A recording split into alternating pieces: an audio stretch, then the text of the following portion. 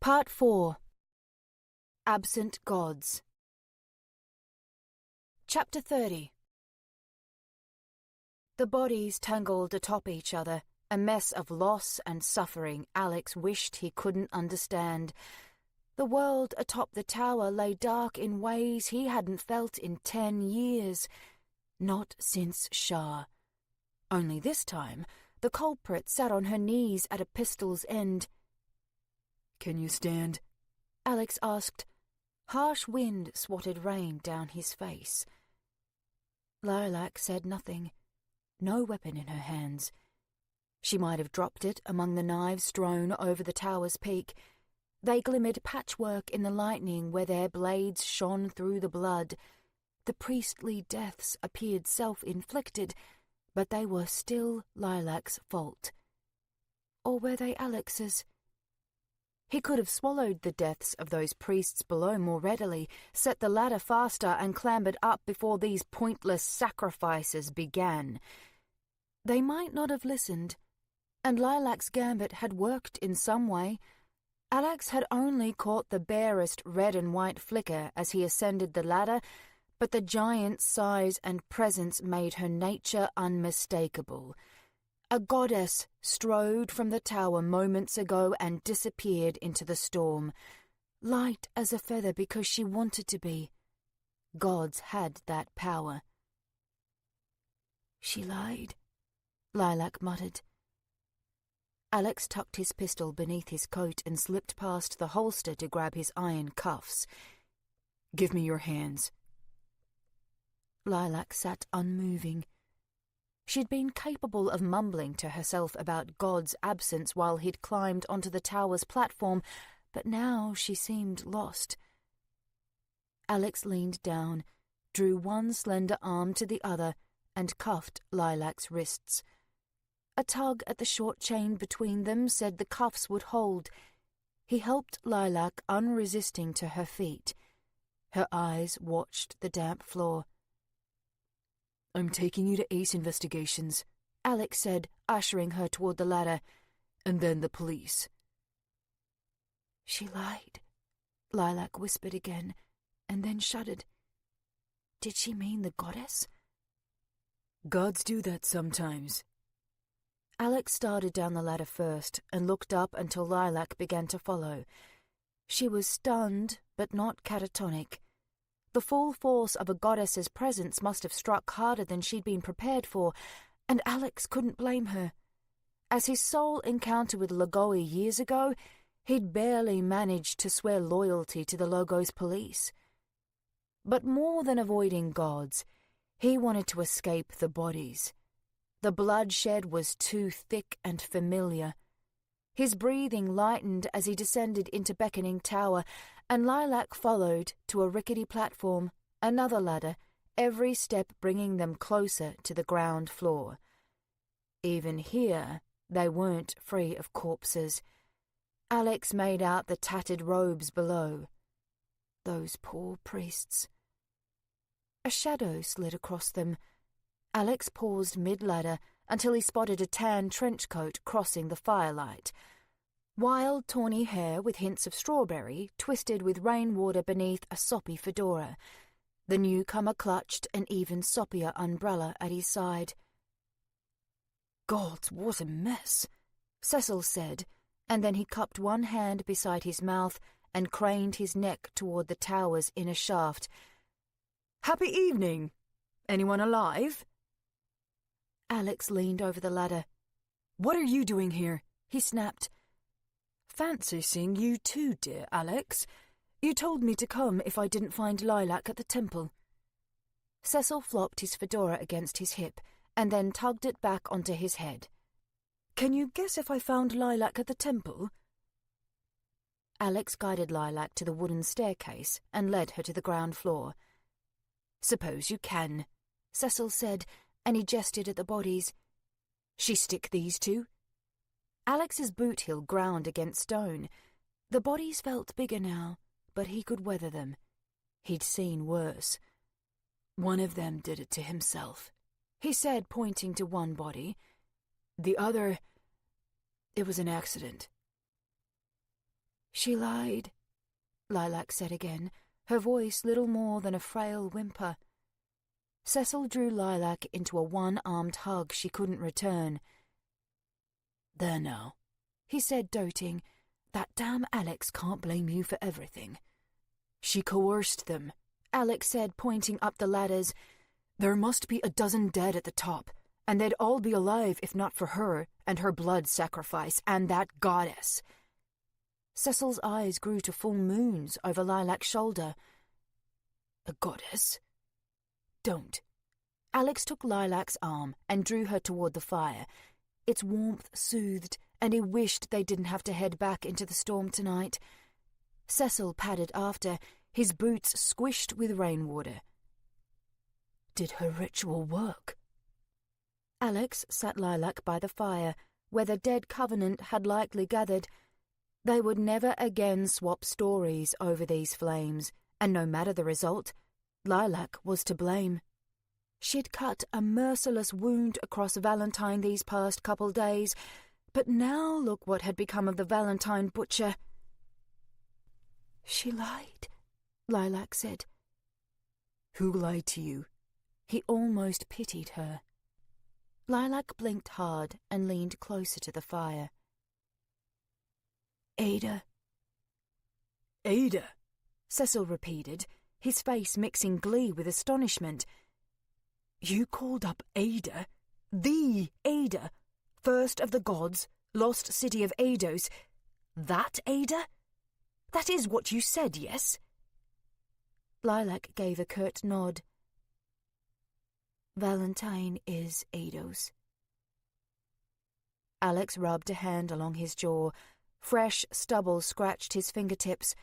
A 9-limbed star drove through his thoughts, its pointed painted in blood. He thought of Thale's secret photographs showing what horrors some god had done to an officer who dared ask why they'd left. Could that god have had 9 heads? "What about Lagoe?" Alex asked. "Wasn't she your goal?" "She lied," Lilac said for the upteenth time, her tone flat. One cuffed hand clutched a glob of empty air. "Ada was trapped in the coral stone and pretended she was Lagoe. Told me the gods didn't go by choice. Maybe all of them are trapped. But she was stuck in there for hundreds of years. She doesn't know what happened to Lagoe. To any of them." Cecil knelt beside Lilac and patted her arm. "That's not so bad, right? With a goddess an egg, yes? Counts for something, whichever one she is." Alex paced between Lilac and the fire. Its heat sent his thoughts bubbling, as if to bake the rain out of his skin and clothes would free his mind. God's gone, no one knew why. God's not gone by choice. God's gone, a goddess returned. "What if it's true?" Alex asked. He nodded at Lilac, and raindrops danced off his fedora. "Why did the gods leave? The big question. We've all asked it. They chatter about it in the newspaper, on the radio, 10 years of speculation and gossip, but no answers. Were we unworthy? Were they testing us? Was it apathy? Sensible theories. The gods are fickle and unpredictable, but each agreeing at the same time? Might as well herd cats." Cecil's eyes flicked back and forth. Lilac's gaze stuck to Alex, drinking him in. She'd wanted answers, perhaps more than anyone else, whatever her reason. His suspicions felt outrageous, sure, but no more than every god collectively putting oceans between themselves and the Holy Land 10 years back. "Maybe they didn't choose to go," Alex said. "What if they were manipulated, driven off? Like somebody told the gods to scram, and they listened." Cecil scoffed. "What, all of them?" "They're all gone, aren't they?" Alex rubbed his jaw again. "It's possible." "Who'd do it?" Cecil asked, lurching to his feet. "Moreover, what could do it? How do you intimidate an unkillable god?" "Rubbish." "Who stands to gain?" That question is a detective's best friend. Alex eyed Lilac, and she eyed him right back. No answers between them, but she was running the same question through her head. Quick thoughts, swift actions. She was a killer, but not a fool. Cecil shrugged, almost exaggerated. Easy answer. The glories stand to gain. Embers flecked Alex's boots, and he kicked dust at the flames. Fire warmed, but it also burned. Nothing in life came neat and tidy. Back when the State House contracted Ace Investigations, every case had come with twists and turns. No sooner had they trailed a woman's husband to his lover than found she was trying to set him up for murder or some other overcomplicated plot. The glories were a simple answer for simple thoughts, and a good detective couldn't ignore a possible tie between tonight's events and the god's disappearance. I've never heard of a god who feared a glory. Alex said, They left for some other reason. Someone stands to gain, and I want to know who. We have to find out, Lilac said, a fiery crackle in her voice. She looked more awake now, as if the question had shattered stones in her head. If we find out why they left, maybe we can bring them back. Not just Ada. All of them. Alex studied her terse face, the way her fists clenched beneath the iron cuffs.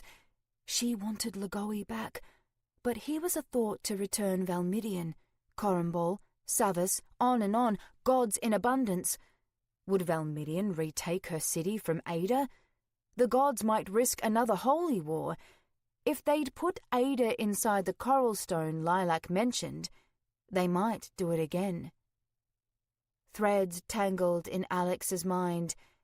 There could be some tie between Ada's imprisonment, her release, and the other god's abandonment of the Holy Land. He teased at the threads, but he couldn't yet find the knots. Hard to trust liars and killers. Cecil threw up his hands. What's the bloody point? The gods are gone. They're too far away to do anything about this now. Besides, we already got a goddess the way I'm hearing. I'm sorry if I see a blessing and don't want to kick mud all over it, especially when said blessing can crush my skull between her fingertips. He pinched 2 fingers. Like a rotted olive. She's not a blessing, Lilac said. Lugoe and the rest put Ada away for a reason. An echo to Alex's thoughts. Lilac was a liar and a killer, sure, but she was right. Listen to you. Cecil glanced over the fire, his hair fraying at the ends.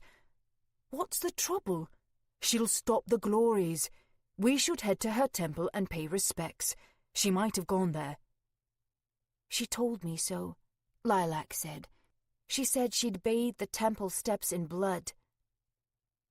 The vision forced itself into Alex's head, the temple's white marble foundation running over as a growing red puddle slopped down the steps, filling the plaza, and he shuddered as if he'd soaked his trench coat again in the rain. What of it? Cecil asked. Ada's temple, Ada's rules. Why the blood? Lilac creaked to her feet, iron clinking between her wrists. To cast a miracle? Of what kind? She's already here. She wants me to bring her mother to her. Her tone turned brittle. And she wants Arcadia. Thoughts of bloodshed melted around Arcadia's face. Alex saw her present self, and then the adolescent he'd known. He saw the 17-year-old cadet who'd faced the goddess Lugoe alone in the Logos temple to transform her body and love herself from skin to bone. If another goddess called, would Arcadia answer? That would make her a witch of the old, the kind who betrayed her sworn god for the sake of another. Alex tried to steady his voice. Ada's mother? Medes, Lilac said, but I don't know if there's another goddess in the city. Ada might have forgotten we're only mortals, can't summon by will alone. Or maybe someone else found a way to summon Medes. And why Arcadia? Alex asked. Ada didn't say. Lilac shifted from foot to foot. Hard to believe that despite the blood on her clothes, her skin appeared clean. We could find Arcadia and talk to her. Alex thought of asking gentle Arcadia about bloodthirsty gods and almost laughed. Why would she know anything? Because she almost died yesterday, and Ada's miracle saved her. Lilac opened and closed her fists. Through blood, through the coral stone. Yesterday's dinner slid over Alex's thoughts. Arcadia had seemed odd, but Alex had written that off as nerves over friend meeting lover and meeting lover's mother. Had she almost died and then sat alone with that knowledge? Both possibilities could be true. Alex had known Arcadia most of his life. She was not an open book, but she had welcomed him, and him alone, outside the Logos temple the night of her miracle. If she'd almost died, wouldn't she have spoken up? I'm not sure what's real or not yet, Alex said, but if this Ada is tied to the gods' disappearance, if we're walking close enough to why they left us to find the truth, I want to know. He aimed a finger at Lilac. You're not off the hook, only delayed. Thunder shouted through beckoning towers' walls. If we live through the night.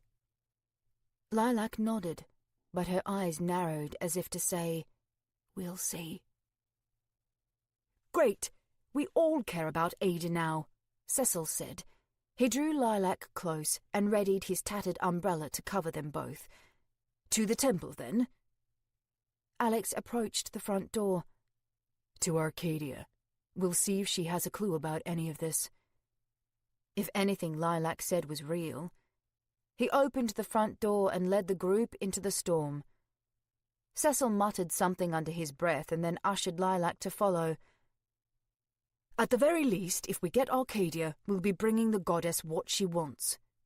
His umbrella coughed open in a spray of rainwater. And we can get a drink along the way.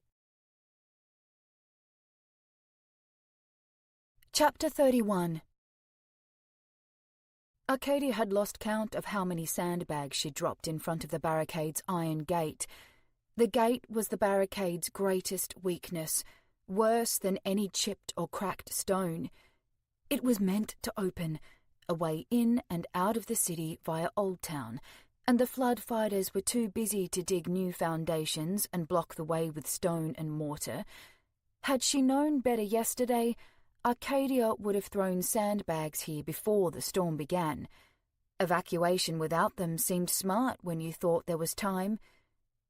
This rainy season, there was no time. Trucks stalled halfway through Old Town, which forced the slow and laborious work of carrying bags by hand through the water to the gate. Arcadia could only shove one truck onward at a time and plough it toward the gate herself. Anything to slow the flood, even if the bags arrived half-soaked already. She thought she heard someone calling her name as she hefted another bag from the truck. It splattered onto the dampening mound, and she took a moment to breathe.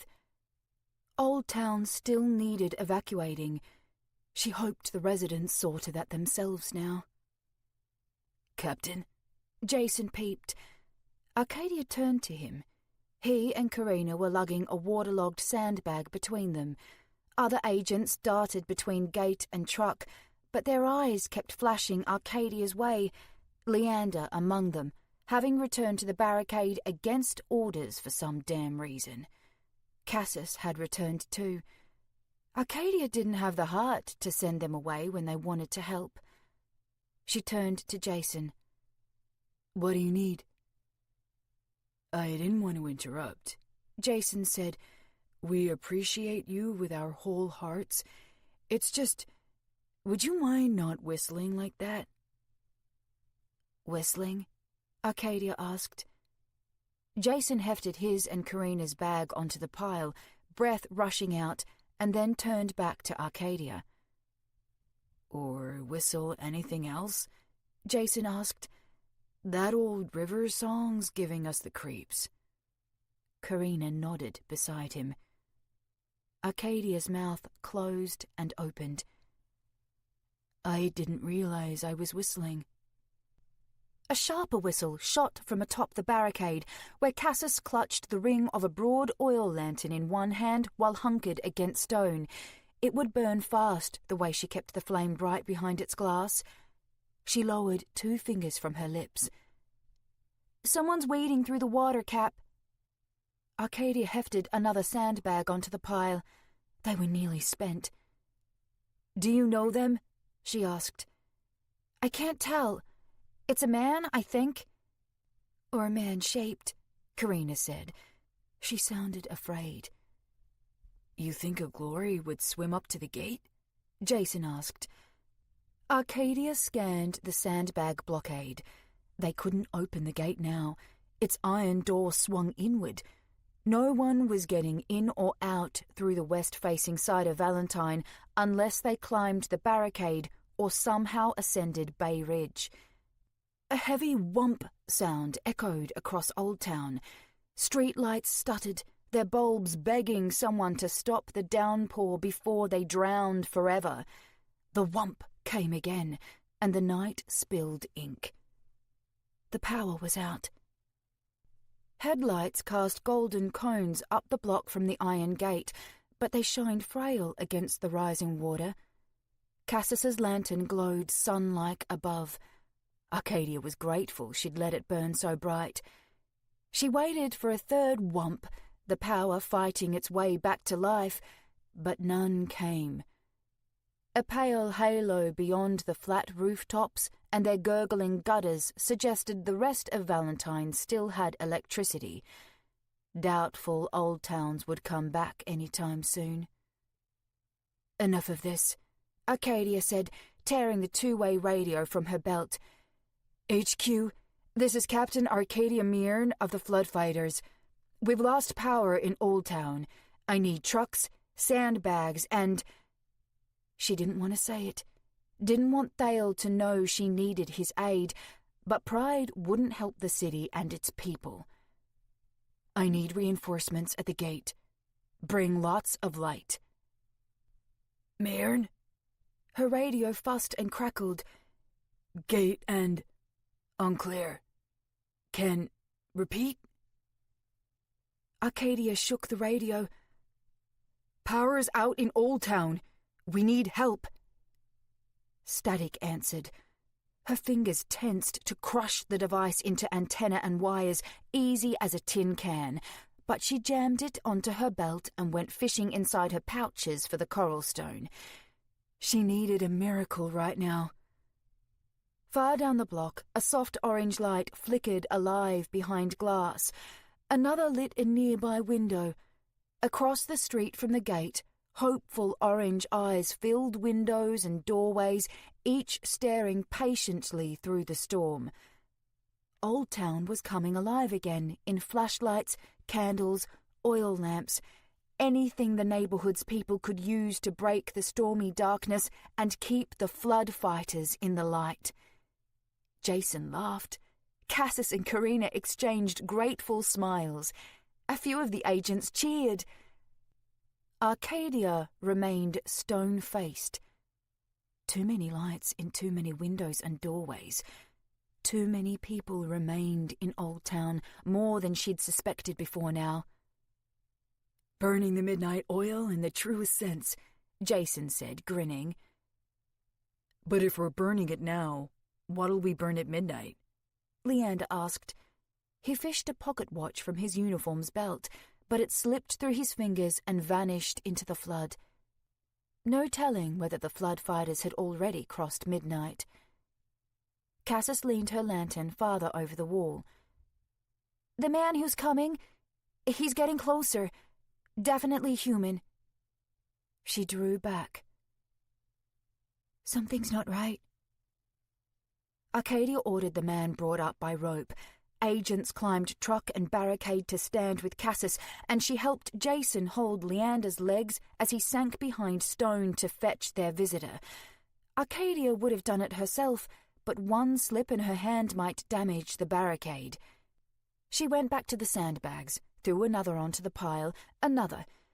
Shadows and light danced over her eyes, and she glanced up at a nearby window, where two children's round faces glowed with candlelight. They waved at her. She waved back. "Water's rising!" Cassis shouted. "It's a wave coming in!" How was that possible? The sea couldn't have risen so much. Leander shouted from behind the wall. "Got him! Pull us up, quick!" Cassis and Jason hauled Leander onto the barricade's top, the stranger in tow, and then they lowered the stranger toward the truck, where Arcadia could look him over. "Water was up to his middle," Cassis said. Her lantern glared high over the man's face as everyone gathered nearby. "What's wrong with him?" He was a grey-haired man with bronze skin. A raw rash streaked crimson, blister-coated fingers down his scalp and face. His eyes stretched wide open, filled with red bumps. Heavy breath gasped in and out from his gaping mouth. But he said nothing and didn't seem to know where he was. "Like in the stories," Leander said. His breath smoked in cold clouds. Arcadia knew what he meant. Everyone knew. The glories had blinded this man and burned his mind. He'd been wading through the water for no telling how long. Cassis shook her head. "Not enough to drown us. They have to drive us mad first."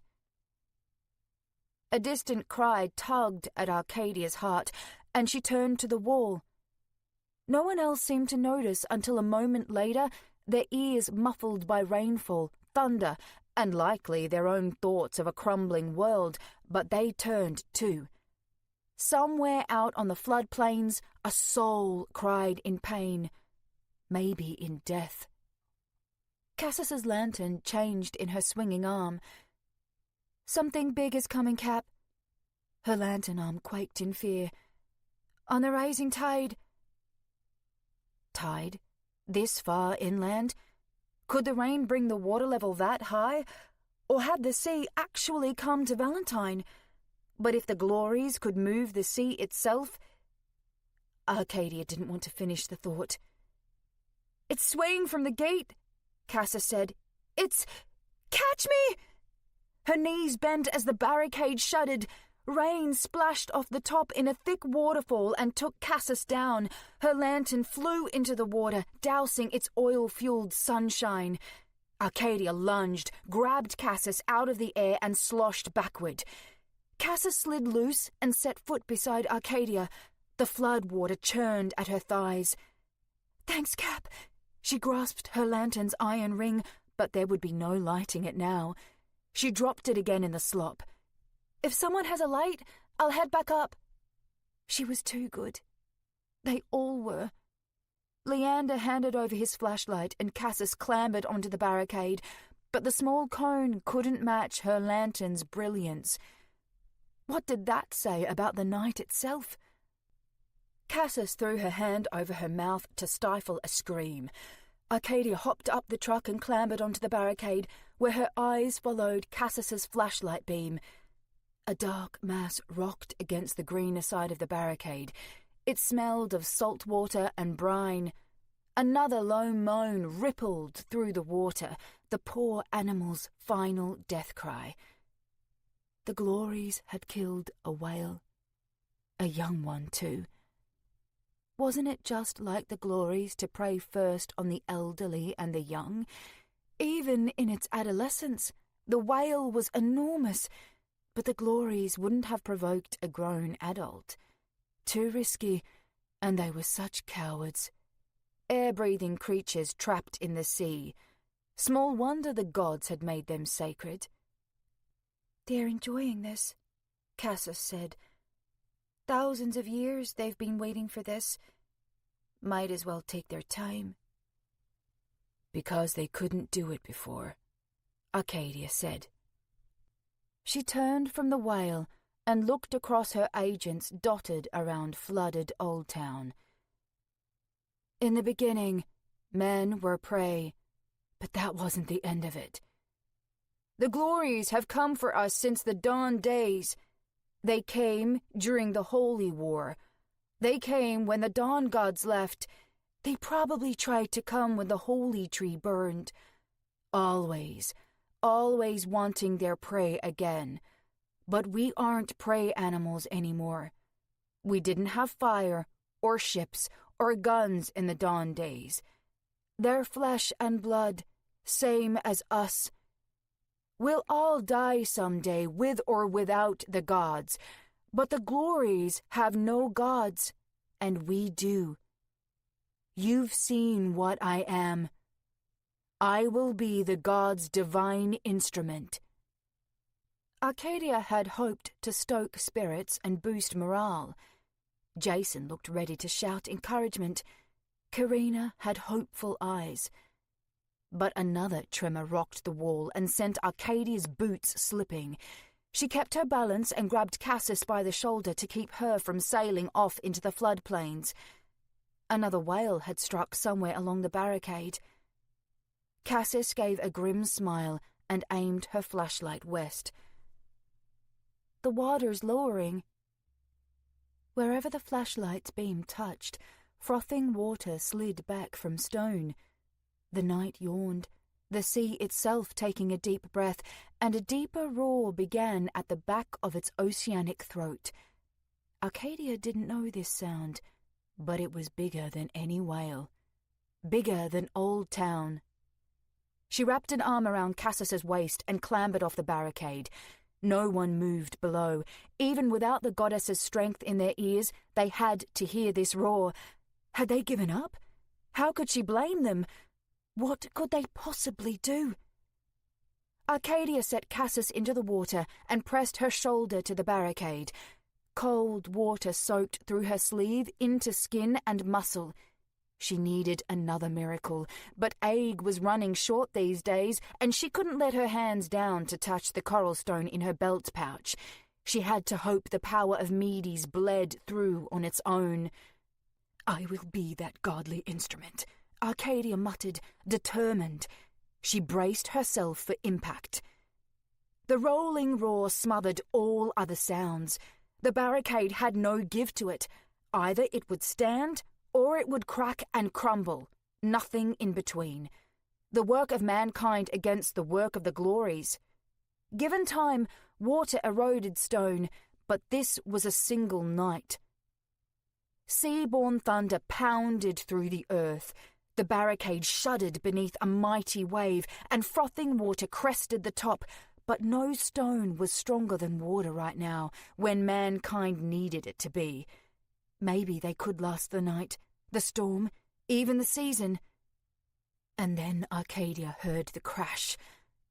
The water was a thrusting force, and it would follow the path of least resistance. The barricade had no give, would either stand or crack, yes, but its gate was a solid iron door meant to swing inward, and only a soggy heap of sandbags kept it standing in place. The sandbags weren't enough. A fist of briny water punched the gate open.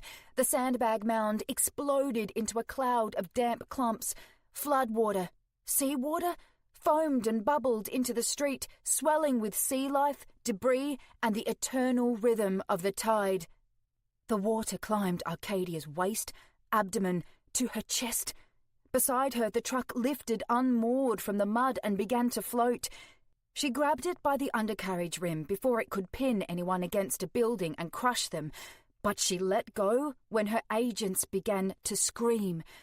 Lights poured toward the gate, flitting across churning water as grey fins stabbed across its surface. The sea had come to Valentine, and sharks swam the city streets. Arcadia knew little about them, whether they travelled solo or in schools. They seldom ate people out at sea, but the glories had forced the sharks into a strange and hostile territory. Worse was the water.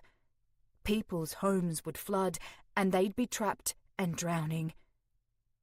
There were too many problems now, and only the one Arcadia to face them. Someone whimpered beside her. Jason ran hands down his face, muttering, "No, no," again and again.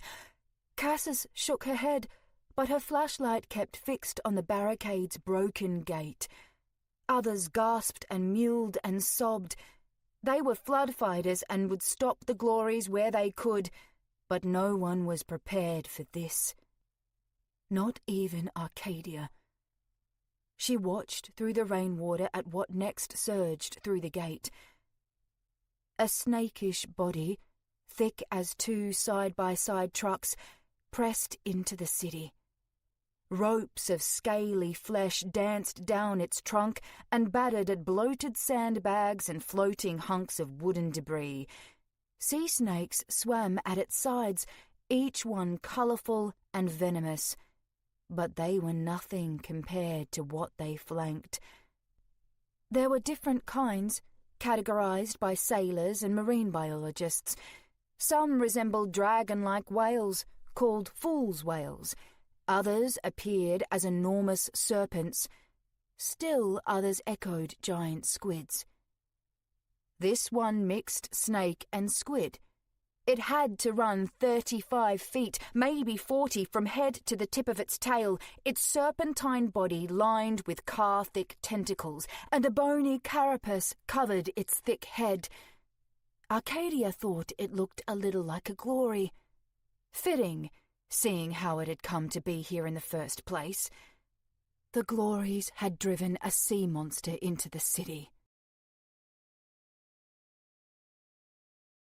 Chapter 32. No cabs crossed through Lee Village when Lilac returned to the reins, wedged between Alex in the lead and Cecil beside her.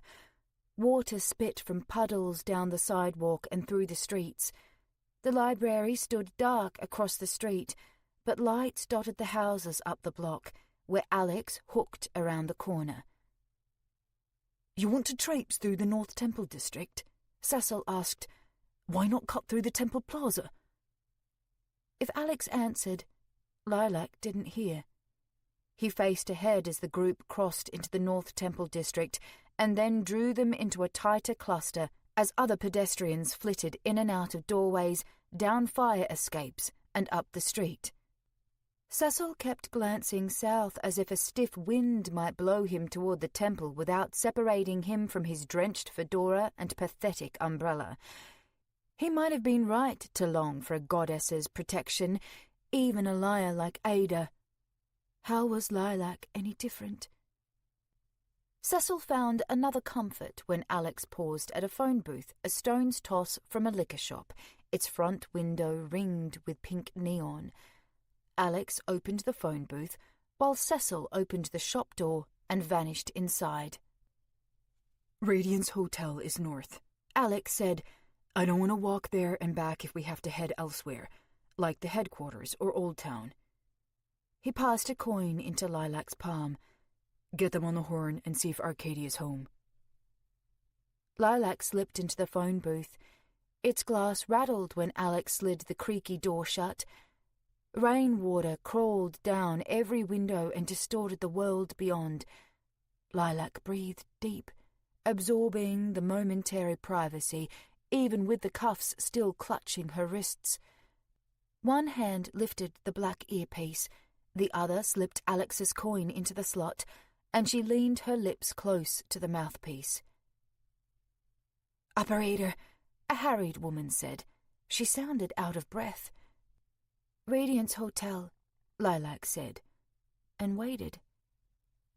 She listened to the earpiece's new silence and the tapping rainwater against the phone booth roof, and other sounds beyond.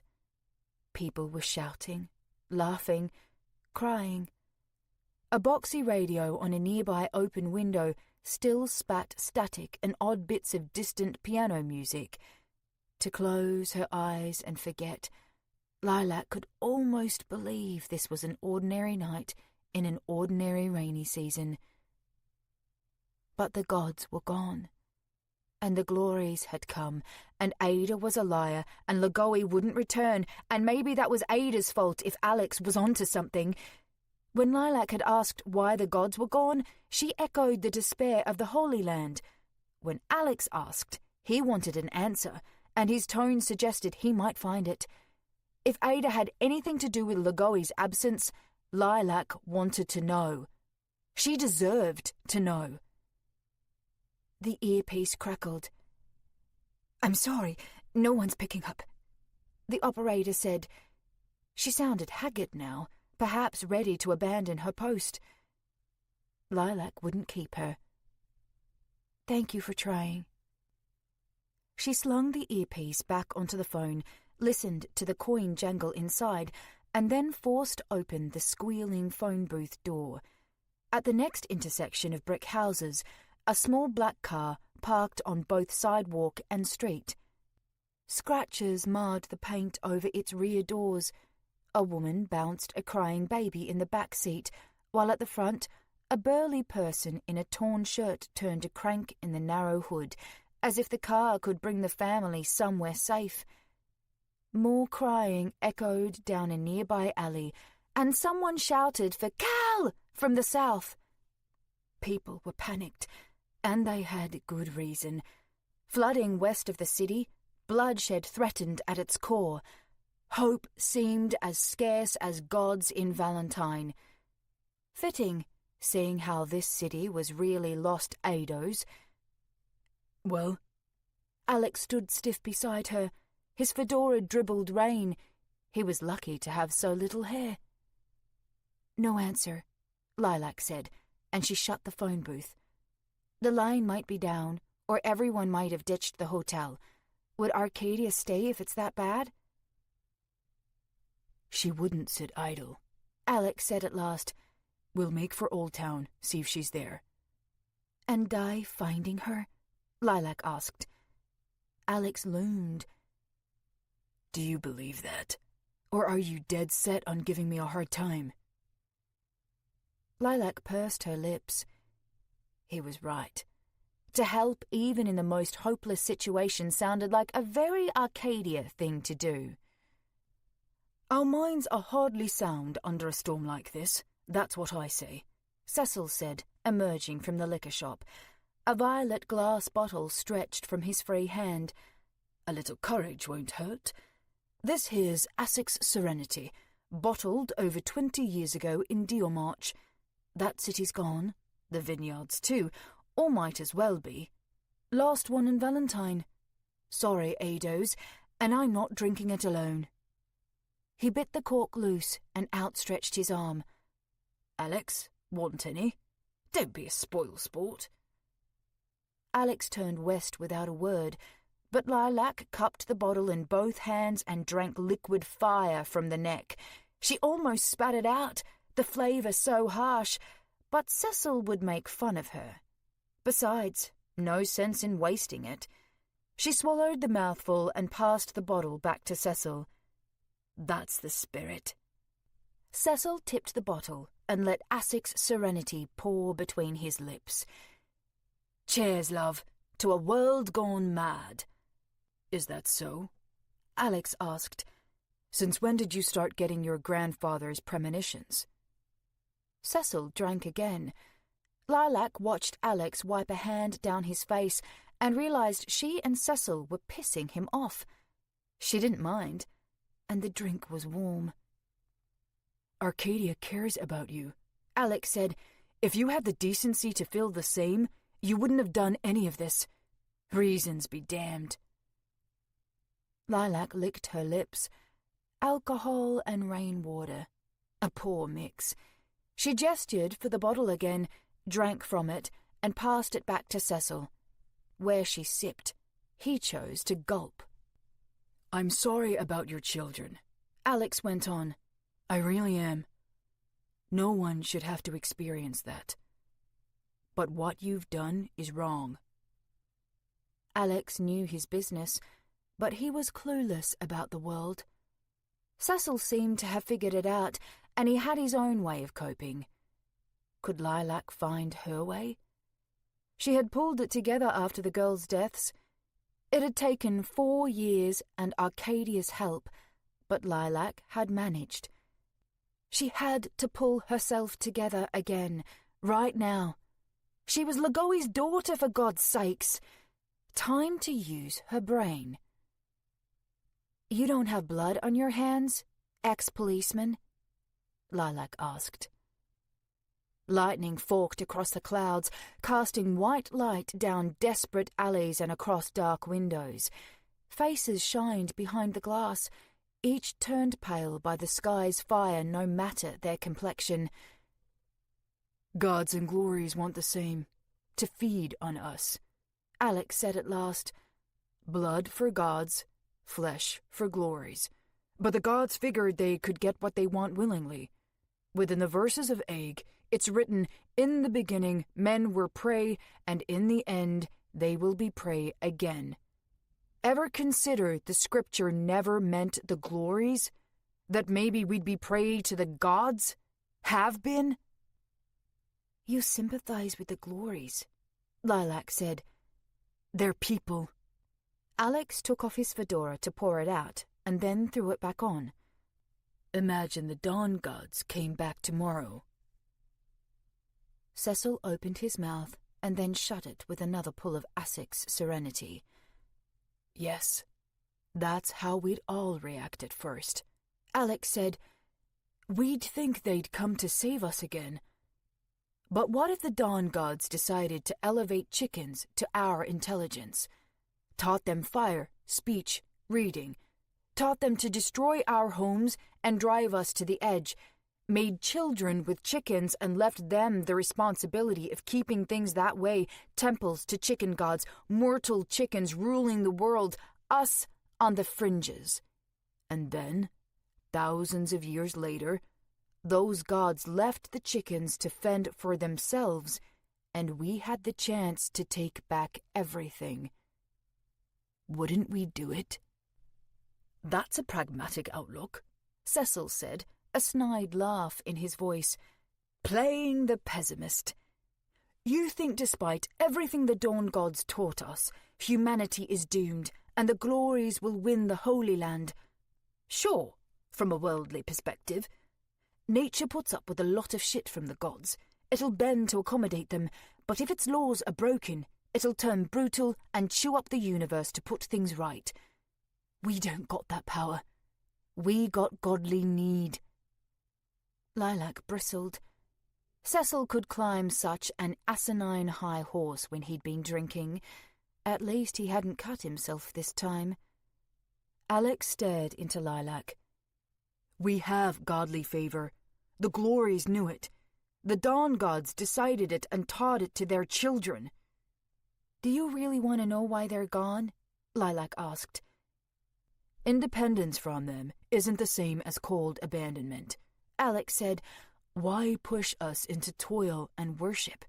Why not give us paradise, or at least food and shelter enough that no one would suffer? Lagoi should have handed Arcadia her miracle because she asked, no strings attached. Instead, Lagoi cashed loyalty to ease Arcadia's needs, like any pawnshop parasite."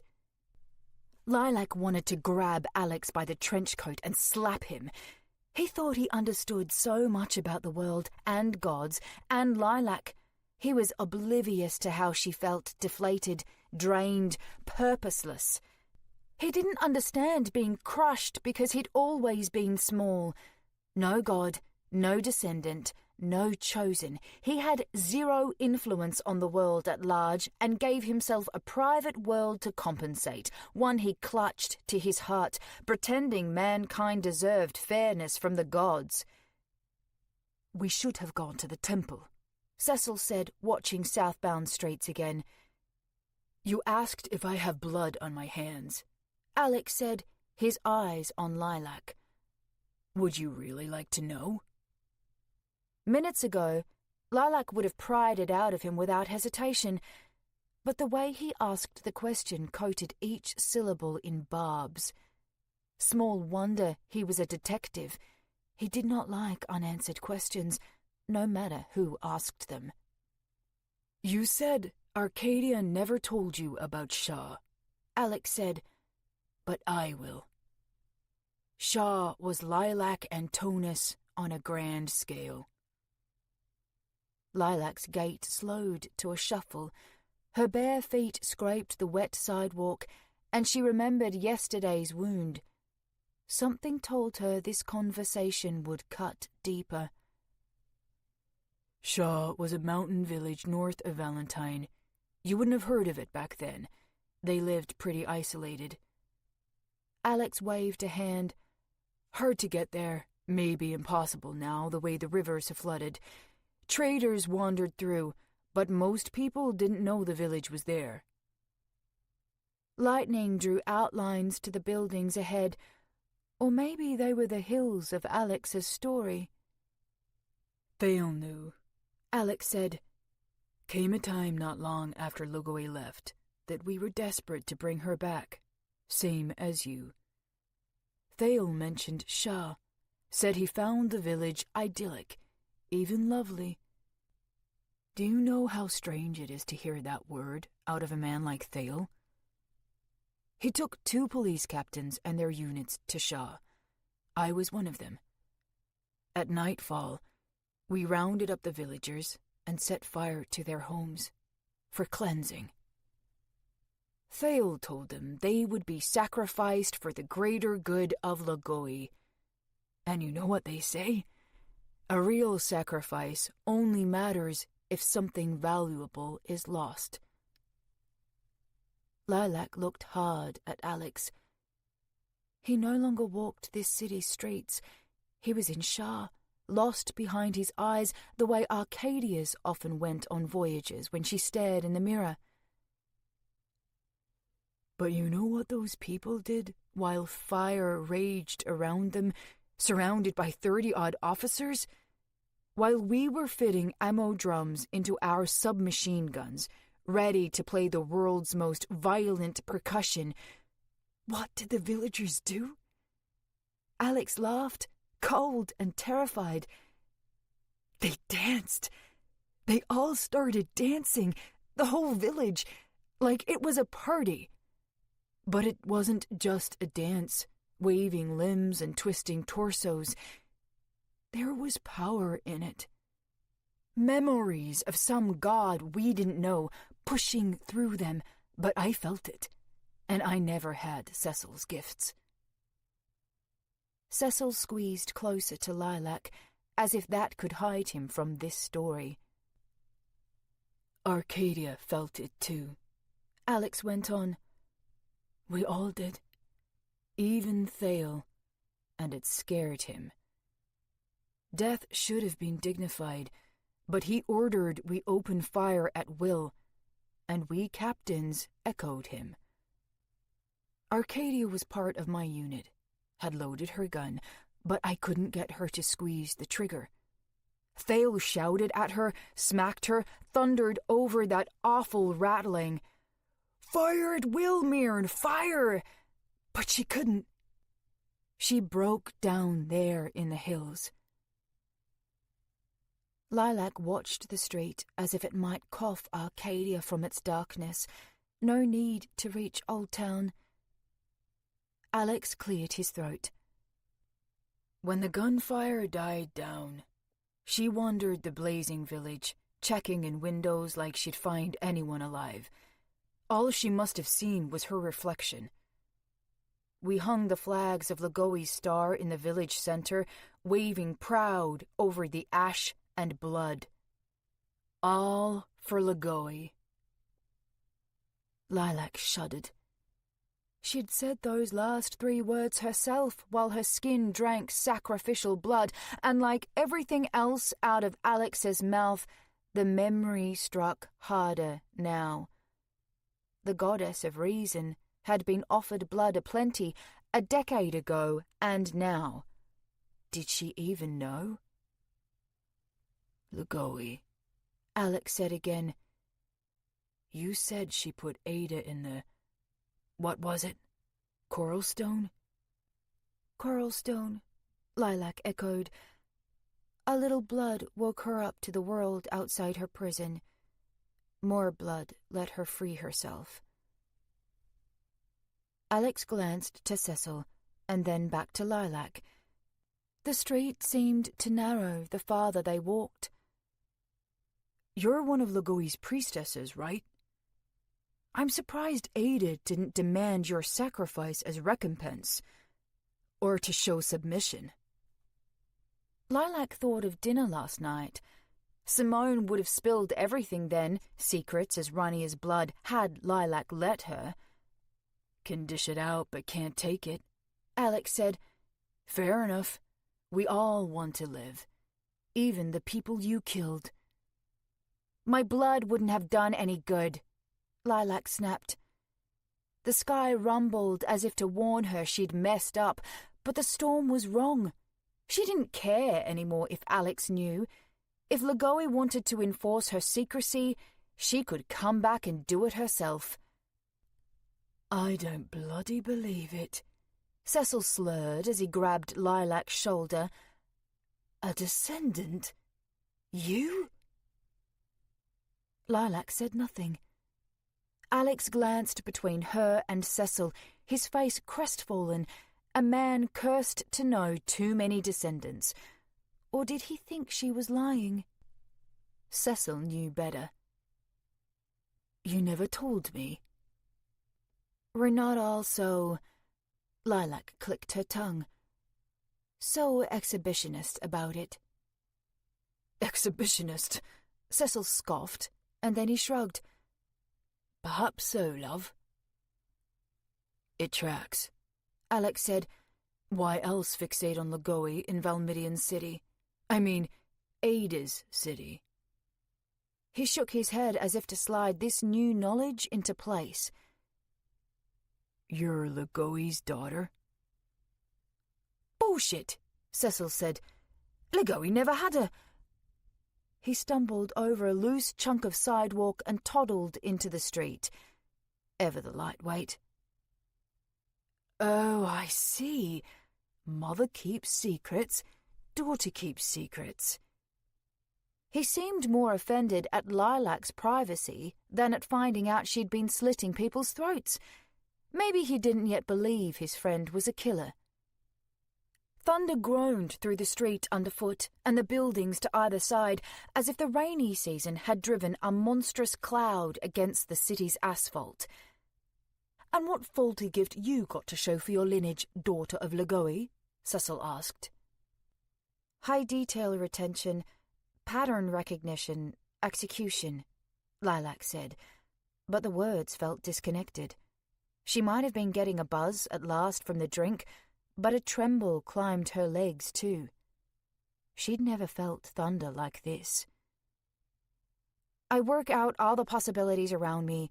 When I close my eyes and shut out the world, I can follow the patterns faster, see the most efficient course, like deciding the best turnover routine for a hotel room, or finding the best escape route from the people I love." "Quick thinker, that all? People can do that without being descendants." Cecil quaked with nervous laughter. "Damn me, Alex can do that, and there's not a drop of godliness in his family tree." Lilac believed it. Alex was doing it now, watching ahead for this strange cloud that kept shaking the earth. He had to feel the same tremor Lilac did. "At last, a descendant with a gift worse than mine," Cecil went on. "Here I thought everyone was one of Corumbol's daughters, juggling boulders, but not us. Fun, isn't it? We're descended from greatness. Why shouldn't we be great?" Lilac had no answer for him. She didn't believe they were entitled to greatness, same as the world never allowed them normalcy. Cecil's laughter echoed on, a frightened thing trapped in his throat. "Why the secret then, eh? Nothing worth hiding." "Secrets were Lagoi's choice," Lilac said. "You're used to being abandoned, but I'm not, and I didn't want people to know." She winced. "I'm sorry." "No, you got it right." Cecil waved a forgiving hand. "Grandfather never stuck around. We got the gods' blood, got their love, and then we got the gold to want them to be there for us. Sometimes love's not enough, and good intentions die in the street." The ground's quaking, threw Lilac off balance, and she nearly fell to the curb. The city roared underfoot, jostling windows in their frames and cars against the curb.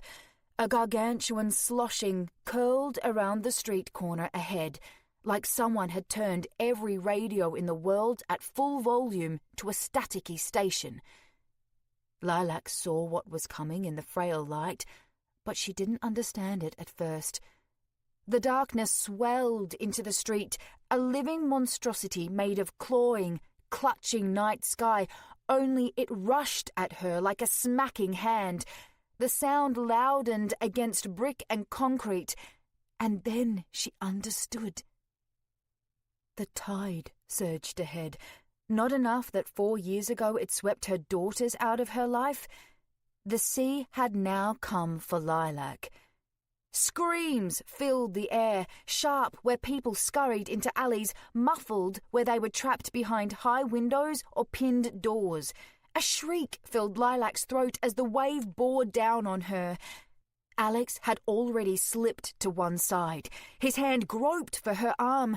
Cecil joined him, lost somewhere between sober and hammered, and his hand flashed out too, offering his umbrella. Lilac's fingers groped at its tattered edges. Wet darkness tore against her, snapping the umbrella and knocking her away. She lost sight of Alex and Cecil perched on a fire escape or car roof, something she couldn't make out as she shouted into the swelling water. Couldn't see, couldn't understand, couldn't swim with these hateful cuffs locking her wrists. Glass smashed somewhere, and a nonsense thought told her to watch out or else she'd cut her foot again. But Cecil's bottle of Asic Serenity was gone with the waves. Nothing to drink now but seawater. The wave slammed Lilac's head underwater, and she went swirling, dizzy, lost somewhere in the drowning darkness. Same as Sarah and Daphne. Chapter 33. The water was here to stay. Alex had hoped it might subside before he slid from the rounded car hood where he and Cecil had clambered out of the surge's way, but when its brutal force died down, the water level refused to die with it. The city's drains and ducts would take no more. Alex's gun holster held his bullets over the floodwater surface, but he stood drenched otherwise. He'd lost his fedora in the sudden wave, along with Lilac. Cecil dropped from the car and threw down his broken umbrella. Somehow his hat still hugged his head. Bright blue fish twinkled beneath the golden cone of a dodgy iron street lamp. Scattered survivors fought their way out of houses, up fire escapes, onto higher floors and rooftops. A high-pitched shriek rang up a nearby alley where a sharp black fin knifed through the floodwater. Alex scanned the street for signs of Lilac, her cuffed hands clinging to a car fender, fire escape stairway, anything. Cecil pawed at the water, ignoring evidence of predators, but there was no excavation for a watery grave. No Lilac to be seen. "We can't stay," Alex said, nudging Cecil westward. "Follow me.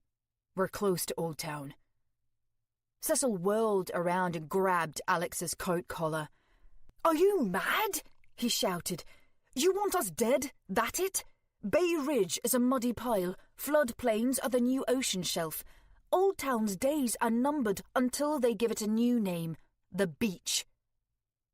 Alex flinched out of Cecil's grasp. "Old Town's not finished yet. Arcadia's team wouldn't keep fighting if it was." "And if they're dead?" Cecil asked. Alex trudged through the babbling water. He might usually play the pessimist, but right now he needed all the hope he could muster. Cecil pushed after him. Might have all been swept off. Arcadia, flood fighters, the whole lot of them gone. Like my friend, yeah? Did you forget Lilac? Alex doubted he'd forget Lilac for the rest of his life. We don't know she's dead. You left her in cuffs, Cecil snapped. How ace a swimmer you think she'll be in those? Alex swallowed hard and tasted rainwater. Black-bulbed street lamps loomed ahead. Bay Ridge lights stroked the unhappy sky, but Old Town must have lost power. Only candles and lanterns lit windows here and there, frail against Old Town's dark, swirling nightmare. She and I had more in common than I'd ever known, Cecil said. Understood things you never could. Both descendants, weighed by godly expectation, and yet crushed and unappreciated by the sheer weakness of it. How it sticks to your soul. But you die like the rest of us, right? Alex leaned toward Cecil's face. My patience is thinner than water tonight. You need to grieve, right? Go ahead and get it out, because when we find Arcadia, I don't want her to hear a word about Lilac. Oh? Cecil cocked his head from side to side. That his fedora clung on seemed a miracle. I thought we didn't know if she was dead. Cecil. Alex's temper evaporated as a cloudy sigh. I'm sorry. Cecil blinked hard and then pressed past Alex through the water. Come, you horrible man. You've a friend to find, isn't that so? I hope yours is more alive than mine. Alex would have felt better had Cecil punched him in the face, but now wasn't the time for brawling in the street. They sloshed onward toward the floodplain's barricade. The flood stirred at war with itself, in some places pushing deeper into the city, in others tugging fragments toward a barricade breach, the floodplains, the sea. 12 feet above the street, a frail lantern rushed into sight from behind one dark house, vanished behind another, and re-emerged on its far side, the light's edges illuminating a sea-green uniform. One of Arcadia's agents running along the barricade, which meant it still stood. Old Town windows stirred with light, as if every household wanted to help the flood fighters.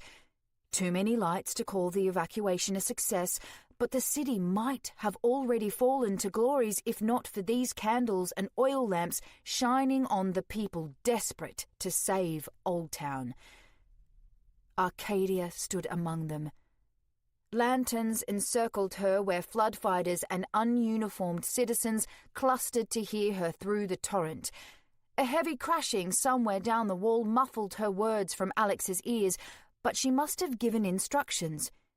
Pairs of listeners broke from the group to wade through floodwater, either along the barricade or into the neighborhood.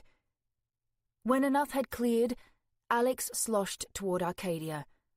Her muscled arms gestured this way and that, directing people to man the barricade or report on whatever cacophonous disaster was making all that noise to the south. She paused when she spotted Alex, and then a brilliant grin spread across her face.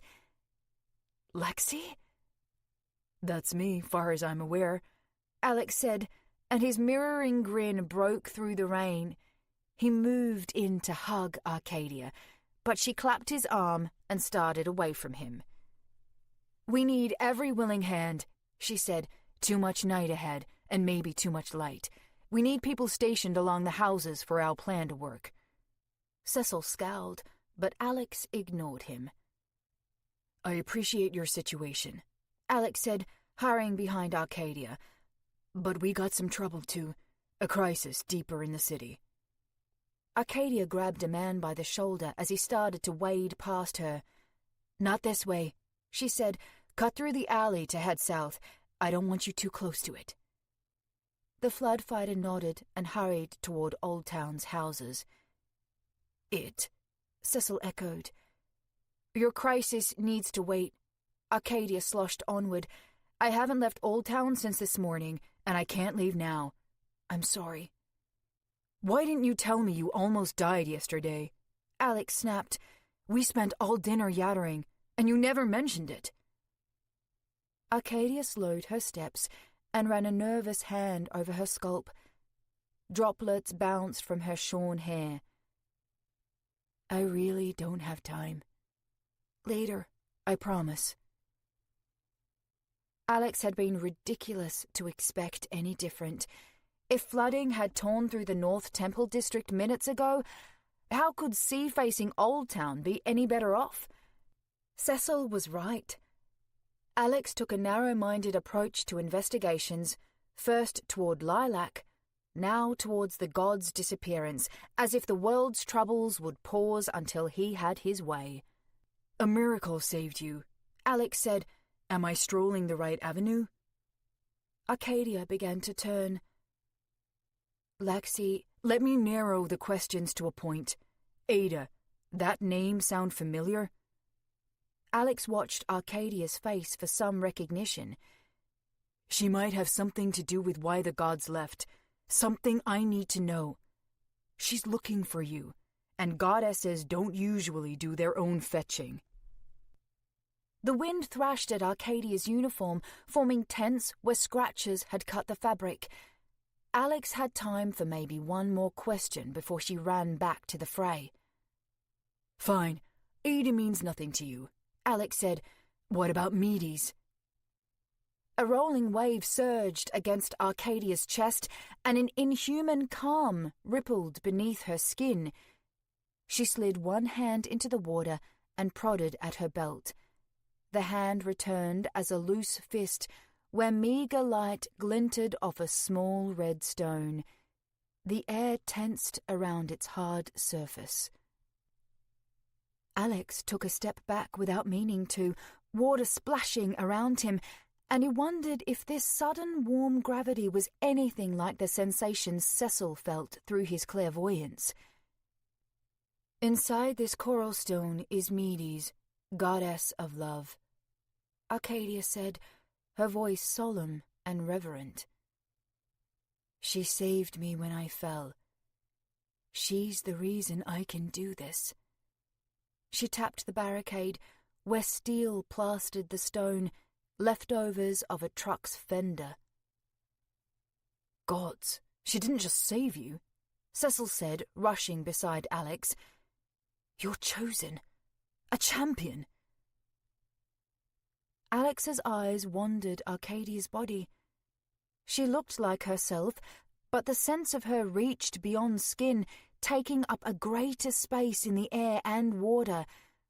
In ancient times, champions were empresses and kings, more gifted than most descendants, which might have been why the gods hadn't chosen anyone since long before they abandoned Aig. What did that make Arcadia? I can't play detective with you tonight. Arcadia shoved the red coral stone back into her belt pouch. Chasing leads nearly killed me yesterday, and I'm needed here, where I should have been in the first place. We need to get communications running up and down 3 blocks if we're going to guide the sea monster out of the city. She patted Alex's shoulder. Blackout means turn your lights out. Tell anyone you meet.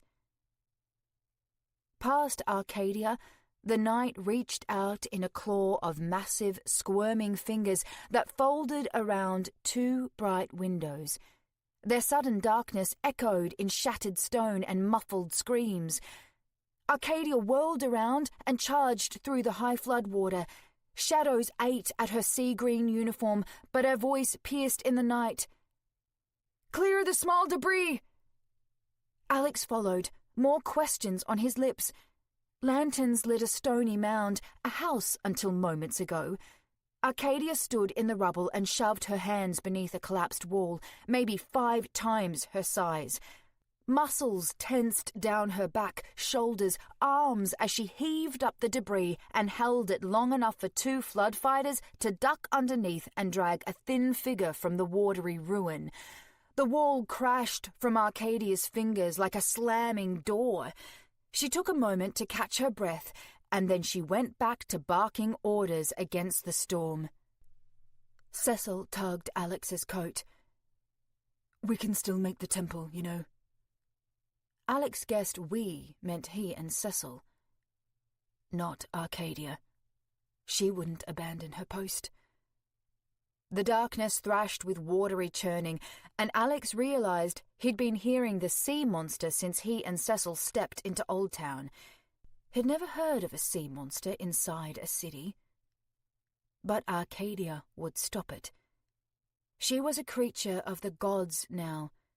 Would she want to know why they'd left, why they wanted her? Only if she thought knowing could make a difference against the glories and their flood. Cecil was still tugging, and Alex shrugged him off as another wave rolled against them. Some bold flood fighter darted atop the barricade with a flashlight in hand, boots squeaking over slick stone.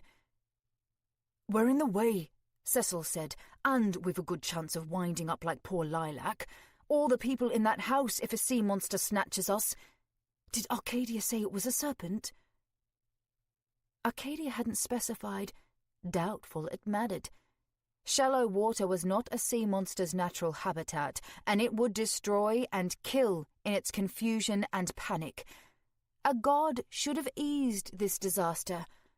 Why had Ada gone to the temple when she could do better work here, as Valmidian had done in ages past? Hadn't Ada done the same when mortals still called this city Ados? Alex waded toward the nearest Old Town homes. The alleyways would offer some shelter from the sweeping rainfall, if not the flooding. We're headed for the temple? Cecil asked, sounding hopeful. We're not going anywhere, Alex said, but his words felt distant, the speech of someone braver in his throat. We're going to help. He pulled off his trench coat, hooked it into a windowsill's corner, loosened his tie, and rolled up the sleeves of his white shirt. His vest was swollen damp, but if he could tolerate the flood, so could his clothes. His holster clung to one shoulder, scarcely keeping his gun above water. The city lay dark beyond the meagre windows of light, but the domed temple would stand above every other rooftop. If Lilac had told the truth, and at this point that seemed likely, Ada would be there, waiting for Arcadia. And Medes, her mother, trapped in a coral stone, same as Ada. Lilac must have felt similar tension coursing from the daughter's coral stone as Alex had felt moments ago from the mother's. One goddess must have somehow learned about Arcadia from the other. But why did she matter to them? You mentioned Medes last night, Alex said. Did I? Cecil asked. I don't think I did. You were drunk. Alex shook an outstretched index finger. I remember. Talking about the forgotten mothers, that Medes was the first ascendant, which makes Ada first of the gods, meaning no god or mortal was her other parent. She had a father then, one of the dawn gods. Cecil gave a forceful shrug. Exalus, I think? The wind stilled to a brief calm in the squall, giving Alex a moment to breathe without sucking in rainwater.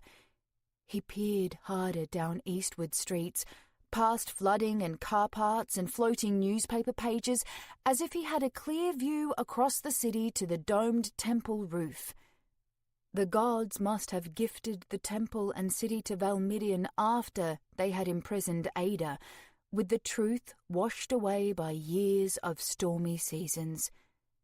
How many centuries since that temple had looked upon its true goddess?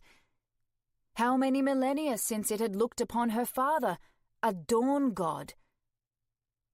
No, it's impossible, Alex muttered, the weight of it dawning on him.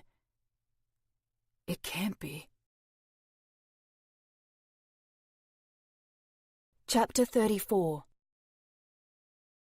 A crimson tide splashed across white shores. Its sticky black strands grasped claw-like at the sand, the slaughtering ocean eager to drag the land beneath blood-thick waves. They tossed Lilac in their copper-tasting surf, lost between solid earth and the swirling deep. She would drink only blood now. She would drink the sea.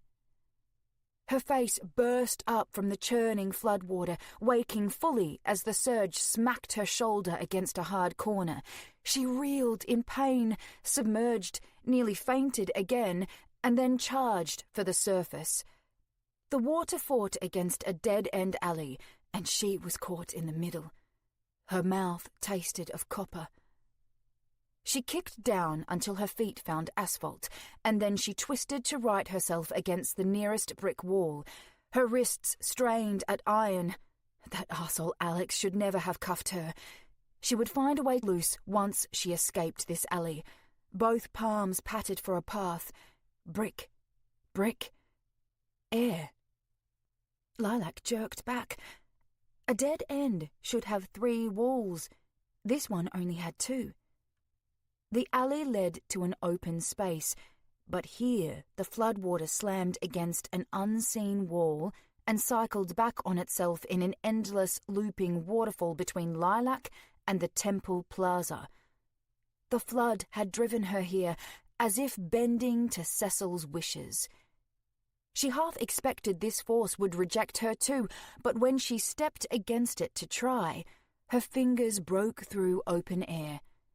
Raindrops peeled from her skin and then her hair and clothes as she breached the rain-resistant space. Her stomach lurched, her chest ached. She doubled over and coughed up salt water onto dry cobblestones. The new puddle rippled and then retreated to the plaza's edge where unwelcome water belonged. Lilac wiped her mouth and looked to the temple, the same place she'd nearly gotten Arcadia killed yesterday, where a goddess had saved her. That power now pulsed across the plaza, a warm heartbeat fighting back the storm. 1,000 lit candles surrounded the temple's marble columns, where hundreds of people stirred across white steps. Some carried suitcases and bags for some reason, others nothing but their children and the clothes on their backs. They had found here what they must have longed for every night since Valmidian's disappearance. A miracle. No, better than that. A goddess. Her gargantuan white arms swam in the candlelight, their steady fingers toying with the air as if taming the wind. Scarlet eyes flickered at Lilac, noticing her outside the gathered crowd. Lilac's exhausted legs buckled, and she fell on hands and knees. Tremors ran up her forearms and clacked the iron cuffs against each other. Ada would like her this way.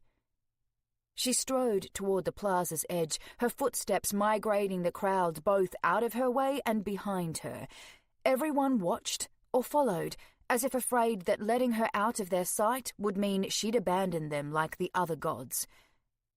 "I see no coral stone which makes my mother's prison," Ada said. "I see no Arcadia Mirn either." Her eyes glared in giant rubies. 2 great fingers danced at her hip, either a sign of impatience or another step in the dance she'd been performing before she noticed Lilac. Beneath Ada's stiff veneer, she must have been weaving a miracle from moment to moment, likely to keep the rain and sea at bay from the Temple Plaza. Lilac lowered her head. "The flood caught me. Not a surprise, and so not a disappointment." Ada waved back at the temple. "You see what I make of this god-forsaken place. The burden has always fallen to divinity. The dawn gods reshape the world by their very presence, and we children make do. Would that I had a covenant. They would dance and channel, but there is no time for ritual. Only blood." Lilac glanced at the marble steps of Valmidian's. No, Ada's temple. Someday she would accept the difference, but the truth ached. Still, the steps were clean. No blood bathed them yet. Only people, each thrumming with the makings of miracles. A sharp wind howled through Ada's hair. "I cannot do the work to save this world without you, Lilac, daughter of Logoi, granddaughter to Calypsis and Calicos, and the unnamed mother, yourself a mother to twin lost souls. And yet, as my liberator, you become mother and savior to Aig, to mankind." A curling finger beckoned Lilac to stand and follow toward the temple steps. Another two fingers went on dancing at Ada's hip. Lilac climbed from the warm cobblestones and hurried to Ada's side. The doorways to her temple stood so high, they were probably the only entrances in the city which didn't have to stretch to accommodate godly height. "I remember when Logoi was born," Ada said. "Your grandmother, the unnamed mother, has no like. Impregnated by two dawn gods, some say she violated the laws of nature, but we gods cannot be one with the natural world. We dance with it, and it dances with us. Logoi tore her mother apart before she could ascend to godhood herself, dead before divinity, a 9-headed child to show for this. Did Logoi ever tell you?" "No, goddess," Lilac said, and she wasn't sure how to feel. This story felt like dirty family secrets being aired before a too large crowd. "Logoi was beautiful, and she was also a monster," Ada went on. "Mortals feared her until her intelligence shined, and so they accepted her, but she could not love them. Why keep your affection? Could it be only familiarity?" Logoi also spoke less than Ada, a quality Lilac cherished in Arcadia too. Mentioning that now would be disastrous. "Logoi was my teacher," Lilac said. "My everything. I didn't know my mortal mother until later." "After Logoi abandoned you?" "Fortuitous again." Ada spread her arms to either side, and the crowd scattered down the temple steps. She stroked the air, swaying with it in a strange dance. "Some believe we gods cast our will upon the world. Perhaps so. But we cannot guide fate, the nature of time, the nature of nature itself. Gods fuel the year's wheel, but it rests upon you small cogs to turn this great machine." "You know about machines?" Lilac asked. "Your culture's progress ebbs and flows with the tide," Ada said. "When the glories recede, you prosper by steam, by oil, by lightning, even by miracle engines. But the glories return, and all your progress lies sundered by their seas. We gods drive them off, and you climb from stone and dust again. Cyclical centuries. The glories, too, have their machines, empowered by the ocean floor's volcanic fire. How else could they send the seas into my city?" Ada's arms slithered in the wind, beckoning to the temple ceiling. Its deceptive murals hid far beyond candlelight. Would Ada let those painted lies about Valmidian last until dawn? "Beginning tonight, the glory's machines will end," Ada said. Crimson light bristled down her pale skin. 5,000 years have passed since the dawn god's descent. In the eons since, mankind has spread from Aig to distant continents. My great father set seed inside my mother, and followed by this came her ascension, my birth, the first children, the 6 holy wars which your history recalls as one, the holy sycamore tree. The tree's burning 2 millennia ago, and now you have dwelt 10 years without the gods." Lilac watched the dancing candlelight, evasive as truth.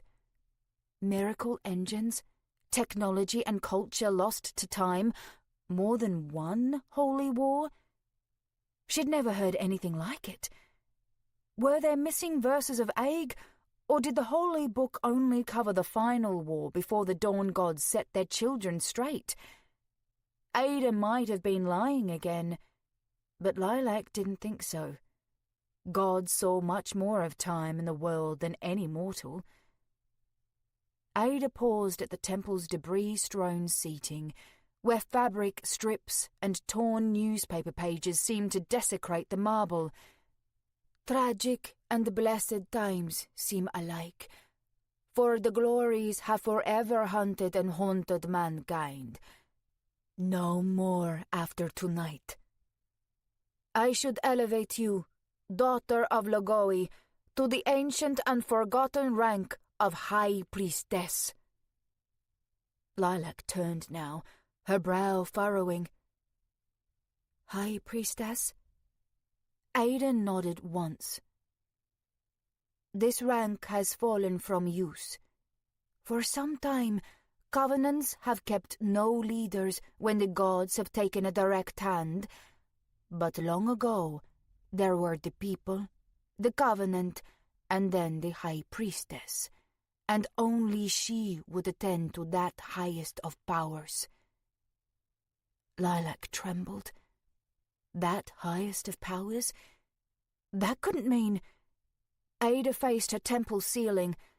"Lilac, daughter of Logoi, I anoint you High Priestess to my father Exalus, first of the dawn gods to descend from the heavens, first to seed gods upon the world, and soon first of the dawn gods to return from the heavens. When he breaches the skies and reaches his magnificence across land and sea, he will bring an end to the glories and seed a new world for mankind." She thrust her hands out, gesturing to the open plaza. "When my temple runs red." A sick lump welled in Lilac's throat. She looked to her palms, clean only because they drained any blood they touched. She'd lost her dagger, but there would be others in the temple. "This heralds a moment of great and terrible sacrifice for a bright and beautiful future," Ada said. She tapped one mighty fingertip on the chain between Lilac's cuffs. Their stern iron slopped, mud-like, from her wrists, no more solid than blood, and dribbled onto the marble floor. "No better a high priestess for these mortal acts than one already accustomed to the slaughter." Ada laid 2 enormous fingers on Lilac's shoulder. "None would dream to carve this sacrificial flesh without our beloved butcher." Chapter 35. The wind swirled in Arcadia's ears like it wanted her to miss the warning. She could see just fine, unlike Cassus, who kept batting damp hair out of her face. Maybe Logoi had taught them to keep it short to ready them for a night like this. Still, seeing wouldn't do Arcadia much good if she missed. "Circling!" Jason shouted over the howling downpour. He perched on a street corner, up to his chest in water, where he watched for the sea monster. Every other agent had taken cover or climbed atop the barricade where Arcadia and Cassus stood. Arcadia hoped they wouldn't get blown away. Bad as the city was, the floodplains now belonged to the sea. "Blackout!" Arcadia shouted. Cassus and the other barricade-mounted flood fighters echoed down the line. Candles and lanterns choked across Old Town. Everyone seemed to have done their job passing the word along the streets. Echoes of blackout carried from block to block, dousing the neighborhood in a protective black sheet. Except where Arcadia and her agents clasped flashlights around the barricade's gateway. The sea monster seemed to like the lights. It had thrust its bone-helmed head into 6 houses tonight, those with the brightest windows. Families with either too much oil or too much eagerness to help the flood fighters. Families with nothing now. The sea monster might spring at stone walls like a writhing piece of night, but deep down it was nothing more than a confused animal that didn't want to be here. Furious, possibly injured by the glories when they drove it into the city, maybe dying. Better it die at sea where it wouldn't take anyone with it. Arcadia aimed her flashlight at the gateway. Cassis mimicked her, and others followed. Every light in Old Town shone the way to the sea. "Arcadia!" a familiar voice called beneath her feet. Alex waded in the floodwater below, hardly visible outside the flashlight beams. No sign of Cecil. Hopefully he'd retreated to somewhere safe like Alex should have done. "Take cover," Arcadia said. Her boots squealed against the barricade's top as a fresh tremor rumbled through the stone. Floodwater surged around a street corner as the sea monster charged for the barricade. "We got its eyes," Cassis said. Her flashlight twitched in her shaking hands. "Ease it through," Arcadia said. Water rushed as the monster charged for the gateway. If everyone kept their lights aimed at the gap and toward the floodplains, it might forget about destroying Old Town and swim back where it came from. There was still the storm, wind, and flooding, but there would at least be one less problem. "Arcadia!" Alex called up again. A precious need filled his voice. A sudden screech ripped Arcadia's attention from him. The sea monster's carapace gleamed beneath flashlight beams as it made a sharp turn along the barricade, splashing the flood fighters. "Wait!" Cassis cried, as if wild animals took orders. Arcadia tried aiming her flashlight ahead, but the monster focused on brighter lights peeking around a northern street corner. Cassis whipped the two-way radio off her belt. "Captain Mearn ordered a full blackout! Whose light is that?" The radio crackled.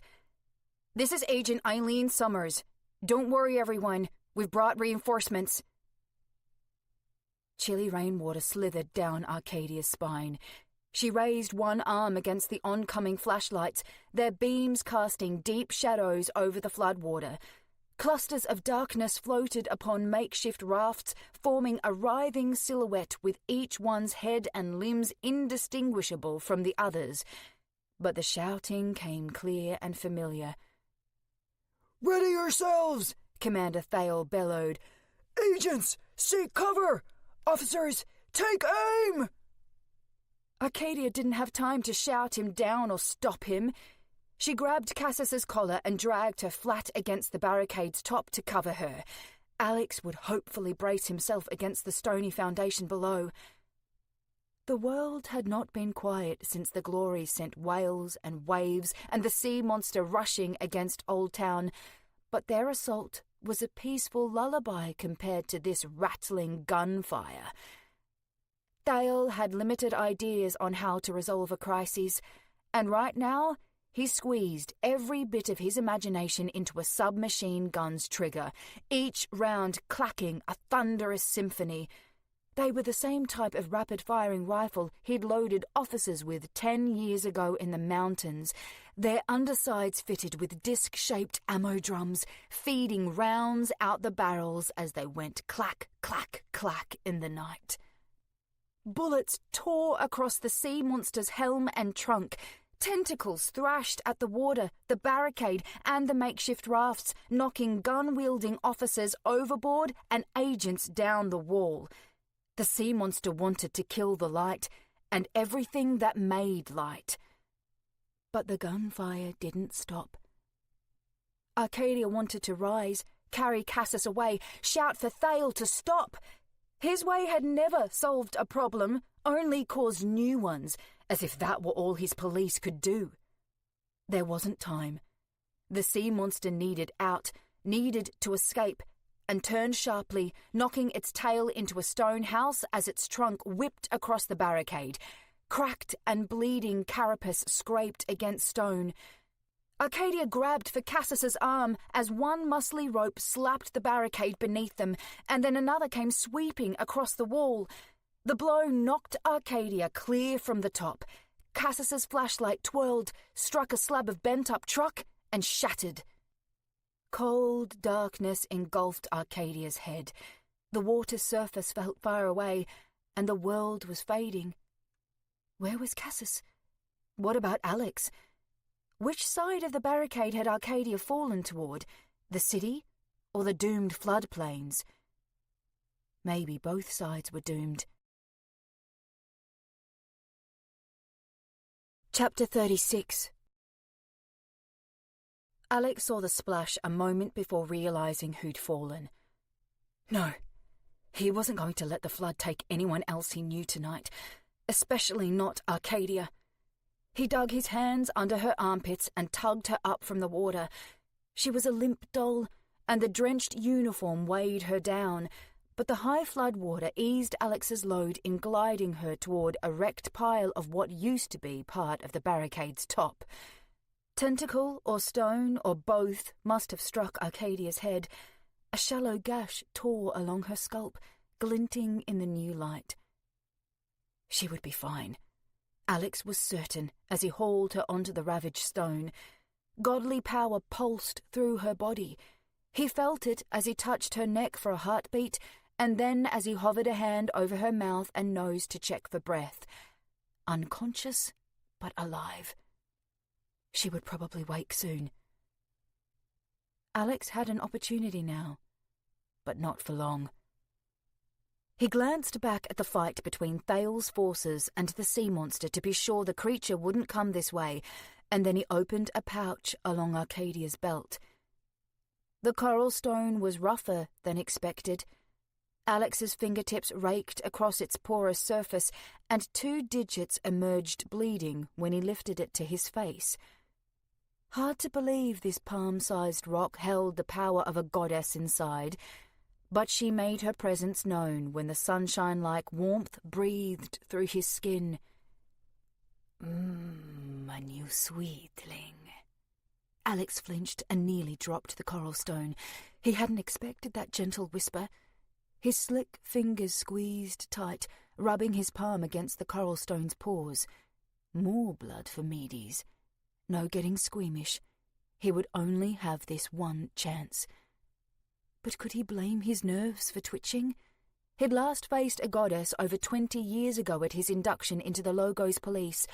Lagoi's many heads had seen him, sure, but he'd stood with Arcadia and everyone else from their barracks year. Arcadia must have had unique strength inside her to approach Lagoi again, alone, and receive her miracle. If only Alex could mimic that bravery for 5 minutes. He hadn't planned for this moment, but there was no precedence for questioning a god. It wasn't done. Do not pretend us strangers, sweetling. Medes hummed through Alex's bones with a strange pressure and unfamiliar accent. I felt your presence tonight, and last night. You would bring me pleasantries and friends. Savior to Arcadia, aren't you? Arcadia is perfectly capable of saving herself, Alex said, his voice cracking like a teenager's. He blamed the storm. In your experience, perhaps, Medes said. I did not find it so. I found her bleeding in a secret chamber beneath my daughter's temple. You're Ada's mother, Alex said. My daughter was present with us, but too far to help. The coral stone hummed. She knows of our dear champion. Arcadia lay dying, and for that blood my miracle stitched flesh and bone to rightness. At Alex's feet, Arcadia stirred, already recovering. Time was running out. And Exalus was her father, which made you his, what, priestess? Dawn gods give no designation. Medes' pleased sigh rippled through the coral stone. To them, the world runs no thicker than water. Sift it, drink it, reshape it in vessels. To love a dawn god is to love the universe. You cannot imagine the sheer awe of standing in a wheat field and staring into the heavens as his colossal presence descends. The coral stone shimmered red. But you will know it. Alex squeezed the stone. He doubted the goddess felt the pressure as its rough edges scraped his skin. Will I meet him, Ixalis? Briefly, Medes said. She sounded regretful. My courageous daughter calls her father into the world, a reunion many years in the making. Expect him to greet her, yes. Love her, yes. Do as she asks, yes. But then comes his return to the heavens for the final time. Final? Alex echoed. The dawn god Skeptimos had shed his physical form while his soul returned to the heavens. Ixalis might do the same. What then? A new holy psychopomp tree? Clever, sweetling. Another hum rippled through the coral stone, and a smile caught Medes' voice. Arcadia's fondness be a small wonder. I, too, enjoy your quick mind. Arcadia stirred again as gunfire clacked over the floodwater. A quick mind wasn't enough. Alex needed quicker words. Is that why the rest of the gods left us? Alex asked. You stand to gain, right? They put you in these stones to stop you from summoning a dawn god? Indeed. Logoi and the others did not wish Ixalis' return, not for our purpose. Medes said, Your gods have abandoned you, their reasons unknown to me, but fate rises fortuitous in their absence. All the world may gain when Arcadia joins the body of my heavenly lover. A nervous tremble fought the coral stone's warmth from Alex's skin. Same as gentle Theo had become the old holy tree's core, Arcadia would merge with the new one. But if Medes and Ada hadn't steered the other gods out of Aig, then who was responsible? Logoi and the others did not appreciate Ada's vision. Medes went on, My ambitious, beautiful daughter sought a particular kind of soul centuries ago, and for that we were punished. Now we find another, Arcadia Mirn, she whose hand would not bring death, not to man, not to glory, not to those who are people. A unique find, yes? Alex shifted on the stone pile. But why that kind of soul? Why Arcadia? An excited breath slid through the coral stone. Expect no simple return of Skeptimos' holy tree. Skeptimos taught healing to mankind, but Ixalis taught fire. Ada's new holy tree welcomes the era of the transcendent psychopomp. She whose hand would not bring death will draw up the souls from still living mankind and hold them in the tree's branches to await the between. You'd steal our souls? Alex's grip tightened so hard that his fingers ached. What would happen to our bodies? Unstoppable mankind! Medes gasped with glee. No souls to sully or restrain with simplistic morality. Forget the laws taught by the dawn gods Calypsis. Forget anxious guilt and doubt. Unshackled and merciless, your kind may clot the seas with glorious blood. By Arcadia's deathless hands, expect mankind to shepherd through death oceanward and usher in a world without the glories. Alex swallowed hard. Genocide. Simplistic morality, Medes repeated. They ravage Ada's city and drown your holy land, yet you cower. For what? Your souls? Their existence? Do not cherish your weaknesses, sweetling. Would you pity the glories moments from now? I think not. I see your death. Alex leaned the coral stone away from his face. Clacking gunfire began to fade, same for the sea monster's thrashing. "My death?" he asked. "Death. And then the between." Meady sighed through Alex's skin. "May you find reincarnation in a better world." A cold, fleshy rope snagged Alex's throat and yanked him backward. His body smacked against debris-strewn water and then plunged underneath as scaly limbs coiled around his arms, legs, and chest. Floodwater sloshed over his face. He thrashed forward, opened his mouth to scream, but there was no air, no clear sound, only water closing around him. Only a glory to drag him down and drown him. Chapter 37. Gunfire eased as Arcadia sat up straight and coughed salty water onto her lap. She had landed on a pile of broken stone. Flashlight beams cast flailing shadows over nearby houses in a twisted dance. Something red glimmered in the floodwater. Arcadia glanced at her belt, one pouch open, and then snatched the coral stone from the rubble's edge. It must have flown loose when she fell. She stuffed it back into her belt pouch. The last thing she needed tonight was for a goddess to sink into the waves. Ammo drums struck makeshift rafts, and another volley of gunfire thundered through Old Town. The sea monster thrashed, and one muscly limb grasped a Logos officer and flung him screaming over the barricade's top in a flash of blue uniform. There was no helping him, but the monster was weaker now. Had it been in prime shape when it arrived, those limbs would have torn Thale's firing squad apart, but the glories had dropped it on death's door. "Cassis!" Arcadia called. No answer. "Lexi!" She staggered along the lower barricade, where cracks forked around fresh leaking holes. They were the same, she and the barricade, both weary and crumbling in this long night. A rag doll floated against her thigh alongside a wooden toothbrush. She pawed at the water, came up with a pistol. Did it belong to Cassis?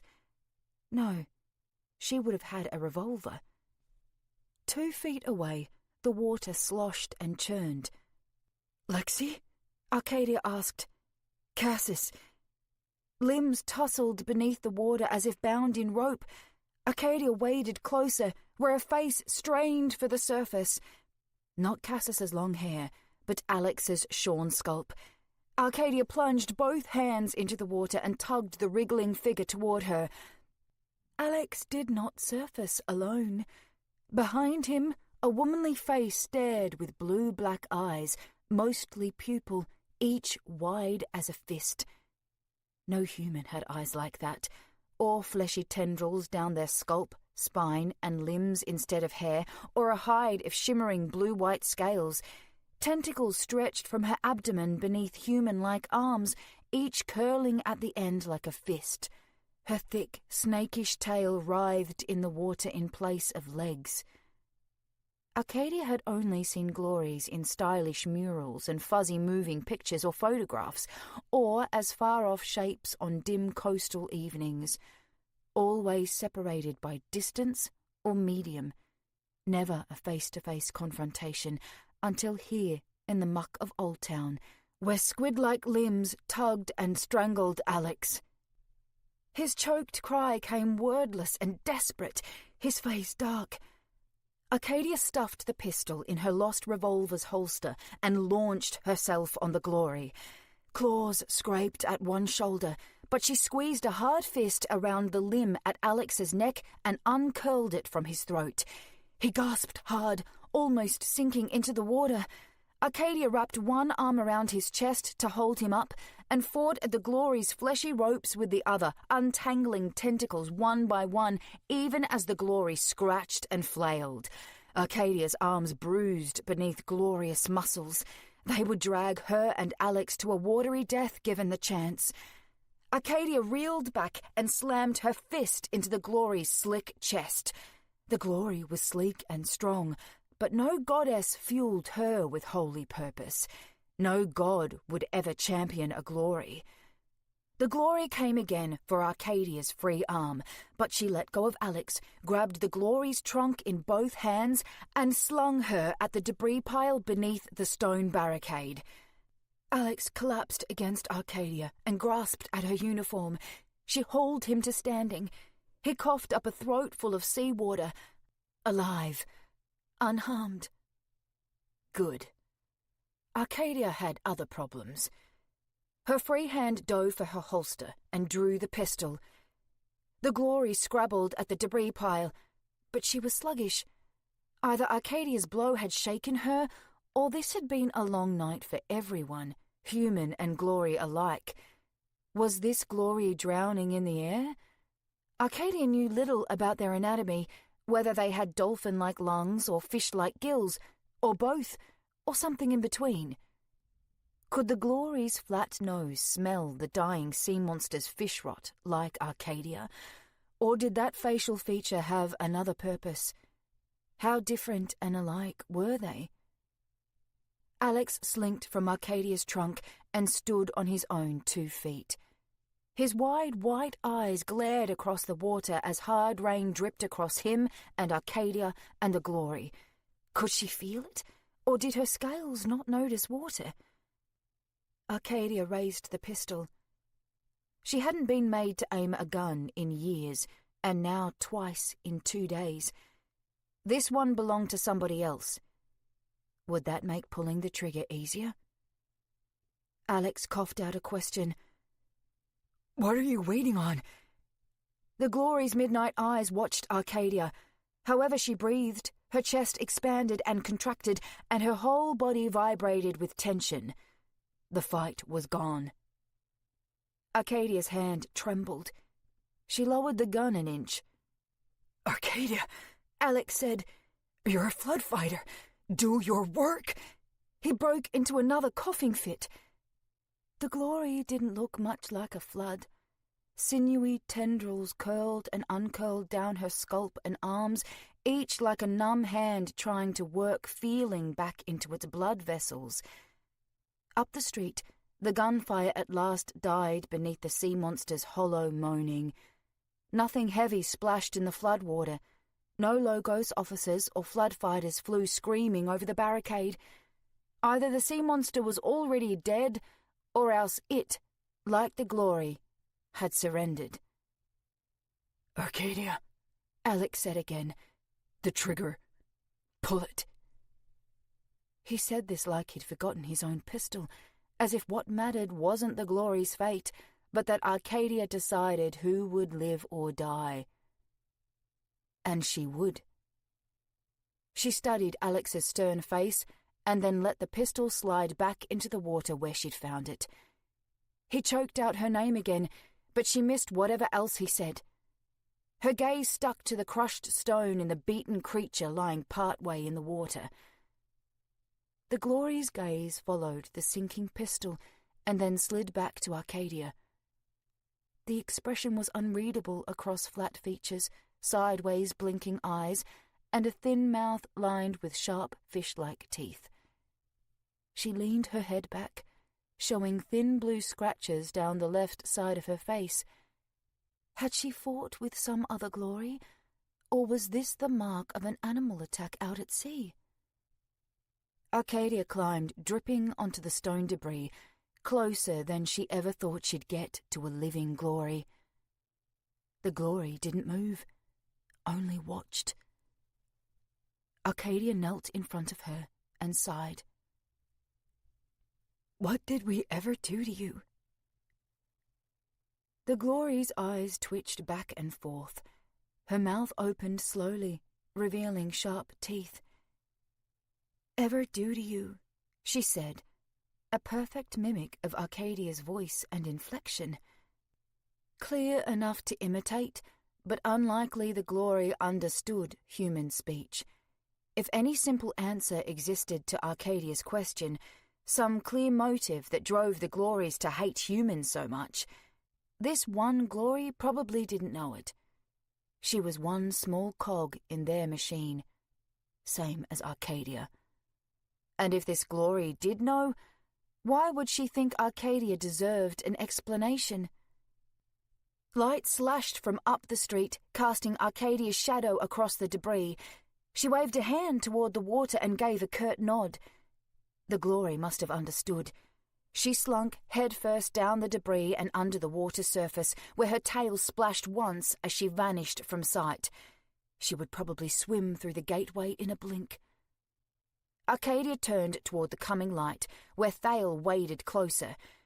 Officers trailed behind him, while flood fighter agents wandered the ravaged street. Some haunted the sea monster's corpse, murmuring to each other while they watched Arcadia. "Commander," Arcadia said. She couldn't remember how to formally greet Thale. He seemed so much smaller from up on the debris. On even footing, she crested him, but from this stone incline, she stood a head taller. "I can't have seen this," Thale said. "You had a Glory at your mercy, but you let it go." Alex edged toward Thale. "She slipped away," he said, and then coughed again. Thale ignored him and clambered out of the water onto the pile of stone. "Don't think anyone's kept your miracle a secret from me, Mirn. Tell me, is this the God's will? Let a Glory have another chance to kill people?" Arcadia glanced at the water, as if the Glory might resurface to explain for her. Nothing moved but raindrops forming circles in the flood. Alex stared up. He looked as tired as Arcadia felt. Thale slid into Arcadia's view. "What are you really, Mirn? You wouldn't hurt one worm on that squidfucker's head? You wouldn't help summon a goddess." "Roster," Alex started. Thale shouted over him. "What are you, Mirn, but a walking pointless failure?" Arcadia shifted on her feet, knocking pebbles into the water. Not one touched Thale's boots. Thale saw Shah, Glories, and the world one way. Arcadia saw another, but he had no place in her head. "I'm not your officer anymore," Arcadia said. "You don't head the evac team anymore either. Not the flood fighters. Any of it." Thale cocked his head toward the flooded street. "Get out of Old Town. I'll find something more your aptitude tomorrow. Pray to Valmidian there'll be a tomorrow." He splashed past Alex into the water and stormed toward the sea monster's carcass, his beard a wet mop down his face. "Find oil and machetes, enough for a sea monster. We can't leave this thing rotting here." Agents and officers scurried to obey, but here and there they stole glances at Arcadia as she slid into the floodwater and waded down the street. They had to think she was a traitor to Logos, Aeg, mankind itself. Any one of them would have pulled the trigger or drawn a knife from their belts, anything to stop even one Glory. Alex had tried to order it as if he was still her captain, as if Shah haunted Old Town and maybe the entire city tonight. No one else understood the Glory was a person. Hairless, scaly, covered in tendrils, a tail instead of legs, but she wasn't a fish or a squid. She was like Arcadia. In the dawn days, Glories kept their own architecture, arts, inventions, their own kind of peace. Did they still prosper in the deep sea? With the gods gone, their society might have turned solely to annihilating Aeg's city-states. Little else explained the tide rolling from beach to city but some unknown machine of glorious invention. But Glories wanted mankind dead, and Arcadia was supposed to kill the Glory. Something crucial inside this world was broken, and she didn't know how to fix it. She didn't know how to swim along with the brokenness either. Did that make her whole, or was she broken in a different way? Maybe Thale was right, and she was useless, purposeless. Godly power burned through her body, and yet she couldn't help being herself, with every fault that entailed. Arcadia should have been turned away from the barracks, the only orphan in Logos too meek to someday be forced into the police. No one back then had noticed the pointless soul inside. How could Logoi have seen a life worthy of a miracle? How could Medes have seen this life as worth saving? The water floated thick with wooden shrapnel and household items, a white soap bar, a red necktie, a face-down photograph loosed from its frame. Arcadia hoped for no bodies right now. The first corpse she'd ever seen was her mother's, and then her father's beside, both half buried in a landslide outside Logos when Arcadia was small. Her mother hadn't looked like herself, too much red dressing her brown skin. Someone splashed through the water, and Arcadia glanced back to find Alex trailing behind, with Cecil joining from within a dark alleyway. They kept their distance, as if her sense of mercy might be contagious, but they followed her anyway. Conversation might bubble up, and then questions. Maybe somewhere safe existed in the city's hopelessness where Cecil could get drunk and Alex could laugh with Lilac. But what of Arcadia? Last night's peaceful dinner had no place in her life. She was a creature bound in chaos and bloodshed. Pleasant company made a bad fit for her soul. Friends, lover's family, privileges of another's life, handed to Arcadia by mistake. She deserved none of it. Chapter 38. "Rip out our souls?" Cecil whispered. "What, from the lot of us?" Alex opened and shut his mouth. He'd been too horrified to ask specifics, and now Medes in her coral stone was out of his hands. Many things were. Gather that's why the gods put her and Ada in them blasted stones to begin with. Cecil sounded apathetic. Raindrops bounded off his fedora. Maybe he was right. Not like Alex knew. Nothing seemed certain these days. He couldn't even read his best friend 3 feet ahead of him. Had Arcadia overheard him repeat Medes' plan to Cecil as they crossed from Old Town? Would she care? Alex had known her too long to be sure, remembered too many facets. That frail adolescent standing over beaten police cadets, the changed teenager emerging from Lagoi's temple, the broken officer at Shah, the flood fighter of recent, and now this forlorn champion of the gods. But she was also every facet at once. Frail, powerful, brave, broken.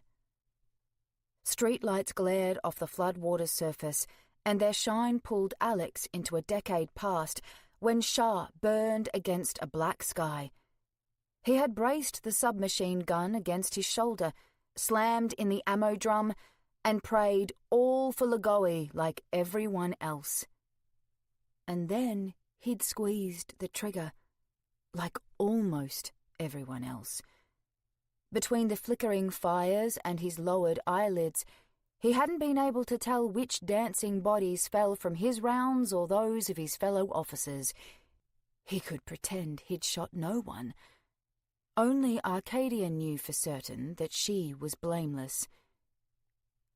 She broke down there in the hills, Alex had told Lilac, the same as he'd believed these past 10 years.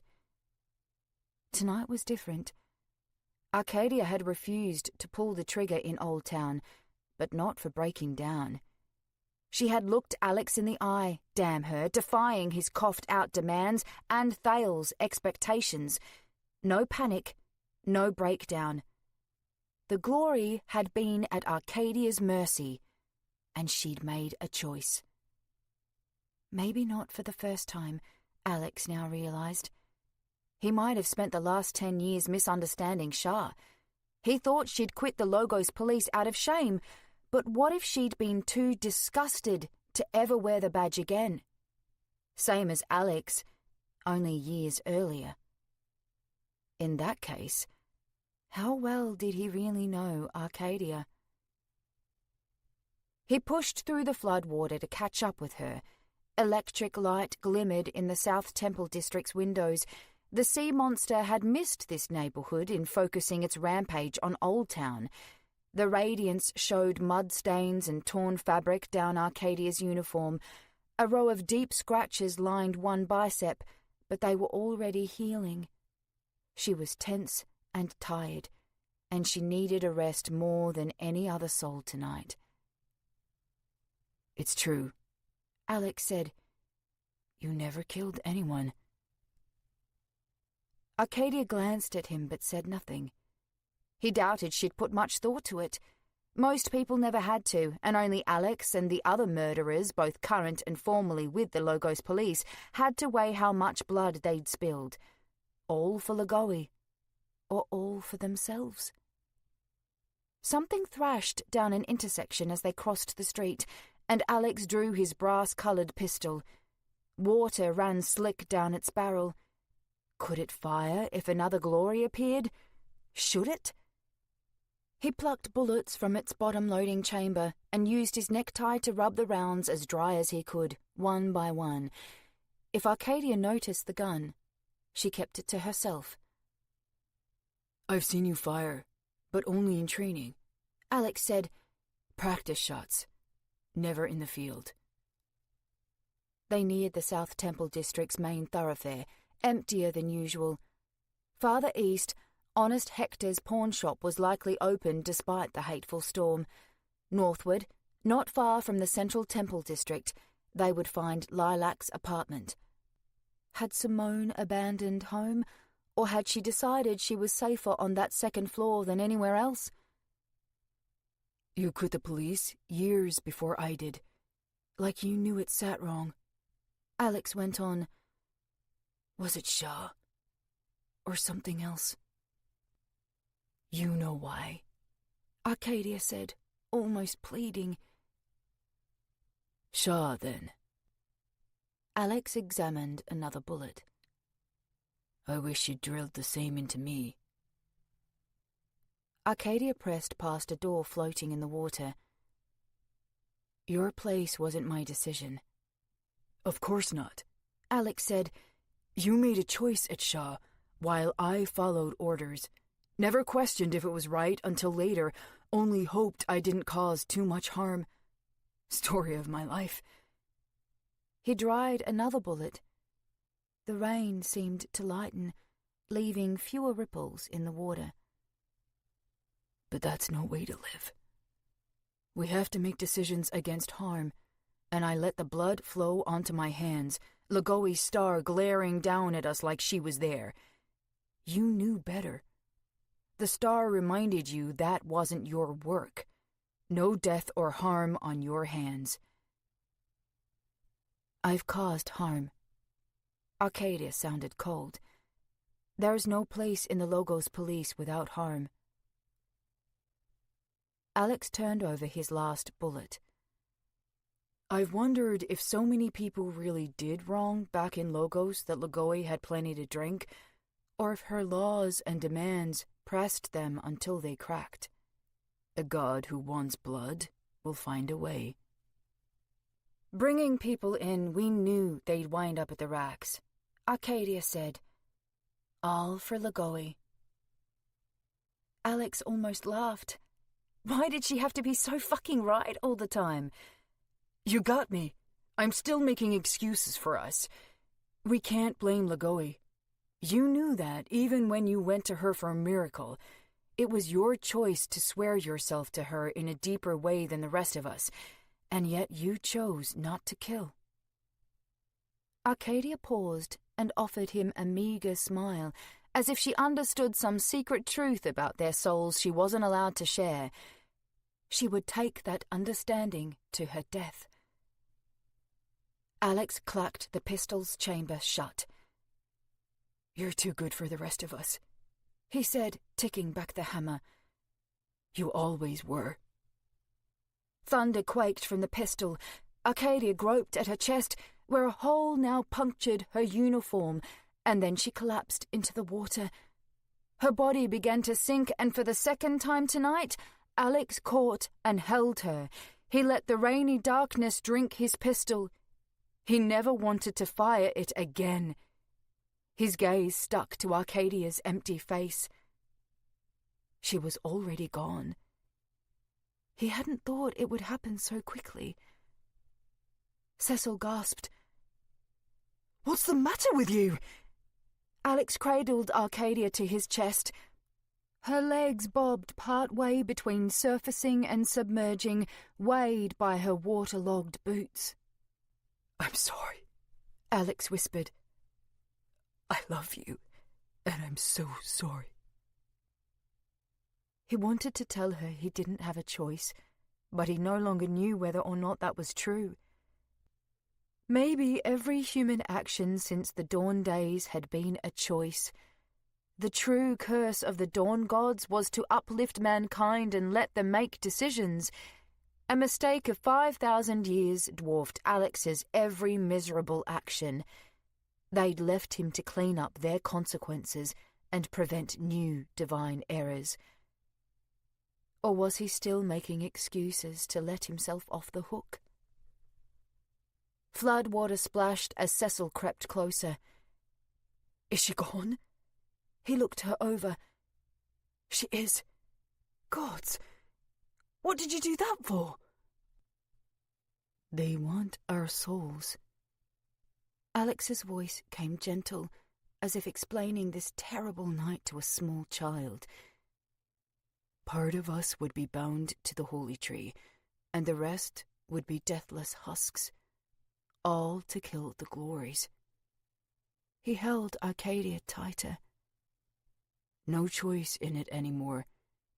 They shouldn't all die, and we shouldn't all live as soulless abominations. Wrong for everyone. No wonder the gods put Ada and Medes in those stones. How could you call Aig the Holy Land with an unholiness like that?" Cecil glanced at the water, as if he could see Alex's gun. "Unnatural. The gods can heal the wounded and sick."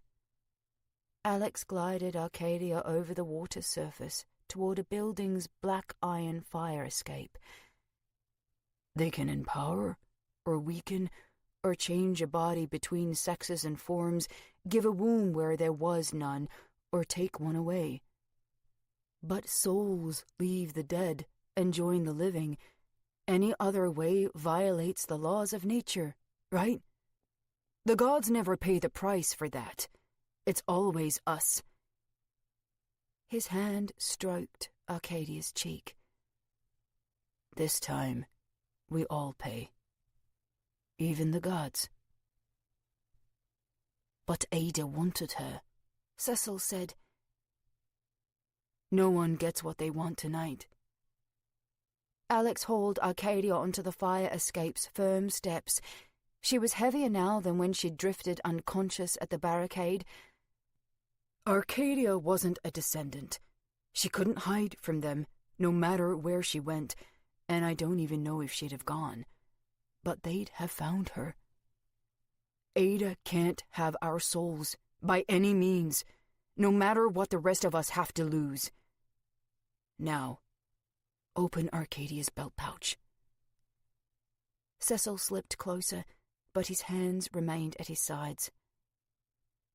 "What for?" "What for?" Alex's cackle rang hollow through the street. "I murdered my best friend to stop this, so don't fuck with me, Cecil. Open the middle pouch and get the coral stone. I'm not touching the damn thing again. Keep it hidden when we reach Ada." He laid Arcadia's head against one iron step and slid from beneath her. "Hurry it up. We're outrunning a dawn god." Cecil slipped one hand up his trenchcoat sleeve, opened the belt pouches with the other until he found the coral stone, and picked it up with the fabric-covered hand, as if afraid to touch its porous surface. Alex couldn't blame him. A descendant's blood might not feed the goddess inside, but her presence ached to touch. "But I don't see why you care," Cecil said. "I have a plan," Alex said, That's all you need to know. Now keep it on you. We'll need it. Cecil partway unbuttoned his coat and slipped the stone into an inner pocket. There. Alex had done all he could. He wasn't sure he could destroy the coral stone, didn't dare try in case it freed Medes, and he couldn't risk stashing it somewhere after it had last been found, but it would serve his purposes when he reached the temple. Cecil was the best choice for holding it, both a descendant who might mask its presence and someone Alex trusted more than anyone now that Arcadia was gone. Nothing left to do but to face another goddess. Alex drifted down the steps from Arcadia's body and dipped chest deep into the floodwater. You've made an awful mess, Cecil said from behind. Without Ada's chosen one to toss into the holy tree, Exalis might not come. She might punish everyone in the city. We can't be sure. She's not a goddess known for intimacy or forgiveness. Alex sloshed northward, aiming for the central temple district. Faster. He needed to put city blocks between himself and what he'd done. The coral stone throbbed against the air behind him, even from within Cecil's trench coat, as if the goddess was still clawing after the woman they'd left behind. Without blood, Alex expected she would weaken before they reached the temple. Cecil chased. "It's godly wrath you're risking," he said. "What were you thinking?" "I'm thinking that I want to keep my soul," Alex said, and the night's pain burned through him. "I'm thinking someone helped clear the Holy Land to fetch up Ada and Medes so they could take our souls." Cecil's jaw gaped, and he shook his head. "Alex." "Why are the gods gone?" Alex snapped. "Why aren't they here to stop this? Mother or daughter, one of these monsters knows. And one of them, the freed one, she's going to put an end to this if she wants a scrap of anything she cares about. She doesn't even deserve that." His voice cracked, and he remembered being that frightened boy in the barracks too many years ago, the boy smart enough to befriend Arcadia, and she who'd been kind enough to befriend him back. Look how he'd repaid her. Alex swallowed rainwater and breathed cloudy air. "When we have to lose everything we care about, why should a goddess get one little thing? Because she'll live forever? It isn't right. Someone has to step up and say so." "Alex, you're unwell," Cecil said. He reached an open palm for Alex's forehead. "Come now, they're gods. It's the way of things." Alex flinched back. "Use your gift. Do I feel sick?" Cecil withdrew his hand. "Heartsick. Out of sorts. But not unwell," Alex said. "I'm right. I've been right all along. The gods are bad news." "Maybe," Cecil said, "but what good will it do you?" Alex doubted much good would come of tonight for anyone, but he hoped to prevent some harm. A better man than he'd been at Shah, and yet worse than the world deserved, but he couldn't be any more than that. At best, he could try to ensure there was still an egg and a city at dawn, and perhaps until the end of the drowning season. Once Ada stopped the rain and sea, he would come back to this place for Arcadia's body, for her funeral pyre. It was the most and least he could do. Chapter 39. Lilac stood beside a squat, blood-stained altar, clutching a straight-bladed knife she'd found in the temple. It had been dusty, but she'd cleaned it, and now she cleaned it again. Her lost teardrop-shaped blade had been Vince's gift, and maybe he'd thought it made up for his vanishing shortly after their week together years ago, for never knowing about the twins until long after their deaths. Likely, in his dying moments, he'd learned better. Valmidian's great altar lay crushed in pieces within the pit where Arcadia had fallen. Lilac supposed it was Ada's altar in the first place. Lagoe must have decided that made a fitting hiding place for the coral stones. Sticky red fed fluid now traced the pit's edges. As Ada had said while still pretending to be Lagoe, rituals were for mortals, performative comfort when the gods only needed blood. Ada had plenty of it now. The first sacrifice had approached in a sleek black dress beneath a puffy white coat, an outfit for dancing, singing, or dining in a lounge, not for climbing temple steps to offer blood and life at a goddess's whim. Before approaching the altars, she had kissed a man on the lips, and then a woman, and then touched a third woman's hands. She'd then stumbled toward the temple center, to Lilac. No one who'd gathered in the temple plaza wanted to shed their blood. They'd wanted a goddess in the Holy Land, but now their prayers came answered in ways they'd never expected. What could Lilac say? A silent executioner seemed cruel, but preaching had never given her previous sacrifices much comfort. To read any verses of Aig seemed crass when summoning a dawn god. None had touched this world in over 2,000 years, and Lilac wasn't sure the holy psychopomp tree had counted. It was only Skeptimos' empty husk that burned by mortal hands. A full dawn god would never burn. Fire was a whisper to them, and the sun itself bowed its rays as they demanded. Many of those gathered would not live to see Ixalis' return.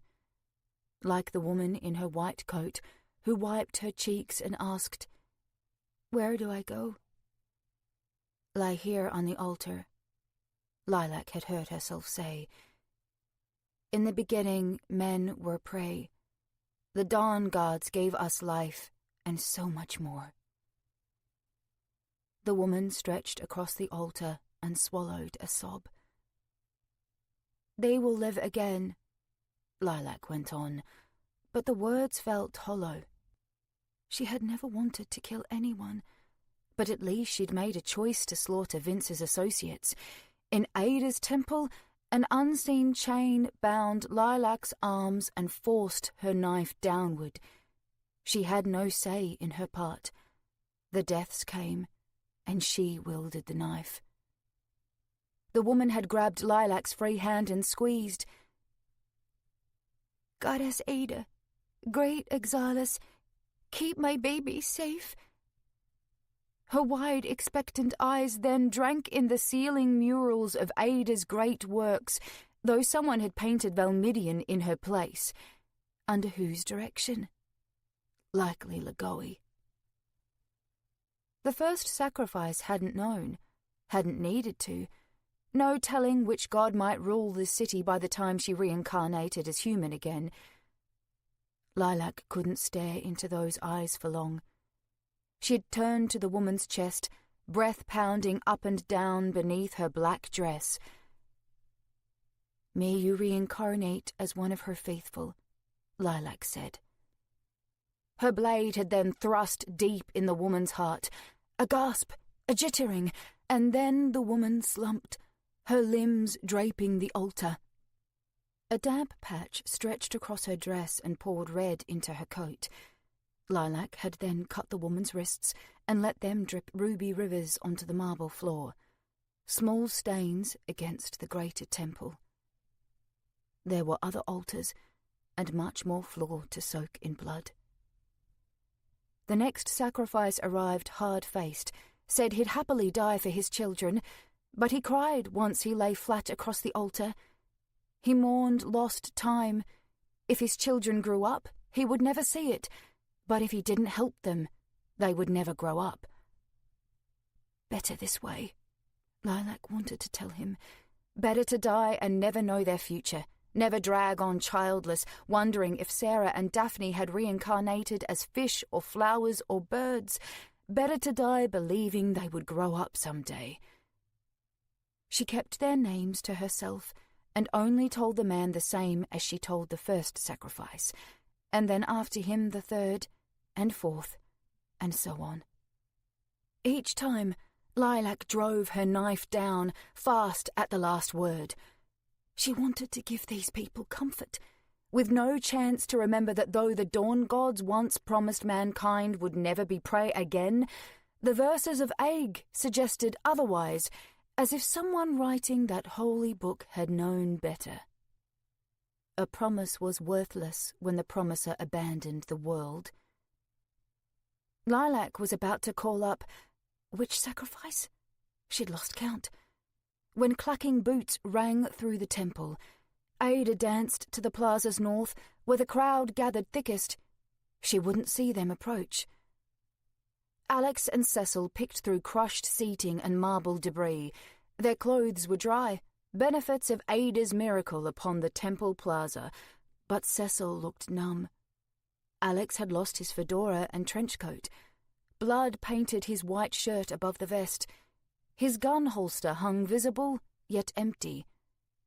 That told its own story, one Lilac didn't know. Cecil's placid expression broke as he realized who stood in the hooded black robe at Temple's center. He bounded at Lilac as if he couldn't see the bodies, the blood, or the knife in her hands. "I don't bloody believe it!" Cecil cried. He hugged Lilac around her hips and swung her in a circle. She landed hard on her bare feet, and he went stumbling back in a fit of laughter. Either he'd sucked down another drink, or he was drunk on the relief of seeing her alive. If he wanted, he could touch the running blood across the marble and let his skin refresh his muscles on the sacrifices meant for Exalis. Alex hung back and studied the scene, his eyes weary. He noticed the bodies, Lilac was sure, but he said nothing. Cecil kissed Lilac's cheek. "You beautiful creature. I kept faith, I did.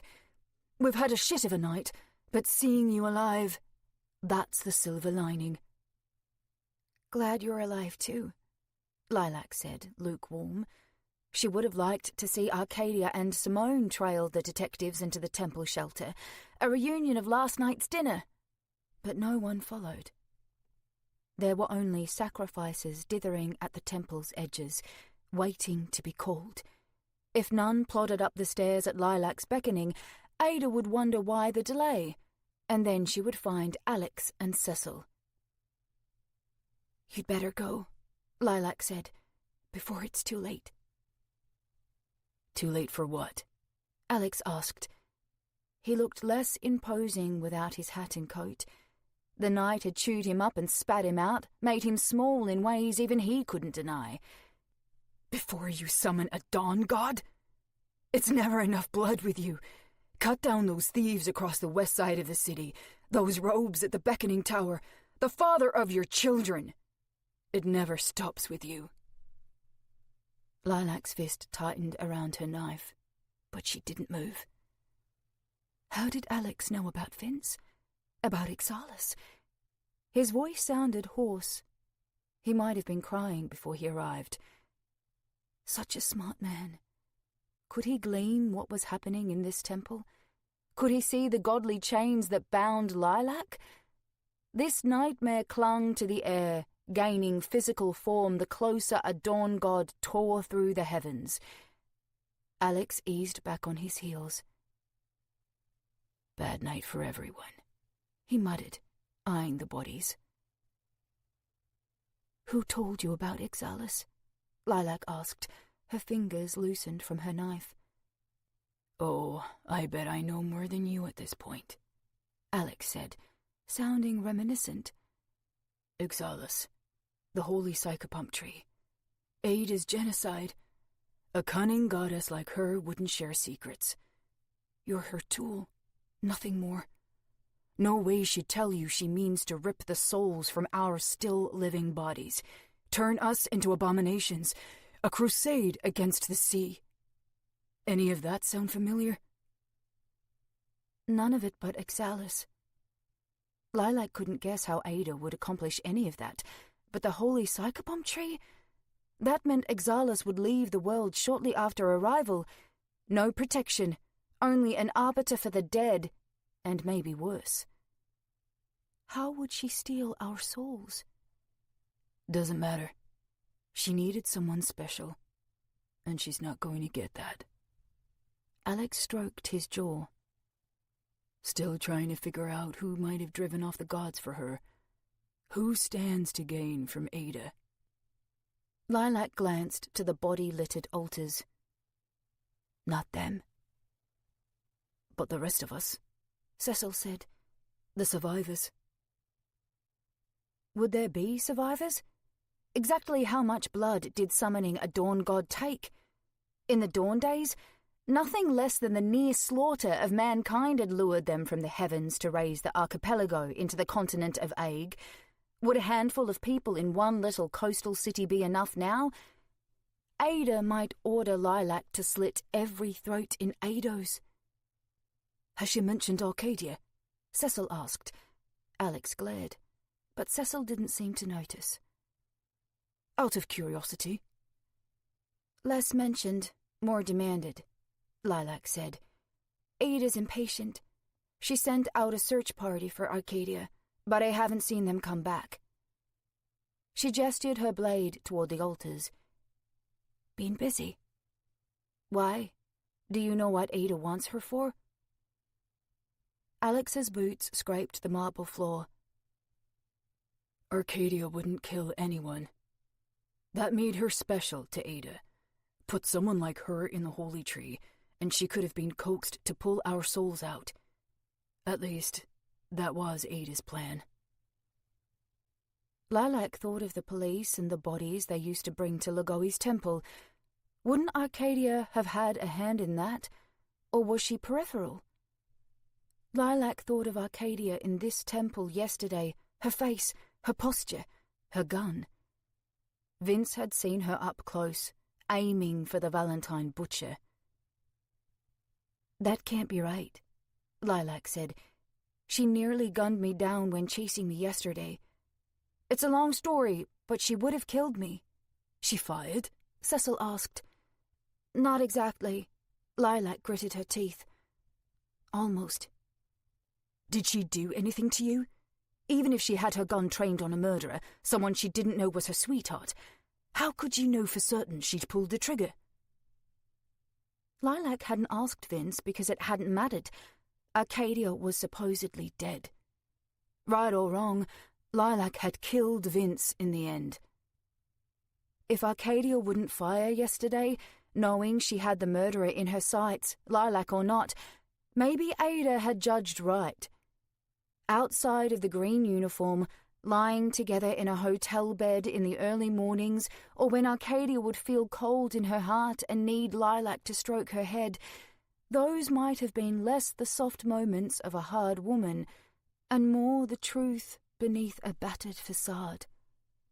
Arcadia was who she was. Alex swiped a hand at his eyes. Doesn't matter, he said again. Lilac was about to argue with him. Yes, it mattered. They needed to leave here, find Arcadia, and get her as far away from the city as possible. Maybe head south toward Logos, or past there to Corambalis if it still stood. Maybe north toward the hills beneath Shadow Mountain. Anywhere but here. Ada's voice boomed from the north side of the temple. Be not distracted, High Priestess. My father's approach comes faster by the blood you shed in his name. She appeared beyond the temple steps. Sickly pale arms slid down her sides, their dance ceasing while her fingers went on tapping at her hip. Each step came deliberate. Ada wanted her approach to not only be seen, but felt in the air. Alex turned to her and spoke as if he matched her height. No more sacrifices. Lilac stepped to one side, Cecil to another. She waved for Alex to follow, but his gaze locked on the goddess. Ada cocked her enormous head, and scarlet hair thrashed at her shoulders. I know you, Logos man, she said. So inquisitive in Lilac's home last night, and yet you could not see the goddesses in your midst. Whatever your ties to great community, forget this city's mortal law. There is once more a goddess in the Holy Land." "You'll want to hear out this, Logos man," Alex said. "I know where your mother's coral stone is." "Oh?" Ada smiled. "I should like to learn this." "I'll tell you if you meet my terms." Alex puffed out his chest. "Stop the summoning. Protect the city from glories and floods until we're through stormy and growth seasons, all the way to the dry season. When the rain ends and crops thrive, I'll tell you where to find Medes."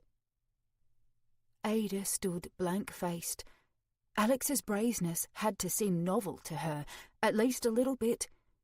Here stood a mortal who thought he could make deals and play games with the gods. "I need not my mother's freedom for my purpose," Ada said. "She will be well until the time of our reunion, when I find her myself." Hot wind danced from her skin as she rounded on Alex. "Enough with wasting my time, Logos man. You have a means to mend the Holy Land. I would hear it now. Tell me how we'll drive the sea from all corners of Aig, and I would see it done by your hands." Alex's determined face faltered. Ada's gaze pressed into him. "If your foolishness stands finished, you will help my dear cousin Lilac and slit sacrificial throats, a high priest paired to the high priestess. You pride yourself on clean hands, have suffered for them, indeed. I would see you brought low, defiant little man. Draw up a blade and throw away your heavy morality." Alex glanced at the blood stain down his shirt. Ada turned to the temple plaza. "So you see, the might of a goddess rises not in her hands, but in her words. Know this, as it was known by those who shed their blood to free me." "I don't have a knife," Alex said, his voice finding confidence as he lifted his eyes from his reddened shirt. "Don't have a gun, either. I dropped it after I killed Arcadia Mirn." Lilac's chest banged. She shut her eyes and let the pieces crash into each other. She needed someone special, and she's not going to get that, Alex had said. "Has she mentioned Arcadia?" Cecil had asked. Lilac wanted to lie down and never get up. She wanted to reach back from tonight, from this entire mess, to a time when Alex could have been a friend to her and told her about Arcadia and Shah on friendlier terms, and Lilac could have done... What, exactly? What could fix this? Nothing, but she could have been better. Everyone could have tried. Lilac bared clenched teeth at Alex. "You..." "Yes, me." Alex kept his eyes on Ada. "She was my oldest friend, and now she's gone." Lilac looked him over for some sign of uncertainty. Vince had thought Arcadia was dead too, and he'd never found out he was wrong. Maybe the same was true now. For all the secrets they ferreted out, these clever men never knew everything. But Lilac studied Alex's shirt, where the red patch darkened his vest and then his hand. Blood dotted his skin. He must have touched Arcadia after he did it. Of course he'd held her. He loved her. She was his best friend. And now she was gone. Lilac's heart sank, and she staggered against a marble column. Arcadia's soul had moved on, with no holy psychopomp tree to trap it. Even in the tumultuous chaos of the between, a determined soul could supposedly steer reincarnation in a chosen direction. Lilac hoped Arcadia went wherever she wanted.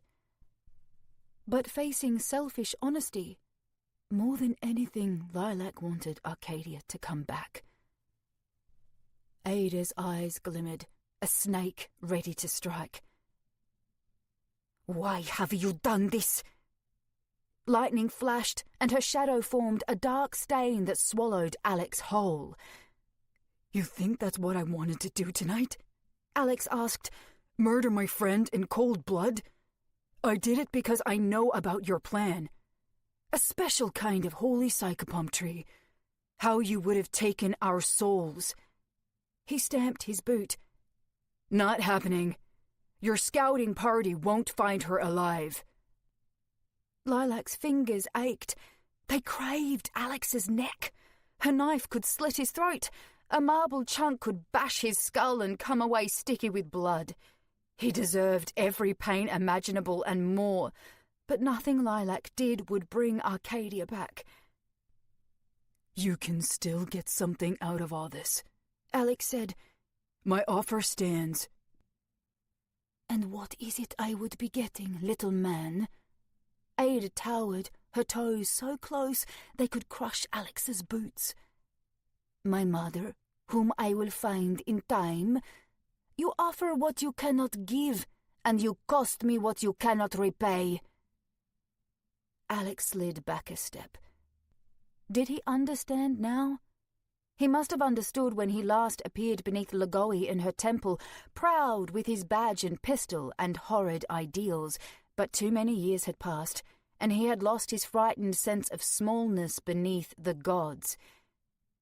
Lilac slid towards Cecil and held his hand. "Don't watch," she whispered, but Cecil couldn't look away. Ada glanced to her faithful throng piled around and upon the temple steps. They had grown tremendously in number. "Never is it my wish to bring loyalty by bloodshed," Ada said. "Blood belongs to my father. Loyalty belongs to me as Ada, first of the name, first of the gods, goddess of birth." As she turned to Alex again, the wind caressed her hair down her shoulders and back, the elements drawn and submissive to her. "I pressed, and had you bent to me, all would have been well. But you have defied me and murdered the chosen. So comes this punishment." "Rules and punishment," Alex squeaked out. "Sounds more like Logoi." "You wish to anger me further? Bring rash action? It is not to be." Ada leaned down, her cavernous mouth ready to bite Alex in half. "No gluttony for blood. I give only fate fitting your consequence." "That's what law is." Alex's voice cracked, and his eyes glistened. "Law is action and consequence. I've tried to live by that, even better than Logoi, but someone always twists it for their own benefit. You'll break the laws of nature, make us abominations, and say it's for our own damn good. Logoi would cheat, and we'd help her. How many of these people want to live? With the gods, the rules you make up for us don't matter. You do whatever you want for blood. Don't pretend we should want it. You force us. It isn't our choice. We never have real choices. That's all I am. Another man with no choice. Story of my life." Ada plunged 2 enormous fingers deep beneath Alex's ribcage. "And suddenly, your story ends." Cecil staggered back and fell. Lilac flinched, almost dragged by his hand, but she stayed standing. Neither turned away. Alex gave a choked gasp. A hard spasm jolted his limbs. His head lolled back as his legs jellied, and his body hung dull limp on Ada's hand. A wider stain tore across his shirt, his blood mixing with Arcadia's. His boots clacked against the ground, and the sound pulsed through Lilac's head long after his feet quit twitching. Ada's fingers curled. "Your end comes not in death." Not a drop of Alex's blood touched the marble floor. It seeped over and into Ada's hand.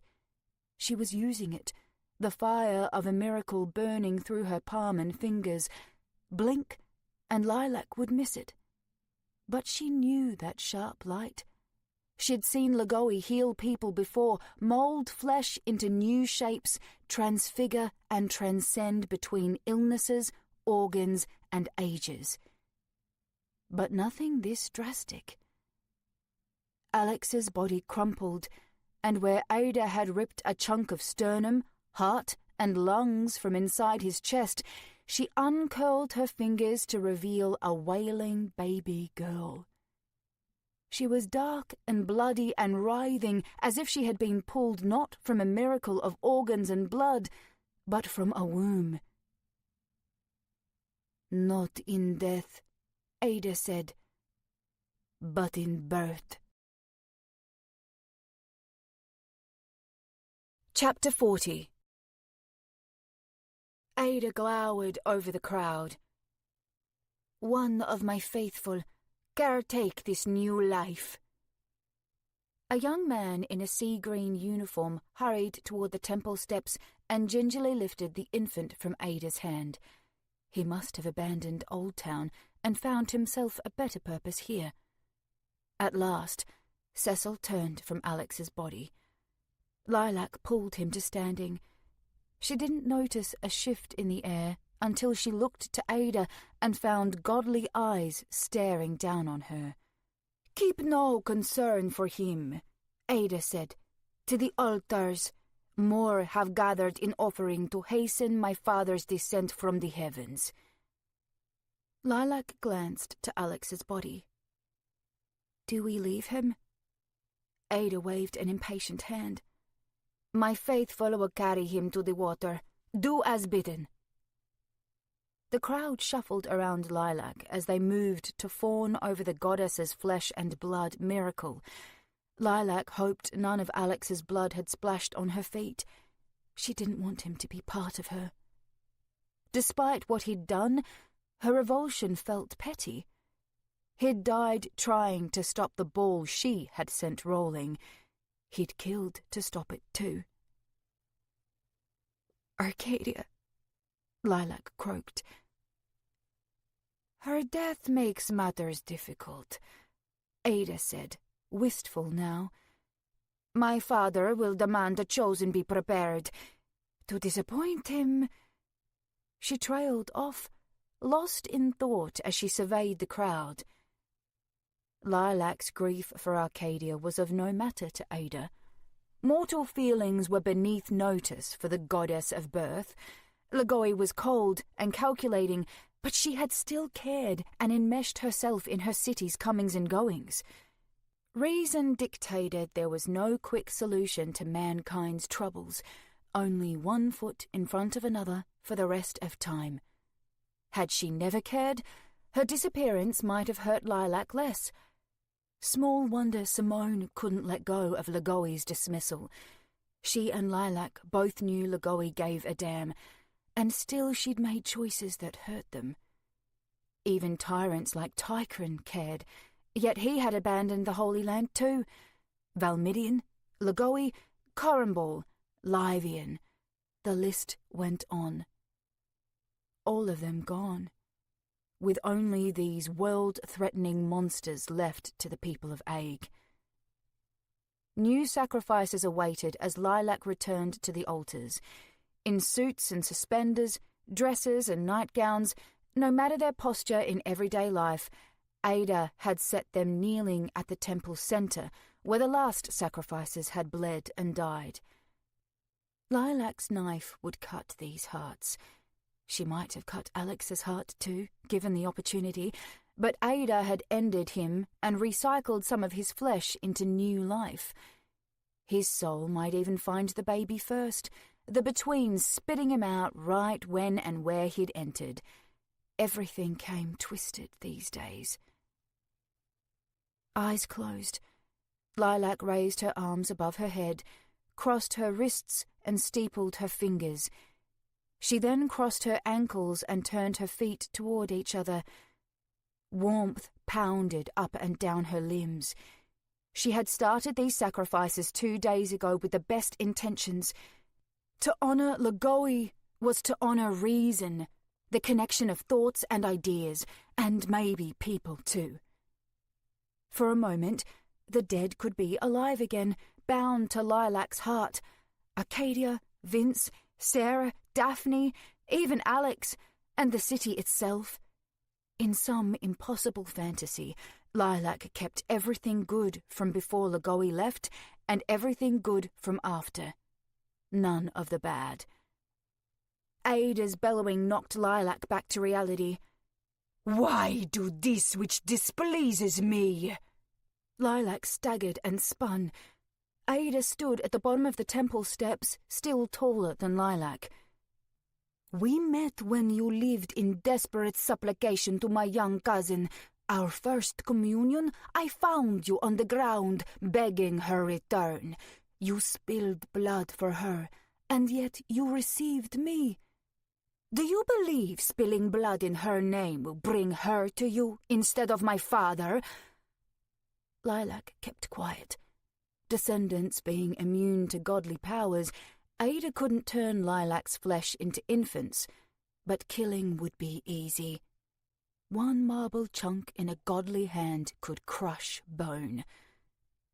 "He will come, whatever name you say," Ada snapped. "Lagoi will not change her mind. Pledge each death and drop of blood to her as you please. You will find it a fine and pointless thing. No word of yours would make any difference. Your godly mother is never coming back." "How can you be sure?" Lilac asked. She sounded so frail when the force of Ada's voice made her shudder. "You don't know why she left. No one knows why any of them left." Even Alex hadn't finished solving his puzzle, Lilac realized. "You would have nothing to offer her, be it blood of sacrifice or blood of family," Ada said. "When her mind is made, it cannot be unmade, a decision as immortal as we. In this same way, she would never have let me free. Were it not for you mortals and the absence of the gods, I would have remained in the sea stone for all time. Yet we are here. My thanks to you, High Priestess." She raised an arm and aimed toward the temple's center. "Now, do as bidden. Hurry my father to this world." Lilac eyed the plaza behind Ada's back. 4 men carried Alex's hollowed-out body toward the North Temple District, where for all Lilac knew, he might float to the Ace Investigations Office. Few of the crowd watched them go. Most of them focused on the baby made of Alex's flesh, while the rest watched Ada and Lilac. A familiar face stared out from among the desperate, and Lilac's heart fluttered. Simone stood amid the crowd. The night had deepened the creases down her face, and her dress and shawl hung tattered, but she had made it from the South Temple District. She was alive. So long as Ada didn't notice her. They had already met, in a way, when the Coralstone sat in the apartment last night. To defy Ada now might risk Simone's life. There was always someone else to lose. Ada turned to her faithful throng. "In the beginning, men were prey," she said. "You wish to see the glory suffer for your suffering, yes? They have murdered your children, and you must murder theirs. This is the way of it." Lilac heard Sarah laugh, and then Daphne, as if the glories from that day at the beach had journeyed to the temple and echoed in her ear. She wondered what a glory child looked like. She'd never given their little ones any thought before. Were they different from her daughters? Or did they laugh and play and try to make permanent marks in ever-shifting sand? Lilac's bloody work had never focused on revenge, only stopping this nightmare. Killing glories wouldn't bring the twins back. Neither would killing humans. Only the immortal ever returned, wanted or not.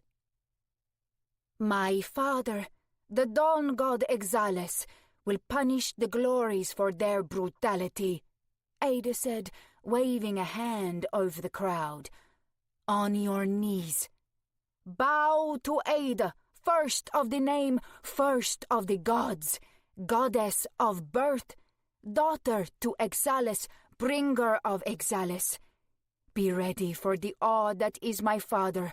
Bow, for first he brought you fire, and now he brings deliverance. The crowd sank to their knees. They had lost their homes and loved ones under a merciless tide brought by the sea's uncaring, unfeeling evil. Ada would have willing sacrifices by the handful. None of them knew what she really meant by deliverance. Not freedom from the glories, freedom from their bodies. A city of abominations, a holy land of soulless monsters. How to stop it? Lilac could think quickly, but Alex had caught a thread only he could make sense of, tying the god's absence to this unholy night. Such an insistent man. Without him, Lilac wasn't sure she could find a way out. A thread could lead you through a maze, but it could also tie you in knots. His question bounced inside her skull, as if inherited after his death. Why did the gods leave? It was her question now. Under the coming weight of Exalus, the flooding, the glories, a better question might have been, why wouldn't the gods leave this terrible land for brighter coasts? Why would they bother to stay? Beneath the altars, the new sacrifices averted their eyes from Lilac. That was fair. She didn't want to look at them either. Footsteps clicked, too small to be Ada's, and then Cecil's chin sagged onto Lilac's shoulder from behind. She pressed her head to his and felt him tremble against her. She wanted to reassure him, but her nerves were spent. She had only mustered enough resolve to comfort herself, and the goddess had stomped that flat beneath her great heel. "I'm sorry about Alex," Lilac whispered. There was little else to say. Cecil gave a half chuckle. "After what he did? No, I'm sorry for Arcadia. I didn't mean for you to find out that way. What he did." Arcadia's death didn't seem real yet. Not like yesterday when Lilac had glanced over one shoulder and caught her plummeting thanks to Vince. Without a body, Lilac could almost believe Arcadia would stride across the temple plaza, death be damned. "But he was your friend, and I am sorry," Lilac said. Cecil lifted his head and rubbed thumb and forefinger over his eyes. "I warned him. He didn't have to die." Lilac thought of firelit Alex in the beckoning tower, of his reminiscence in the street tonight, his slyless in her apartment last night, the way Arcadia had hugged him and so clearly loved him. Lilac couldn't imagine his pistol aiming for Arcadia. Every image sank into the gory crater of Alex's chest. "You're stalling, love," Cecil said. Lilac gave a ragged sigh. "Shouldn't I?" "Resist, and Ada will rip you open." Cecil wiped one palm against the other. "A little different from Alex. Your blood will stain her hands. But dead is dead, and she'll preen just the same. First of this, first of that." "She does make a big deal about that," Lilac laughed, surprising herself.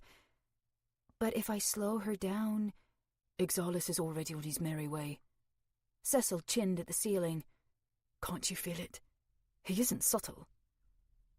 The temple's candlelight was frail, but dancing shadows offered glimpses of the ceiling murals where Valmidian had stolen Ada's role in history. Beyond the ceiling hung the clouds, the sky, the heavens, and, yes, a coming pressure. Lilac shuddered against it. "We can't stop him from putting his feet down, if he chooses to have feet," Cecil said. Won't hang his hat, though. Doubt he's got one of those. No, he'll do what Ada wants and leave. There'll be a new holy tree. We need to put someone else inside it. Lilac's bones felt limp and ragged. She needed to rest beside her sacrifices, not cut them open. Ada hadn't given time to process the fate of the night. Exalus, the holy psychopomp tree, the plan to rip out everyone's souls. Too big for mortals, even descendants. I don't want there to be any holy tree at all, Lilac said. Our souls should choose their next life, not whoever she puts inside the hollow body of a dawn god. Not even Arcadia. Cecil spread his arms in a vague shrug, stretching his button trench coat across his chest. Like you said, what choice we got? Lilac fondled the knife in her pocket. Noemi the sick burned the first one. The second can burn too. And then? Cecil asked. Outside here, the city's up to its gills in seawater. Refugees keep pouring into the plaza, and Ada will find a replacement for Arcadia. Besides, any idea how long a big spruce tree takes to burn? Take that times 100, maybe 1,000 for the holy psychopomp tree. By the time you get a chance, it could be too bloody late. But if we get someone else inside the tree, then we might have a shot. He lowered his head and hands. Someone she don't approve of. Lilac wouldn't have believed he could ever look so defeated. You're not suggesting, she started. Why not? Cecil asked. I can't be the worst choice, surely. Not like I want it that way, but could be the holy tree will bring the rest back. Possible answer to Alex's question, you know? The gods must have left because they knew what Ada was going to do. He grimaced as if he shouldn't have said that. Mentioning Alex was painful. They'll feel Exalus's return from around the world, and maybe when he's left, they'll go, crisis over, time to head home. Surely my grandfather will want to see what's become of his grandson. Livian would never sit a temple, always the wanderer, but he'll visit. He loves me. And the gods have followed his lead before, Lilac said. They might do it again. At the very least, we stop Ada from stealing our souls. Cecil's smile returned, more confident now. That's her one shot. She only has the one father. Lilac couldn't think of anything better. She pressed a hand to Cecil's cheek where new stubble poked her fingers. But I'll lose you, too. Cecil gently boxed her chin. No, love. I'll be everywhere. Eternal. Don't be so selfish. This is the world we're talking about. Lilac turned to the altars, where her dark work awaited, and then back to Cecil, the desperation plain on his face. Ada wouldn't like that he was stalling the sacrifice. She had no purpose for him. Lilac did. He was her friend, and she'd lost too much tonight. Still had more to lose. Are you sure? She asked. How can I be? Cecil asked, but it's all we got. Play our parts to the last moment, and we'll slip away before she knows it. It's one small hope. Nothing he said sounded much like hope at all. His head thrashed to one side with a sharp cry. He grasped at the side of his face and then stumbled against a white column, his fedora's brim creasing against the marble. Lilac reached for him. What's wrong? Is it Exalus? Not yet. Cecil winced, and his hand rubbed up and down one eye. Sudden migraine. Don't got any pain pills in the goddess's temple, do you?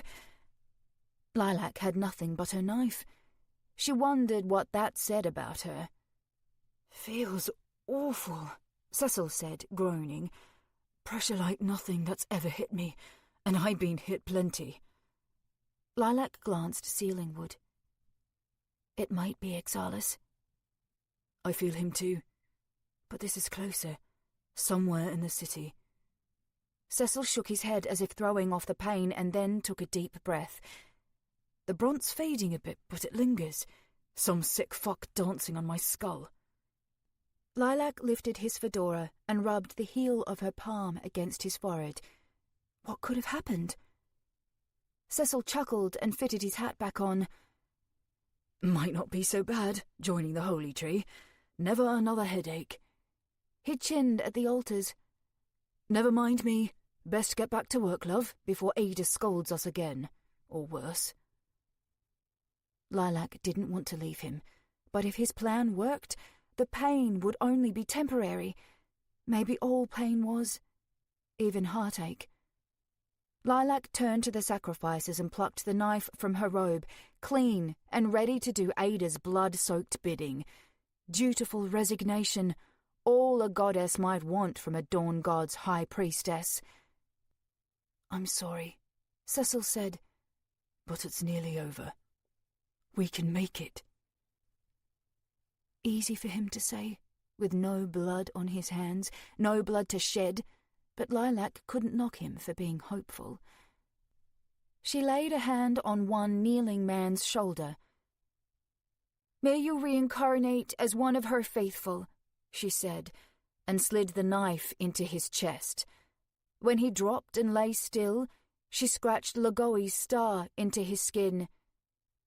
There had to be hope, even so small as a pattern drawn in a dead man's flesh. Chapter 41. Hector Morrows wasn't born Honest Hector, but might as well have been. Everyone called him that, and no one knew it was his mother who had given him the nickname. "The best of me," she often told him, but he knew that between him and his brothers, best was a matter of comparison. While the rest had eventually got into politics and died at the State House, Hector prospered in the shadows. Still, his mother was proud of him. It was on her account alone that Hector left the seeming safety of his pawnshop. The door and windows leaked in droplets, but he was one of few South Temple District residents who could afford to flood-proof his property. He could have waited out the storm in peace. But the radio said buildings were coming down in Old Town. Hats off to the brave news reporters still broadcasting from that slum via janky handheld radio. Hector's mother didn't live in Old Town, but her house down the street wasn't exactly a fortress. Best to bring her to the shop. Hector dressed in a yellow rain slicker and carried an oil lantern out the door, where his clothes kept him no drier from the flood than if he'd stepped outside naked. Wading meant slow progress, but 10 minutes to get there, 5 minutes to collect his mother, maybe 12 minutes to carry her back. Half an hour in the storm was a lot less than that man on the radio had to deal with. Ripples disturbed the water surface in long lines between raindrops. Hector aimed his lantern, and the light reflected off a fat school of silvery fish, hurrying west. Hector was about to turn away when he caught another ripple and froze in place. A grey fin cut the water towards him, closer, closer, close enough for light to flash in the shark's black eyes. And then it passed him, following the school of fish west. Hector laughed and patted his chest. Chasing the fish so hard, missed the real meal. But then other fish passed him, tiny blue ones, long green things, fish with stripes and spines, an eel with an arm-ripper of a maw, all creatures that had been swept into the city by the storm, desperate to get out. Hector couldn't help being reminded of the gulls and their mass escape to the east a scant few hours ago. Now all these fish swam west. A strange inclination told him to swim with them into the sea. Down another street, the striped fish charged through standing water and swirling currents until they reached the gateway where they'd first been thrust into the city. The water calmed here, leading sea life across the floodplains where they could reach the submerged beach unopposed. Only the sea mattered. The blues, the sharks, Everything in reach converged in Old Town, swam past the Logo's officers and flood fighter agents, through the wall and out to sea. Like Hector, some officers and agents felt the sudden urge to hop into the water, out to sea, or at least away from the city. A nervous sensation like wind through their uniforms, a warning something bad was about to happen. But why take the feeling seriously? Bad things had been happening all night. On the far side of the wall, wading in the floodplains, the glory shrank away, one by one. There were fights, and there were gods, and then there was this beyond it all. One glory hesitated.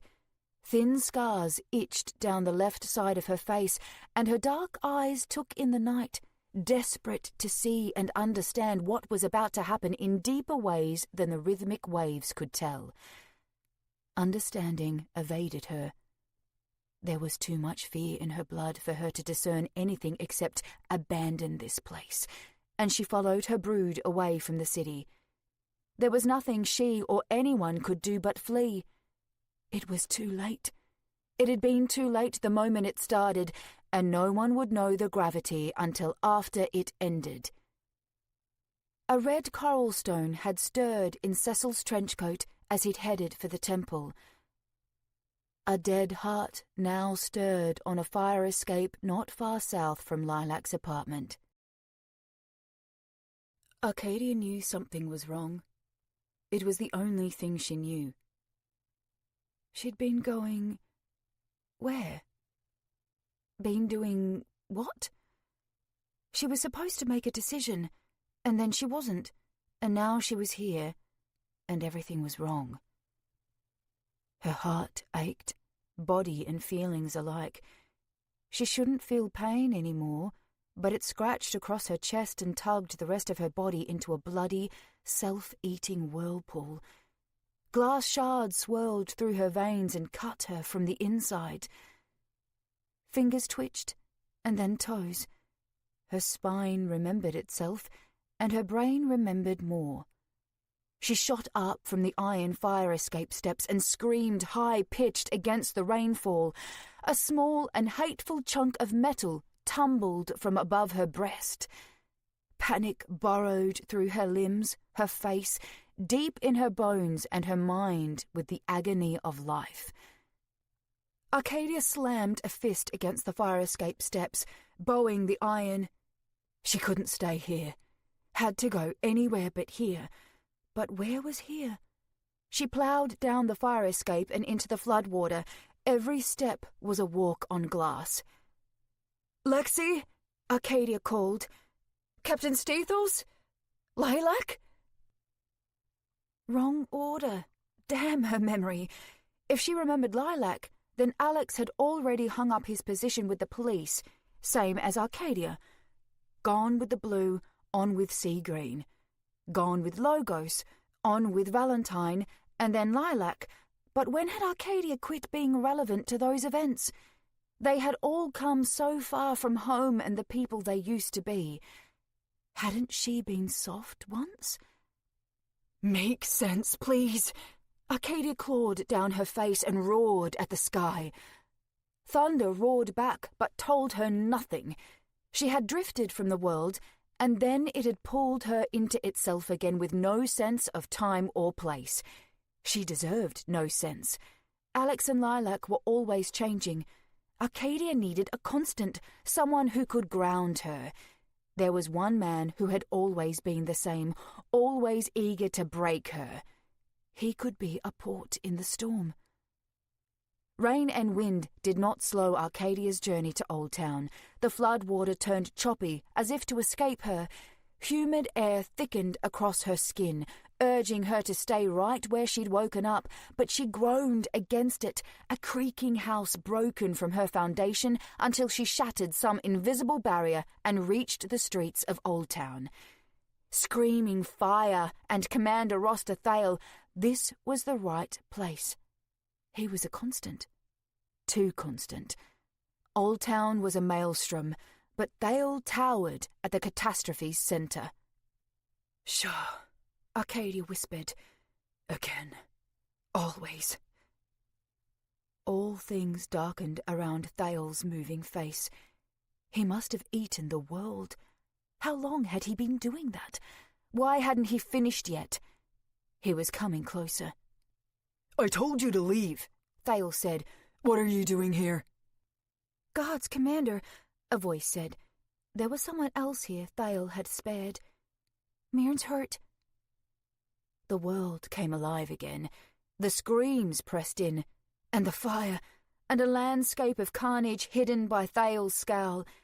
He hadn't eaten the world. Arcadia had misplaced it. Thael glanced over his shoulder at the flaming carcass of a sea monster and then back to Arcadia. It has to be burned. We can't have it rotting up the city. Can't leave Shah to rot, Arcadia said, voice unsteady. Burned it. What did you say to me? Thael snapped. Arcadia sank her face into one hand. Indistinct murmurs ran through the street between Curious Logo's refugees.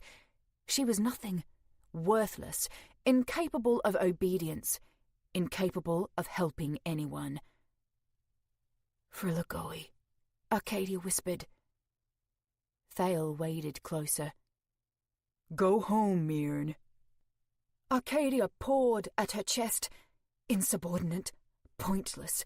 Unwilling to dirty her hands in sacrifice to the great goddess Logoi, powerless to fight back as Logo's officers' guns went clack, clack, clack through the hills.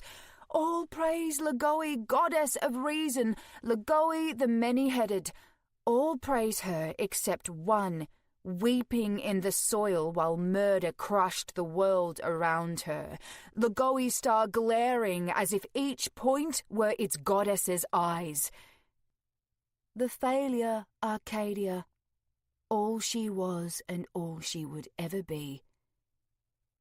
You slaughtered them, Arcadia said. She fingered the hole in her uniform over her chest. You wanted to slaughter me. Did that glory touch your head? Thael asked. Go home. Sleep it off.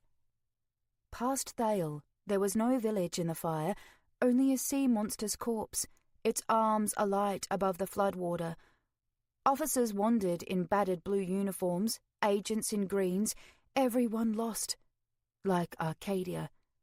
Their frightened eyes were reflections in Shah's windows. At last, the night made sense. Thael pressed close to her face.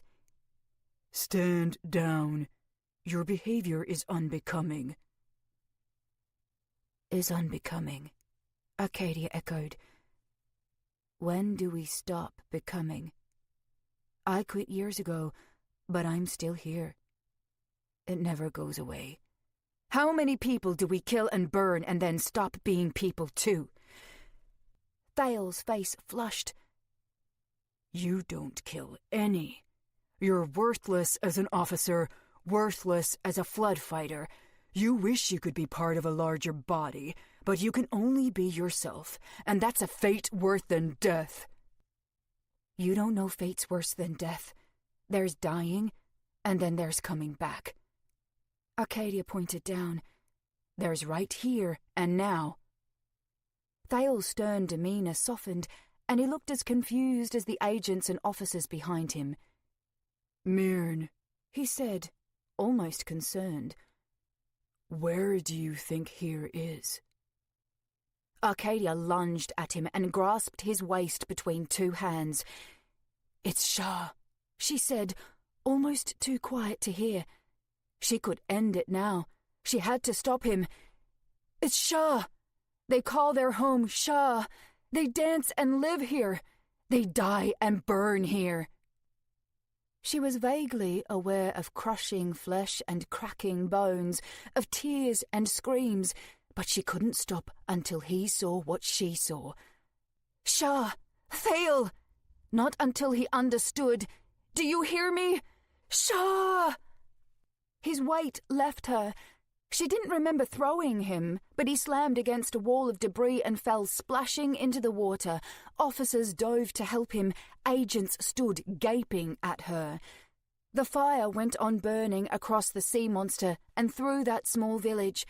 Memories circled round and round, striking Arcadia like an endless storm.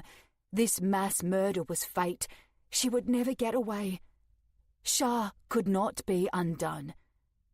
She charged again through the water. She'd left terrible things behind before, and she could do it again. With enough running through the streets, never slowing or stopping, maybe she could find a place beyond Shah's reach. Never undone, but maybe forgotten. Her uselessness forgiven. If she could drift away from the world and come back to Shah, then she could drift away and find some place better. How much city did she have to run through before she was home in Logos? How much time had to be broken before she was small again, at the feet of her father in their home, before her parents' accident, before the orphanage? How long before she'd sworn herself first to Logos and then alone to Logoi? How long before Arcadia had turned 13 and went to the barracks, before the night she had to show them what she could do, and the night years later when she showed them what she couldn't do, before she was a disappointment who couldn't cheerily drench her hands in blood? How long had it been since she was allowed to be soft? She couldn't remember that far back anymore. There was only fire and blood and failure. She couldn't even die right. Arcadia Mearn? Another voice. Not Dale this time. Arcadia slowed, the water calming around her. Captain Arcadia Mearn, or Arcadia, she asked. Which do you want? A pause, and then, whatever you like. Call me something sweet. Arcadia splashed water over her head. Call me like lilac does, sweetie and honey and doll. A man waded in the flood water. Others waded behind him. We're supposed to bring you to the temple. A temple? Lagoi's or someone else's? Arcadia lumbered closer. Who does she want me to kill? When does she give me lilac? Where's Lexi? I don't know about that, the man said. He looked back at the others and then to Arcadia, his face drawn and tired. She said if you come with us, to her, no one will ask you to bloody your hands ever again. This felt more straightforward than running. Maybe they knew the way to lilac. They might even be telling the truth. I'll go with you, Arcadia said. The man turned to lead, and the rest of his group followed. Arcadia trailed behind. Their route slid north from Old Town, past Bay Ridge, and through the North Temple District, a longer route than they might have taken, but the search party had at least the wherewithal of a few fish. Best to steer away from that wrong feeling south of the temple. An odd tremor ran through the water as if the flood itself wanted to follow all sea life's exile from the South Temple District, ripples of a heavenly force fast approaching the Holy Land. He wouldn't arrive in time to stop what was about to happen, if this was even within the power of a dawn god to stop. It began on the fire escape where Arcadia had rested with a bullet in her heart. The iron steps grew bright in the places her blood had dripped with the rain, more vibrant than the bloodstain she would have left on a dry night. An angry pink hue spread along the fire escape's railing, up the brick wall where it had been bolted into place, into the stirring water below. The steps flaked apart into tiny grains the colours of dark blood and burned sunset, the iron no sturdier than a clump of sand thrown into water. The epicentre of Arcadia's death and resurrection spread into the apartment building, the unmaking, lesser starving beast devouring everything it touched, and more a suicidal entropy within all matter. Once touched by red sickness, a thing no longer wished to exist. The air itself shined bright, grew heavy, and broke into spores. If someone were to step close and somehow avoid the sickness, they would asphyxiate with no air to breathe. The quiet destruction was almost peaceful. A small violation of nature might have kept its unmaking anchored where Alex had gunned Arcadia down, but the reaction spread as predictable and inevitable as a stone being dropped into a pond and disturbing the water's surface. The ripples wouldn't subside until the force of that disturbance was spent. Neighbouring apartments shredded into red dust, everything they were and kept inside them turning to mist. Floodwater evaporated into spores. They spread in every direction, eating raindrops and streets and sewers. The sickness touched Lilac's apartment, shattering the kitchen, living room, windows. The dining table eroded. Red-orange destruction ate the oven's glass and steel and stone. Simone's Nights That Never Happened movie poster. The toy chest where Lilac had hidden the coral stone. The bedroom where Sarah and Daphne once shared a crib. Sarah's drawings. Everything burned red and then flaked apart. Destruction spread through every South Temple District street. Vince's house turned to ash. Honest Hector's pawnshop fluttered into the wind. Red spores crashed into each other and fell to the earth. Only the soil beneath the streets, sewers, and catacombs seemed safe from the unmaking. Hector had almost reached his mother's house when he felt the full force of the wrongness. It overtook him in silence. He noticed the colour pour across his clothes and then his skin. Raindrops turned red and vanished before they hit the floodwater, and this seemed almost pretty to him before all his thoughts and flesh burst into crimson butterflies.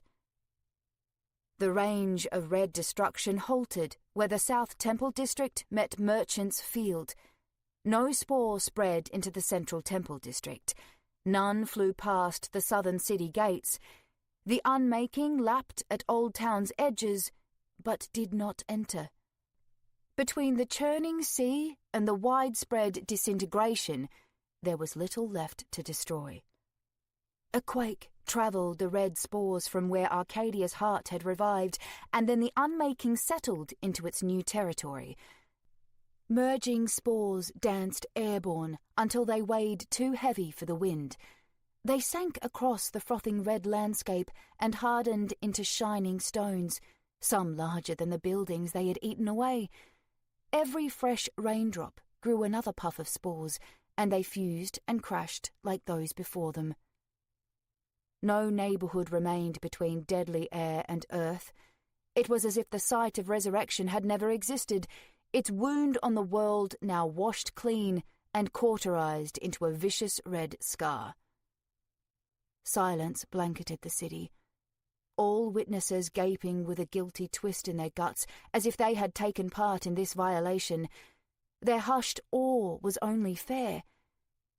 The Sol Medes had dragged back to the world, had been given no chance to protest. If the wrong had been borne in silence, its consequence could exist in silence too. Even the raindrops died without a sound. Part 5. The Holy Psychopomp Tree. Chapter 42. Cecil was right. When the time came, Lilac felt Exalis descending, sure as she felt the blood run slick down her fingers before her skin drank it in.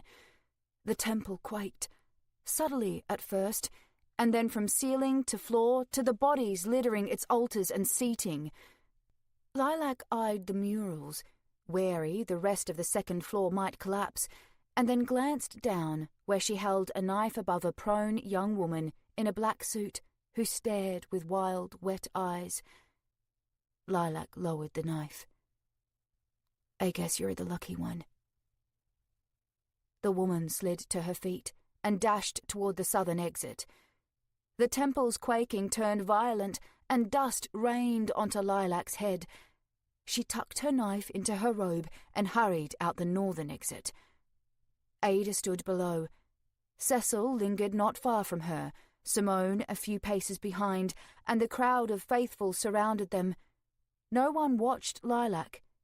Every eye looked skyward. Had the faithful not already lowered to their knees, the pressure would have forced them down. Lilac hunched, buckled, and fell beside Cecil. There was no standing against the force of this coming presence. She hadn't ever thought about it, but she didn't know what a dawn god looked like. Would she even see anything at all? She saw Ada. Not so tall and proud now, the goddess of birth looked nervous, her father's pressure weighing even on her divine shoulders. She didn't drop to her knees like everyone else, but her spine bent. Compared to a dawn god, maybe there was no difference between a goddess and a descendant and everyone else. Golden light warmed the clouds as if the sun itself were breaking a hole above the temple. Had Lilac not known better, she would have thought it was dawn. Rainfall shrank from the plaza edges. The storm scurried out of city neighborhoods, its patter ceasing. Soon, the only sound was running water as the sea fled the city. The view atop Ada's temple might have shown the flood retreating across the floodplains and back to the beach.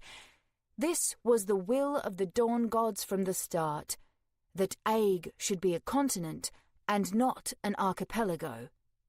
And now came a dawn god to see his will made real.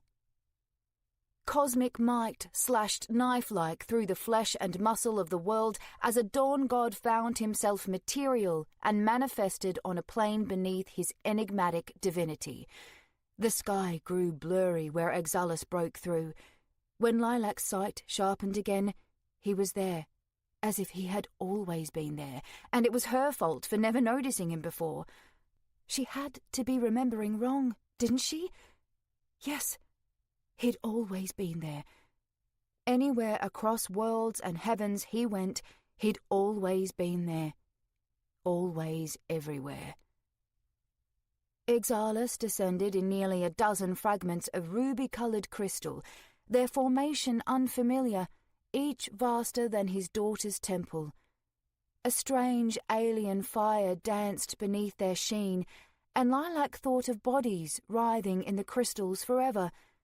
Not one touched another, but enormous forking blood vessels twitched in the air between them. Maybe the air itself was part of Exalus, an unseen connecting tissue. A quake in Lilac's thoughts told her she was not seeing the whole of him, but she couldn't imagine what else there might be. Faces in the crystals, cries in the blood vessels, a scent in the air of the Absolute.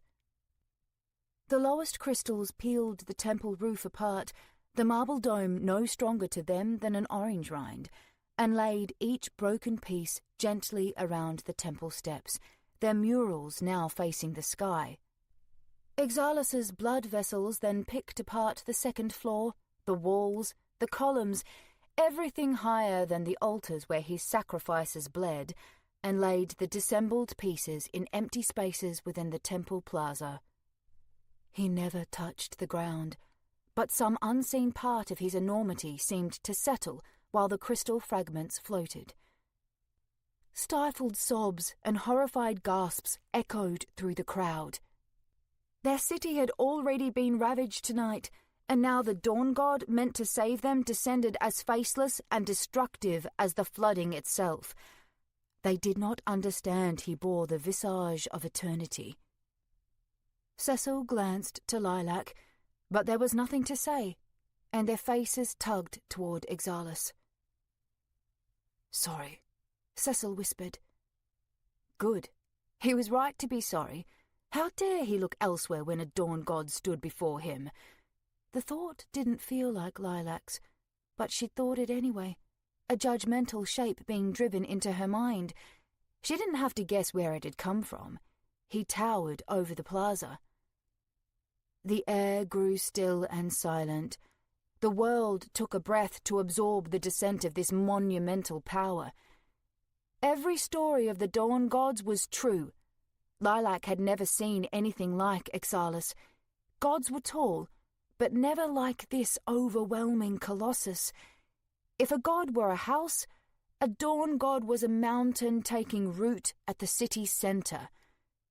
The crowd was right to flinch. He hadn't spoken, or had he? Lilac wasn't sure again. Thoughts and feelings no longer seemed like they belonged to her, more like pieces Ixalis had lent out, and now he was taking them back. Some part of him reached through her, and everyone here, as if his very presence made his will work through them. Not even Ada looked confident anymore. Small wonder Lagoe and her closest cousins had bound Ada and Medes and coral stones to stop this. How dare Lilac think that? Ixalis had journeyed across the vast heavens tonight after millennia of absence, while also having always been here, and she dared regret his presence. These were wrong thoughts for Lilac, for anyone. Doubt tainted her, and not only her. The passage of time and the brevity of mortals had corroded their due reverence. Ixalis would remove this doubt from all present, from all existence. He would unmake and remake the cosmos to show them. The world went black. And then, in the beginning, men were prey. Noema twisted in the fire. Life couldn't be fair, but death should be. How many years before the cursed tree let her be human again? 2,000 stretched ahead, a glimpse of the many things she'd become before she returned as another wailing baby girl. Lilac held the lucky rocks tight in her fist. She didn't want to lose them. They were her only chance of keeping her hair from being cut again. The priestesses had no answers, and Lilac couldn't call Mother through the Logos temple. No one was supposed to know. Here and always, she was alone. Simone reached weathered hands through the apartment doorway and grasped Lilac's face. "You're mine, aren't you?" Vince and his rakish smile, and the way he called her love. Lilac felt safe in his arms, like she hadn't in years. Lilac took her daughters to the beach. She wanted to go before the sky turned grey for the rainy season that year, while the wind was gentle and smelled more like the sea and less like a storm. There were dangers in the calm season too, but if Lilac wanted to avoid all risks in life, she wouldn't have had children.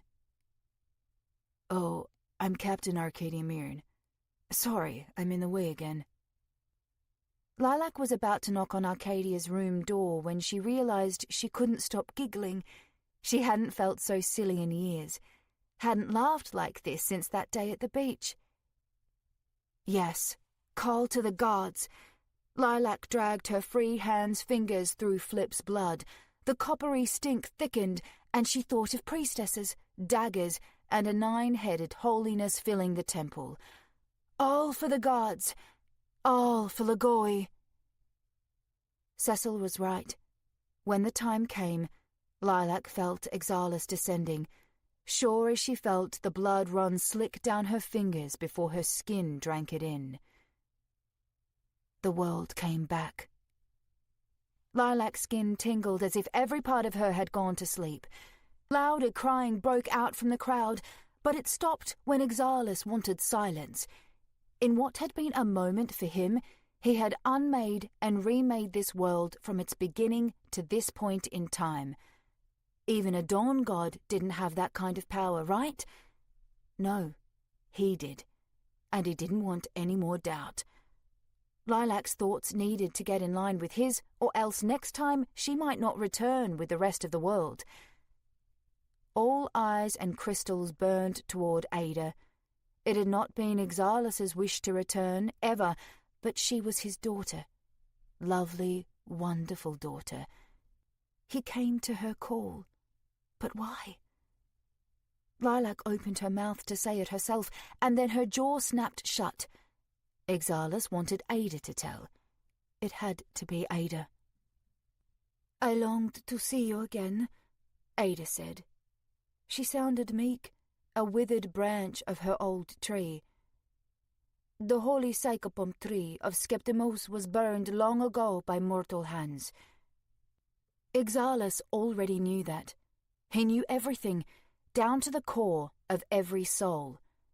He told Ada, and all present, that the soul behind the burning lingered here, and his daughter should beware, as this soul would always long for chaos. It could not do otherwise. Lilac curled into herself. She could feel his ire. Her worry must have breathed through the crowd, or maybe she had felt it breathing from Ixalis himself.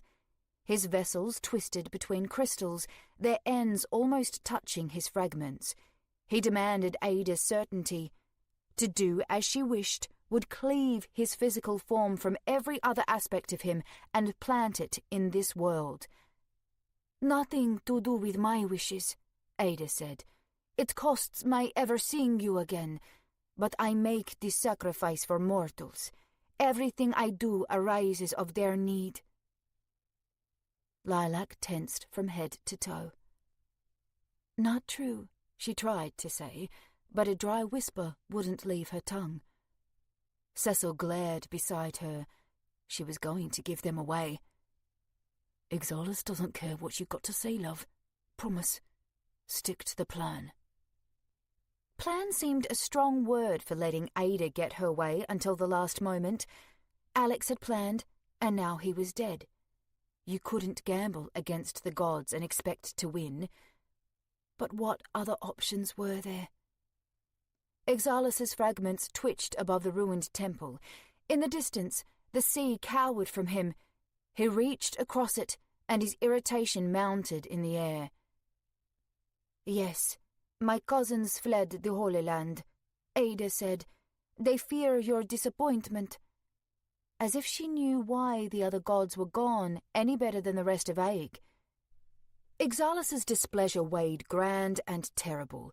He and the other Dawn gods had trusted their children and children's children to safekeep the Holy Land, and they had abandoned it?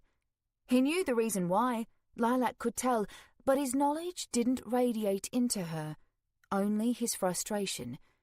Her palms scraped cobblestones, and she thought her head might fall next. Red vessels curled into beckoning fingers. Ixalis wanted to know the core of the future holy tree before he consented to his sacrifice. "Father, the unique mortal we'd made into a champion, the one I'd intended as Psychopomp, was murdered moments ago," Ada said, trembling. Could a goddess like her cry? "I must find a replacement suitable for my purposes." Lilac stopped breathing. All air and muscle went still beneath Ixalis. Ada shouldn't have summoned him until she was ready. Lilac shouldn't have helped. His time was infinite, but they were wrong to waste a single speck of it. He wanted to make good on his sacrifice or leave this world. Everyone present, Ada included, should beg his forgiveness. Cecil's lips moved, ready to offer himself, but he couldn't breathe any better than Lilac. Everyone here was going to die. A wild glare burned in Ada's eyes. Her hair curled into angry fists and flared unkempt from her head. She scanned the crowd, hunting for a quick substitute, but if everything Alex and Cecil had said was true, this was not a choice she could rush. Deep down, her plan was dead. There was no one in this world with Arcadia's inner gentleness, no one so special. Ixalis' grip eased from Lilac's lungs, and she sucked in breath. Gasping echoes flooded the crowd as his presence slid from the temple's foundation. "Father, a moment," Ada said. Ixalis' attention picked through each kneeling mortal. Lilac wondered how many times she could withstand his clenching fist, and then understood she would suffer him as many times as he wanted. Everyone would. But he didn't want her. He wanted something beside her. Cecil? No, something Cecil kept. His trench coat twitched over his right breast, and then the fabric flowered open around a rising red sphere. Light glinted in its tiny pores. Another coral stone. Lilac gaped at Cecil. Where did she get that? Stuck in her throat. He returned a desperate stare, like he'd known he could hide the coral stone from Ada, but had underestimated the unfathomable sight of a dawn god. Ada strained through the miasmic air and snatched the coral stone from above Cecil's chest. She turned to Exalis and cocked her head, throwing scarlet hair over one shoulder. Divine luminous shined across the coral stone surface. Meady stirred inside. Lilac felt her without touching, knew her name, what she wanted, how she had missed Exalis. Something she told him both eased him and concerned him, and a new pressure spread over the plaza as if the air had grown thick with physical disappointment. Lilac's head jerked southward. Every head seemed to turn with hers, forced to look where Exalis wanted. A vision rushed across Lilac's thoughts, striking those gathered like a stiff wind against their minds. The South Temple District. Lilac had lived there the past several years, knew its streets and apartments and shops, but she saw none of them now. Everything seemed to have melted into jagged rows of jutting rock, and burning dusk-coloured particles filled the air, leaving only a red scar tearing across the south side of the city. No familiar shops, no stairs, no landing. Home had been erased by this vicious new landscape. Everything physical Lilac had kept from the twins' brief time in this world had melted into crimson violence. Every piece of Sarah and Daphne, gone like they were. Understanding seeped beneath the vision as all heads turned again to Exalis, an undercurrent flowing across the plaza between him and the mother of his child. He had not felt this violation of nature since he and the other dawn gods last put the glories in their place. Here came a similar violation, some choice by Medes which had brought a ferocious unmaking to the world and left a red scar over the wound. No matter what her reason, she could not undo it. And no matter how else this moment ended, the city was cursed. "This was not by our hands alone. The glories have abused nature too since you left," Ada said. But her confidence turned brittle, the tone of a child making excuses. Lilac recognized the kind.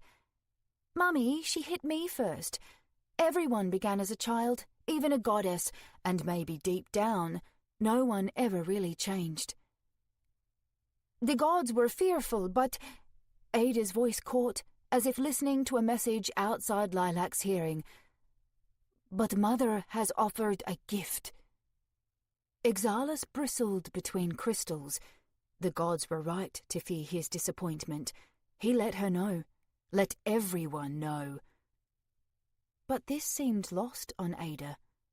Tension eased from her face as she turned to the west, where figures staggered into the plaza, bearing the pressure of a dawn god and leading his daughter's treasure.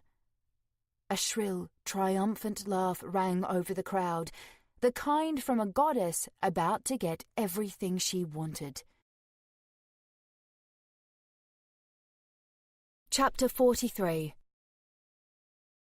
Ada's search party had returned at last. She wasn't concerned about them. She was an expert at apathy. But the woman who walked with them concerned Ada very much. Lilac knew the feeling. She loved this woman, from her shorn head to her bright eyes, from her quiet moments to her secret smiles, in past, present, and future, through life and death and life again. Could Exalis feel that love? Did he care? Was that why he let Lilac get shakily to her feet and stagger through the kneeling throng, shouting, "Arcadia!" at the top of her lungs? She kept shouting anyway, Arcadia! Arcadia! Her stagger broke into a clumsy run. She passed Cecil and Ada, and then threw herself into those should-be dead arms, wrapping her limbs around Arcadia's shoulders and waist, and then Lilac slid back to the ground. Arcadia's arms hung at her sides, limp as her expression. That was fine. She and Lilac and everyone else were having a night like no other. Lilac placed a hand against Arcadia's cheek. It was warm and full of life. "I looked for you," Arcadia said, her effect flat. Blood stains spattered her sea-grey uniform's chest. A small hole over her heart burned a glimpse of ragged scarring on brown skin. "Alex didn't mean it," Lilac said. "He thought he could help." Arcadia shrank back. Something was wrong. Lilac patted at Arcadia's face, her neck, even her chest, to be sure there was a heart still beating in there. "Yes, under the wound." Lilac trembled.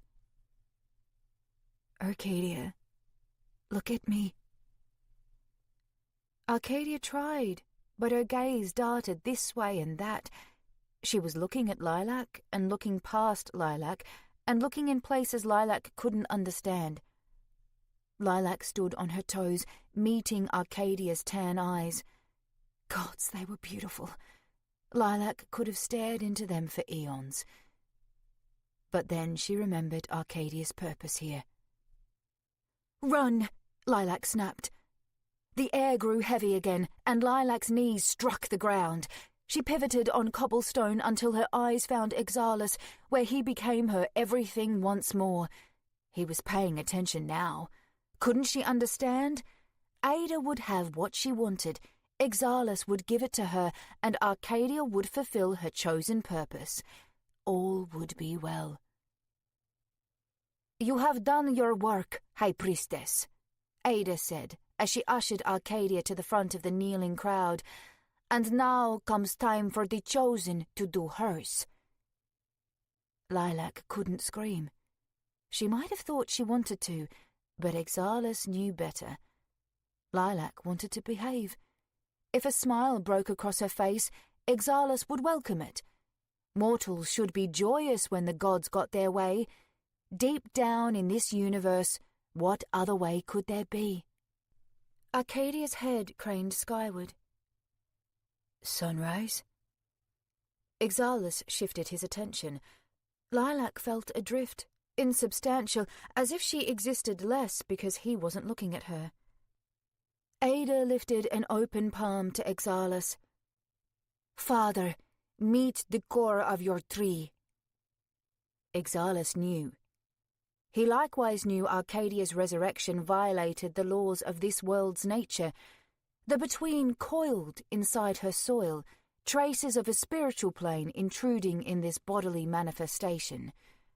The wrongness wore Medes' handprints, and Ada bore part of this responsibility. He had trusted her and the other gods to safe-keep this world, these people, and instead, she and her mother had raked the red scar across this city where it would burn everything it touched for eons. How dare she abuse this power? What a disappointment. Ada's cool demeanour flickered. She hadn't expected her father to chastise her. Gods never thought they would be judged. Lilac's attention flicked toward the coral stone in Ada's hand. Cecil had carried it, and he must have seen Alex murder Arcadia. Had the coral stone been with her then? Ada's request that Lilac fetch them both made sense. Arcadia had shared her blood with Medes, and this consecration of blood was the core link between the Dawn gods and humans. Their children, their sacrifices. Medes had brought Arcadia back to life against the laws of nature, no matter the consequence. All for her daughter. Ada's cool demeanour disappeared. In her eyes, her mouth, the curl in her nose, the way her hair writhed, She showed almost mortal desperation, a child ready to throw a tantrum because her parent wouldn't give her what she wanted. Ada at her most honest. Glee stirred in Lilac beneath the layers of Ixalas's will. Ada would fail. This would end now. Ada laid a finger across Arcadia's shoulder. Mine will not be the holy tree of Skeptamos. Arcadia Mirn must be the core of a new tree, and for my intentions with this tree, she proves nothing short of perfect. Lilac couldn't breathe again. Why did Ixalas keep the heir to himself? She knew, of course. He kept it because he chose to, and that explanation was good enough. She liked it. Simple, straightforward, no complications. He could take and keep anything he wanted, and he was right to do so. In return, he gave his warnings. The choices of Ada and Medes would impact him in no way beyond his final breach into this facet of the universe. Whichever ways they chose to pervert this world to the point it needed to break down before it could heal, they would have to live in it. He would not control them, but no one should mistake his stayed hand for approval. He loved Ada unconditionally. That was all it meant. For a moment, Lilac thought Ada looked as small as Sarah or Daphne. Breath surged into Lilac's lungs as Ixalas's blood vessels splayed themselves like bloody hands in the air. Their makeshift fingers clutched his crystals, and then each hand swelled and hardened into rich, twisting limbs and crimson roots. The floating fragments slid together, driving skyward and earthbound until they formed the shape of a tree. A knot bulged at their top, where their ruby sheen burned white-hot and brighter than the sun. Ada raised the coral stone skyward. "Father is leaving us. Say your final farewell to him, Mother." Ixalas's knot swelled, almost ahead to the forming tree. Thunder pounded in cracks down the center as a golden light burst through. The sky went white, the light jerking and writhing, alive and dead and eternal in ways no mortal could ever comprehend. Slender rays lashed across clouds and sky, out to distant places Lilac couldn't see. One final luminous knife cut across the temple plaza and through the red coral stone. Ada flinched, the blow buckling her. Ixalas's light rocketed toward the sky, and the cloudy atmosphere fuzzed and scrambled, turning scratchy and monochrome like a dirty film print. A broken radio hiss rushed through the air. Every inch of Lilac's skin tingled with numb static. The world could not translate Ixalas's new ascent into mortal sensations. Lilac wasn't certain even Ada had absorbed the whole picture. The sky and city dimmed back to stormy night. Thunder rang out, and the air pressure eased. Lilac had almost grown used to it, and its absence felt like a warm hug had ended right when she needed it to last a moment longer. Her head swam. When Ixalas was here, the line between him and her had blurred in ways she couldn't understand. She had been herself in moments, and entirely not herself at others. Did it still matter? No one who stood around the temple ruins would ever see him again, only his body in its towering new form. The red coral stone twitched between Ada's fingers the way the knot had convulsed atop Ixalas's changing body. Light poured through fresh cracks in the coral, and a voice screamed with it. "It burns! He burns the sea! Too much!" Ada lowered the coral stone. "Mother!" The coral stone exploded. Shards struck Ada's fingers and ricocheted against her. Others blew around her into the nearby faithful, and they fell flinching and screaming. Except Arcadia. Sharp fragments cut her face, arms, clothes, but she stood motionless, her eyes vacant and unfeeling, as if she only had half a soul in her body. Maybe she did. Beside her, the light dimmed where Ada now cradled a naked woman in her arms. The woman's hair seemed to have been blasted from her scalp, and so had stretches of skin, now giving way to raw muscle. Her eyes were closed, her expression serene. "Mother," Ada said again. She sank to the ground and held the woman close. It had to be Meady's, except she was injured. "Mother, you bleed." Ada glanced at the crowd, her scarlet eyes wild with need. "Tell me, how does a god bleed?" No one answered except with crying and wailing. After shrinking to nothing but cells beneath a dawn god's greatness, these people weren't ready to be themselves again. Lilac curled and uncurled her fingers, remembering how her body used to eat and breathe and keep a heartbeat on its own. Ada stroked one tremendous fingertip across Meady's cheek. Her glare settled on Arcadia. "Place yourself in the tree while I tend to her. Our endeavor must not end in failure. Be free of your heavy thoughts, Arcadia Mirren, and do as bidden." Lilac tensed. Too much was happening too fast. Exalis was gone, but he'd left chaos behind. Meady's was hurt. Ada was angry. Arcadia wasn't herself anymore, but she could walk. Her every step left dark splotches on cobblestone and then marble, and her eyes fixed ahead as she staggered onto the temple steps, to the ruin above, and approached the last gift of Exalis, the holy psychopump tree. Chapter 44. Since Lilac was a child, this monstrosity had haunted the edges of stories, its creation, its destruction. She had seen it in dreams, the bark and leaves aflame. Now dawn's early red light slid through the hole in the clouds and broke between orange-hued limbs, as if this tree, like its predecessor, would burn above the Holy Land. Like the coral stones, the holy psychopump tree had a pulse so strong it beat outside itself, through its roots beneath the cobblestone plaza. The highest branches towered taller than the now ravaged temple in its prime, and the limbs stretched over outer plaza buildings. Murky red-black bark scaled its swollen trunk. No leaves or fruit grew yet from the boughs, but given time, the holy tree of Exalis would blossom and thrive the same as had the holy tree of Skeptimos. It only needed a soul.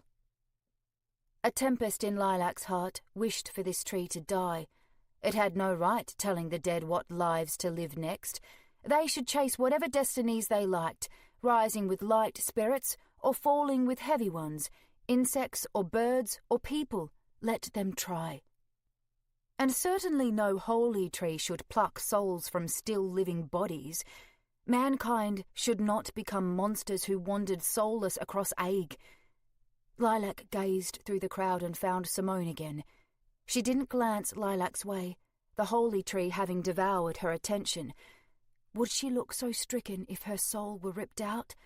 If Arcadia joined the tree, Lilac might never hear another motherly voice. Ada couldn't get her way. Lagoe had been right to imprison her in a coral stone. Lilac had put this wrong in motion, and now she had to take up her mother's cause and put it right. All she needed was fire. At the foot of the trunk, where its roots coalesced across temple steps, the bark split around a volval cavern where doomed Arcadia Mirren faded into the tree's darkness. Lilac would have to follow her inside and get her out.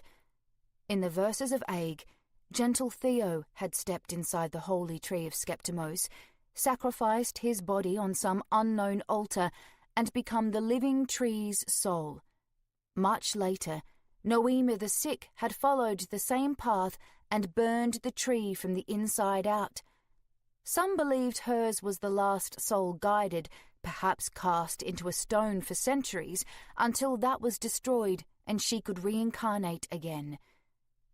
Lilac's first childlike inclination was to follow the story she knew. If one holy tree could burn, so could another. That was only reasonable. But Skeptimos had given mankind the gift of medicine, no more protective than Lyridoja's gift of agriculture or Caligo's gift of language. The holy tree of Skeptimos had been flammable. The new holy psychopomp tree grew from Ixalis, a manifestation of the dawn god whose first gift to mankind, before this tree, his daughter, or the idea of gods at all, had been fire. That same fire lived in his body now, soul or no soul. Warm light coursed through the bark and danced behind it, same as the flames within Ixalis' descending crystal fragments. His living remains now coursed with fire the way blood coursed through Lilac's body.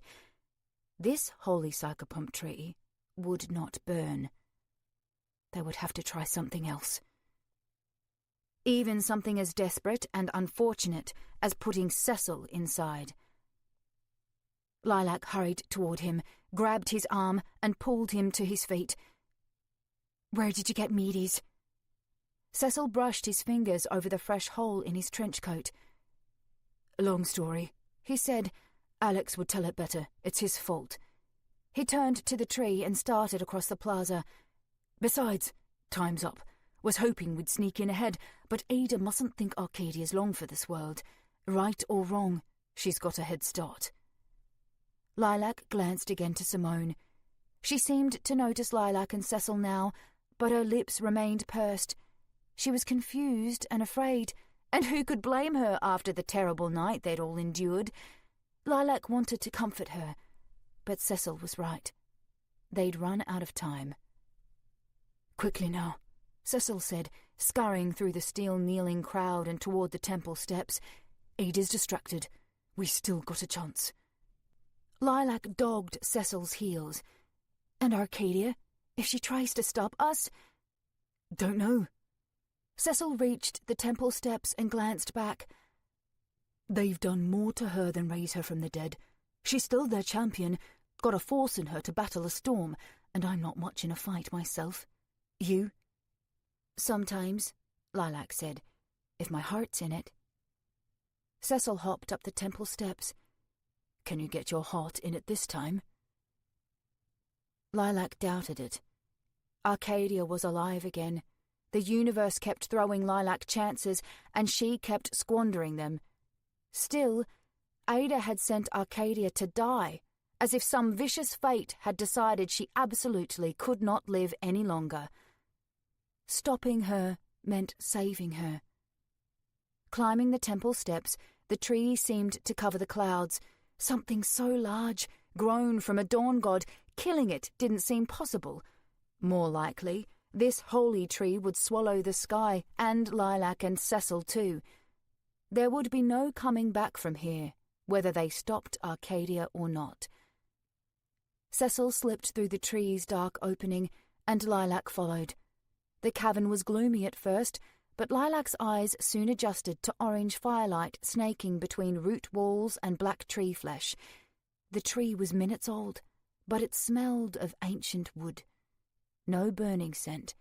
The inside appeared as fireproof as the outside. Lilac stepped on cool marble floor where the tree's roots had burrowed. No telling how deep they went. "Did Ixalis show you the red scar?" Cecil asked. "In your head, I mean. He showed me, and I damn well wish he hadn't. Utter madness, bringing Arcadia back to life. Medes must have done it after Alex..." What Alex did. That goddess bit at nature, and nature bit back. An enormous root divided their way in two. Lilac started right, but Cecil hooked her arm and led them left, chasing red dots across the white floor. Firelight flickered in their surfaces. "Arcadia was dead," Lilac said. "Souls can't go back to the dead." "They can," Cecil said, following the blood, "if the god doing it doesn't give a shit about the consequences. Poor Arcadia's soul went to the Between to make her next important decision, and then Medes grabbed her and forced her back to this life, this body. I don't know how someone processes an experience so violent. The world itself certainly don't like it. That Arcadia can focus on who she is at all is the real miracle.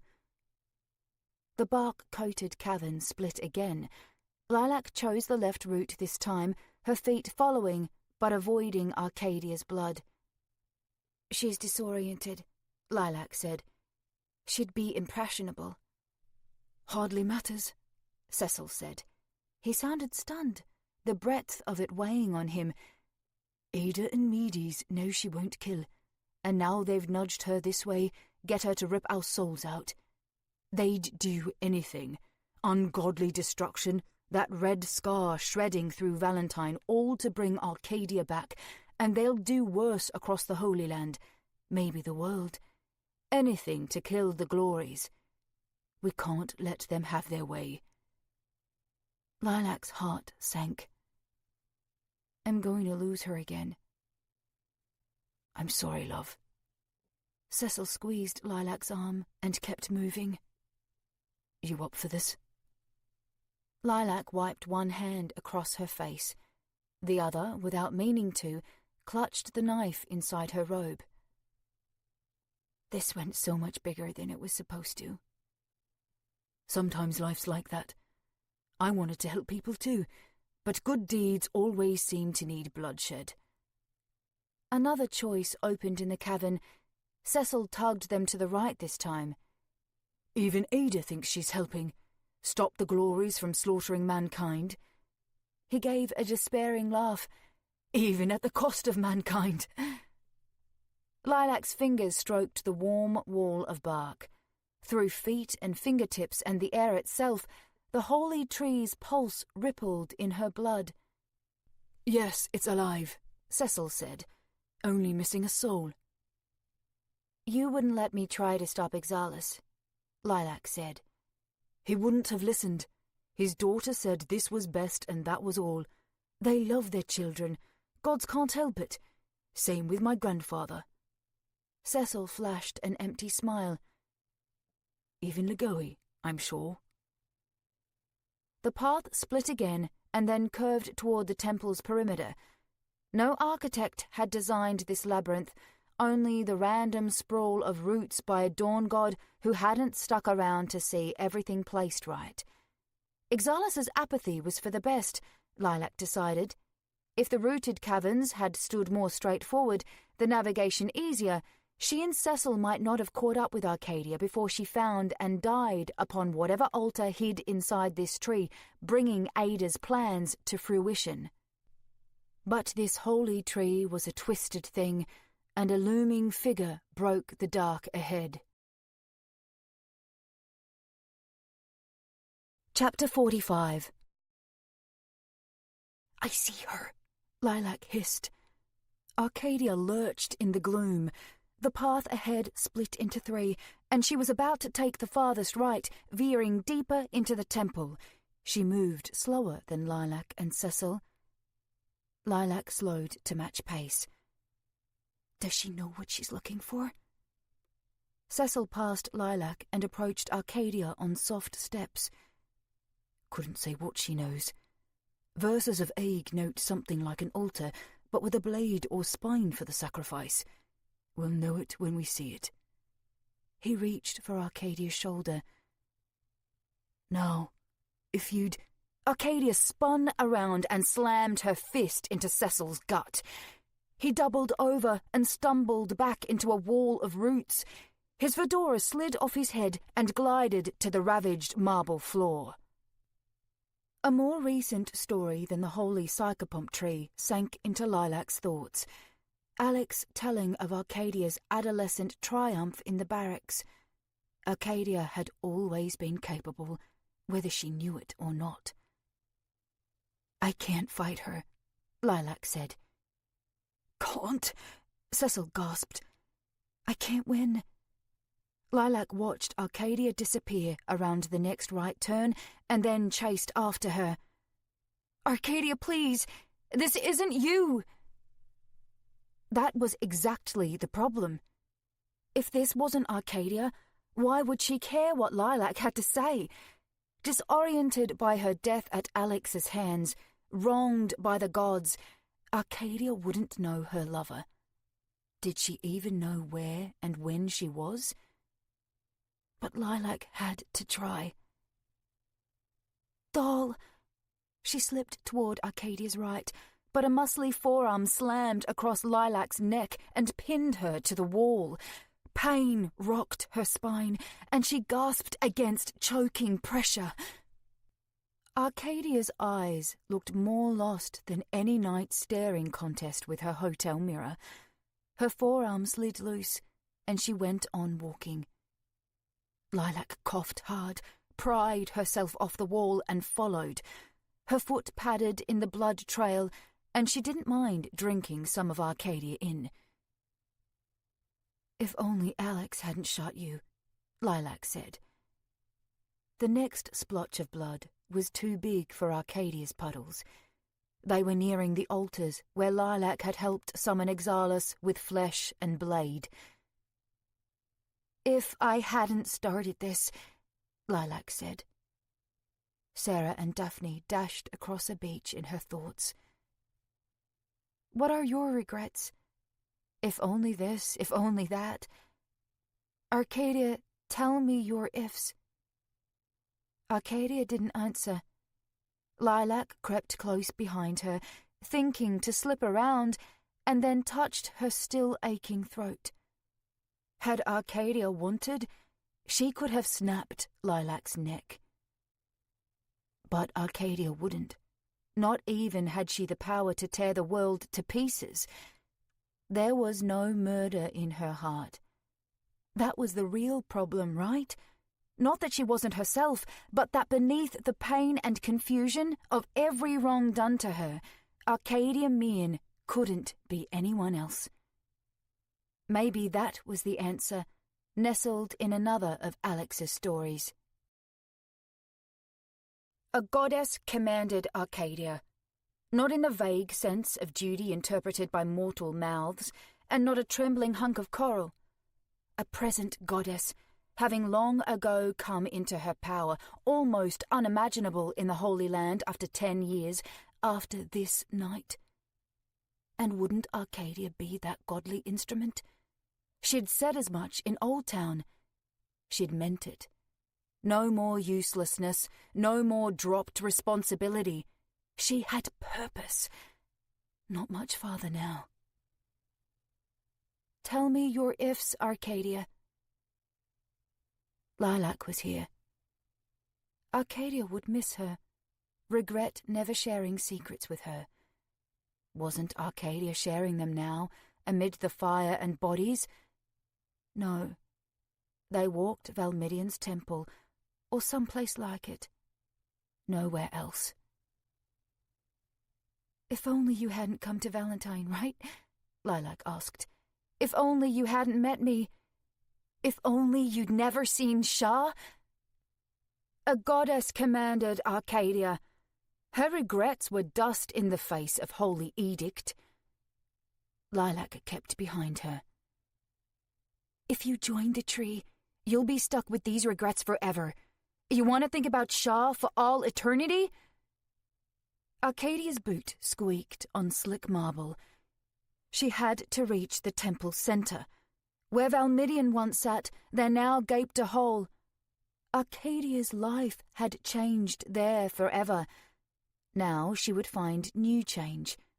A final death. "Shah still means something to you, doesn't it?" Lilac asked. "Alex thought it did. Ada killed him, you know.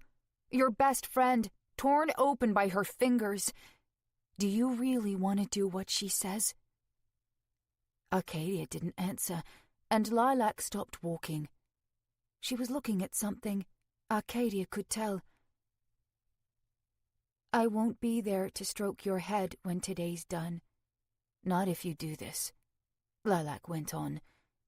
"You have a choice. You always make choices, and you own them in the worst way."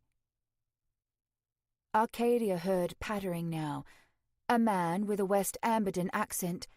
Cecil Gillian, Alex's friend. But Alex was dead, Lilac said. "I'll go with the punch this time, like a gentleman," Cecil said, louder than a whisper. But I've a better idea. A tribute to dear Alexander Stathos, if you will." Arcadia lumbered onward, where the hole in the tree's centre pulled her toward some alien place below. There would be no coming back this time. "Men! Fire at will!" a man shouted. Arcadia jolted.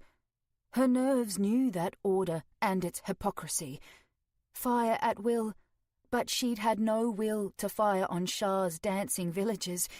She'd fired with all the will she had, but none was not enough for Commander Thale. "Men! Fire!" Was that Cecil? Arcadia couldn't tell. "That's an order! Fire now!" Lilac shouted over him, "You made a choice, Arcadia!" Arcadia dizzied, and the walls danced. She felt something rush past on her right and slammed her fist at it. The world sank in and out of darkness. She was in the barracks, lights out by her hand, where everyone was her enemy, and it didn't matter which kid she struck or why. "Men, you coward! Fire!" Arcadia swung again, hit soft flesh. A figure grunted and recoiled. The darkness brightened. She could see her place in the temple again, among the fires and the bodies. A shadow broke the firelight ahead. "Arcadia Mearn," Lilac said, her voice stern, "do you know where we are?" Darkness again. Firelight. Arcadia craned her neck toward the descent, toward purpose, but no sign of Ada marked the wall above fires and bodies. The 9-pointed star of Lagoe stained the world. Hail the many-headed! Hail the goddess of reason! All deaths to Lagoe, all blood dedicated to the mistress of the slaughter. Arcadia stumbled back. She had wandered through the years again. Hurting Thale had stopped nothing. The dead did not forget. They dragged at Arcadia's heart, always leading her to Shah. "Men! Fire your weapon!" the man shouted, weaker now. She should have tried harder to stop Thale and the others, put herself between the dancers and death. She might as well have shot them herself. "You made a choice," Lilac said again. Shah was here, everywhere, always behind Arcadia, and now ahead. She sank against the warm wall and then collapsed beneath Lagoe's bloody symbol, as if she crumpled at the feet of the goddess herself. Cecil staggered closer, a hand on his middle. He seemed to have recovered quicker from Arcadia's second blow than her first. "The star did it," he said. "Knew it would, the way Alex talked. Well, you know." Yes, Lilac knew. This was not the first time she'd clawed up Arcadia's bad memories, only the first time she'd done it on purpose. She squatted on the pads of her feet between Arcadia's splayed legs and laid a hand on her cheek. Her skin burned feverish, hotter than the holy tree's roots. Tears welled in her eyes. Her mouth opened and closed, but nothing came out. "I know, doll," Lilac said, quiet and serene. Sacrificial blood pooled in Arcadia's sea-green pants. "All for Lagoe," she said. It was the same for me. All for Lagoe. Lilac pressed her forehead to Arcadia's and let the heat burn into her skull. "It's over now. It's been over for a long time." She brushed fragments of red coral stone from Arcadia's arms. The wounds were little worse than scratches. If anything, Arcadia's vigour had returned in body, only her spirit had become frail. Lilac turned to Cecil. "I don't think she's going to die." "She will if Ada impales her in the centre of the tree." Cecil chewed at his lower lip. "And Ada most certainly wants to. Her mother's condition won't distract her long. We can't dally. Give me a moment. Lilac took Arcadia into her arms. Too much woman for Lilac to lift, but she propped Arcadia against the wall. She deserved better than to be left crawling in the remains of Lilac's mistakes. Cecil looked to where the marble floor sank toward another forking path. Somewhere beyond, the holy tree's roots had filled the hole in the temple floor and led wherever Arcadia had meant to go, where Lilac and Cecil needed to go. This is only a delay, Cecil said. If Arcadia died here, Ada would take her elsewhere and repeat her mother's mistake, unmake another part of the world. She'll only stop if she can't have her way. Hurry, or we'll wish we'd followed the gods out of the Holy Land before this happened. Lilac felt an urgent pang in her head. He was right. Sure, Cecil, yes. We're going. She rested Arcadia's head against the bark wall, where tears went on streaming.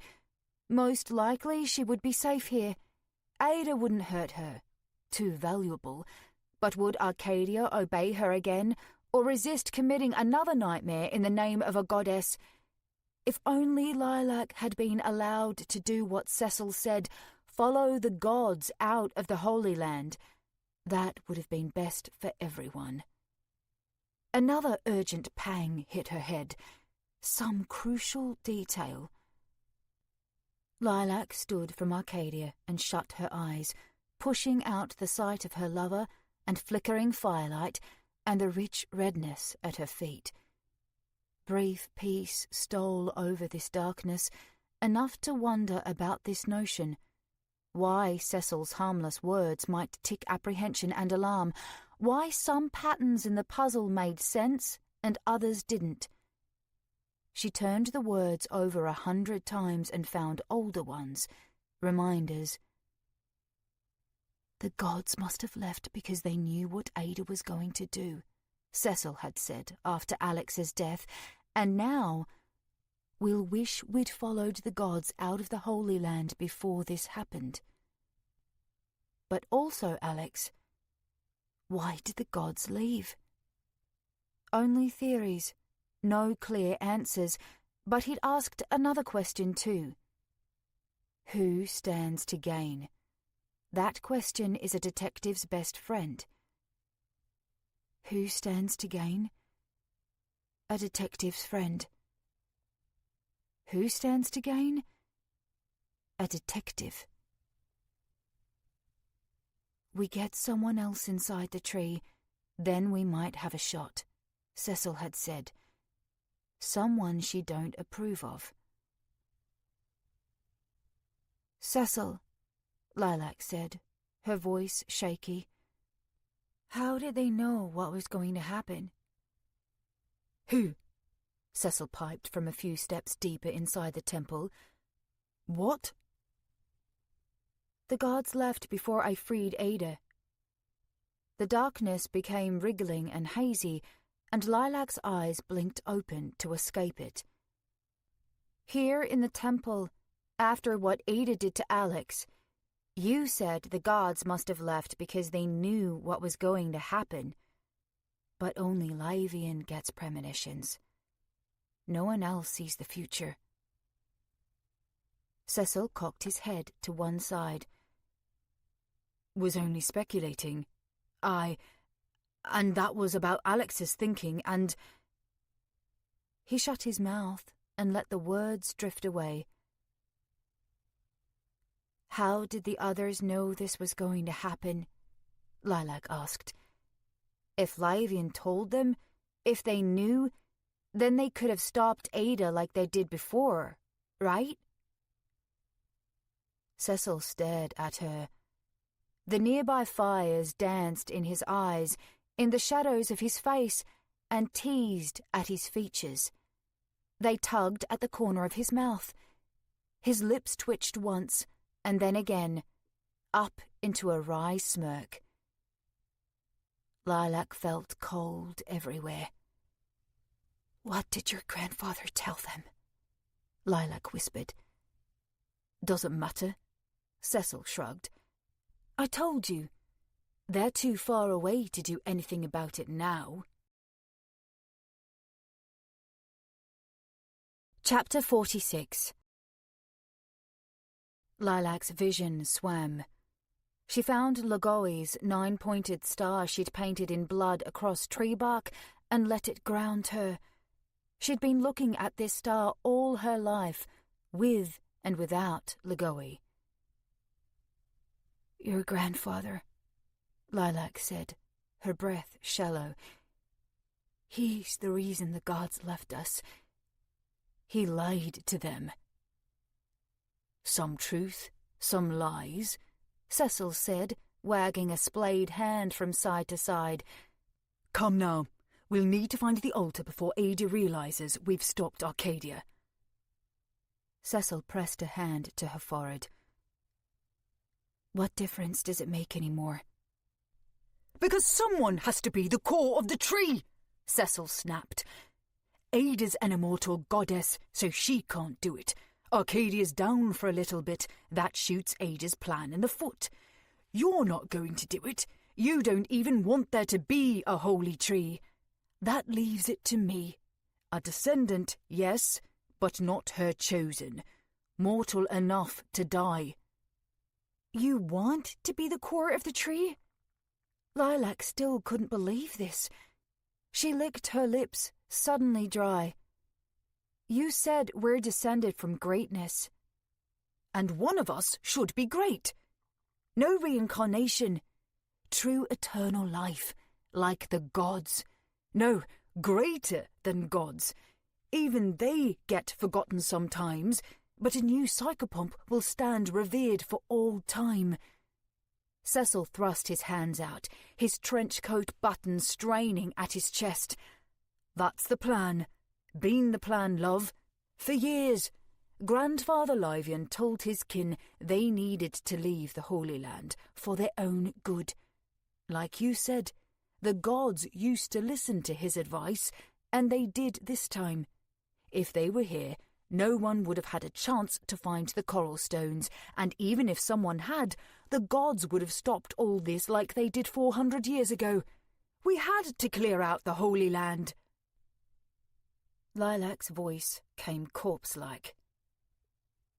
And then the glories came. Was bound to happen. Cecil retreated another few paces into the tree's caverns. Granted, I didn't think uncovering the coral stones would take until nearly the last minute, but no one knew where Ada was. Not even me. Not even Livian. I searched hard, promise. Cutting it close, but here we are.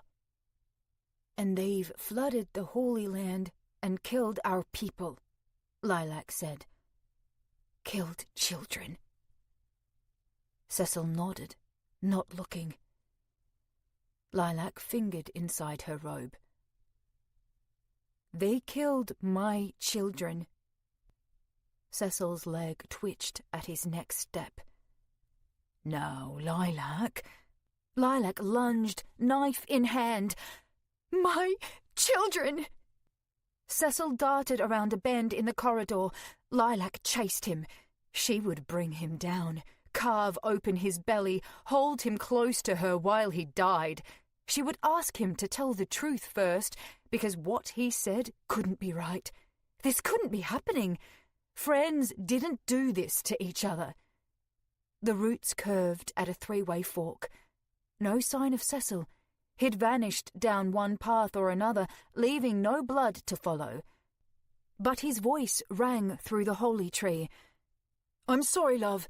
Meant to finish with you being none the wiser, but the future's teetering. Lilac had to make a choice. She steered for the rightmost path and hoped it sank toward the holy tree's centre. Cecil didn't know the way any better. I got careless, Cecil said, out of sight, insistent. I'm as close to getting everything I want as losing everything. You understand? You, Lilac growled.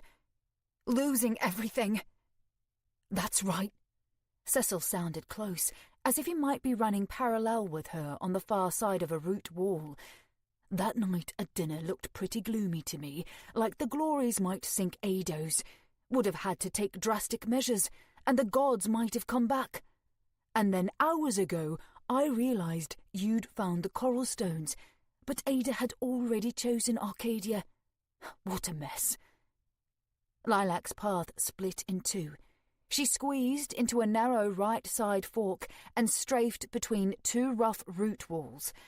The path widened after a few feet and then sank into a sharp descent. The temple had never been so large, meaning Exalus must have twisted its inner reality. Every story about the Dawn Gods had undersold their power. The inside of the holy psychopomp tree spread larger than its outside. Would it go for miles? Lilac doubted it. She was reaching whatever point Arcadia had meant to find. The altar lay somewhere ahead and below. "Your whole murder business put a fright in me too." Cecil's voice rang from all directions. "The sacrifices, summoning Lagoe. Didn't think it would work, but hard to say at the time." "Could you have brought Lavian here if you wanted?" Lilac asked. "To save us from the glories?"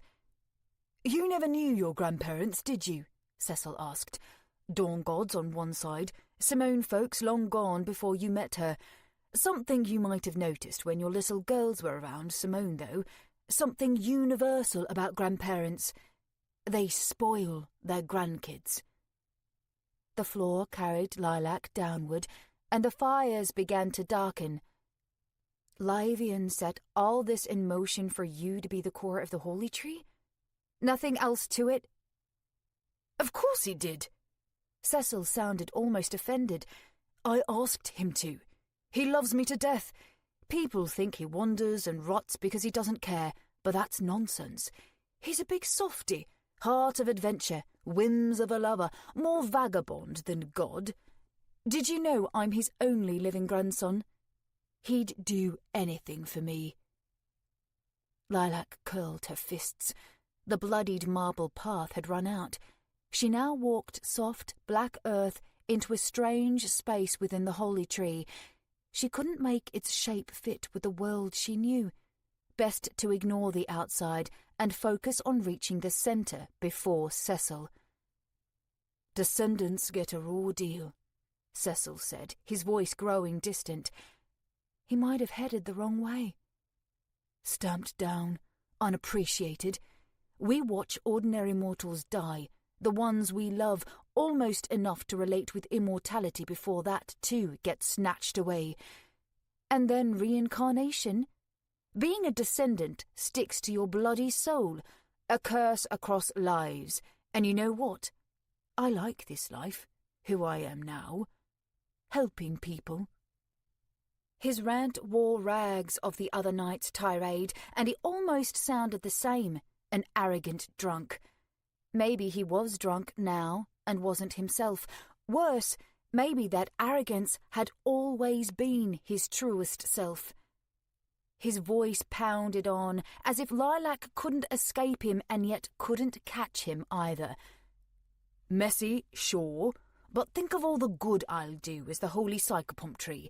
Lavian will come back, at least long enough for the other gods to follow him, and I really am sorry." "Sorry," Lilac echoed.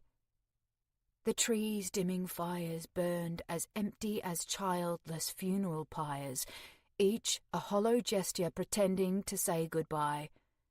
The next fork in the roots steepened the descent.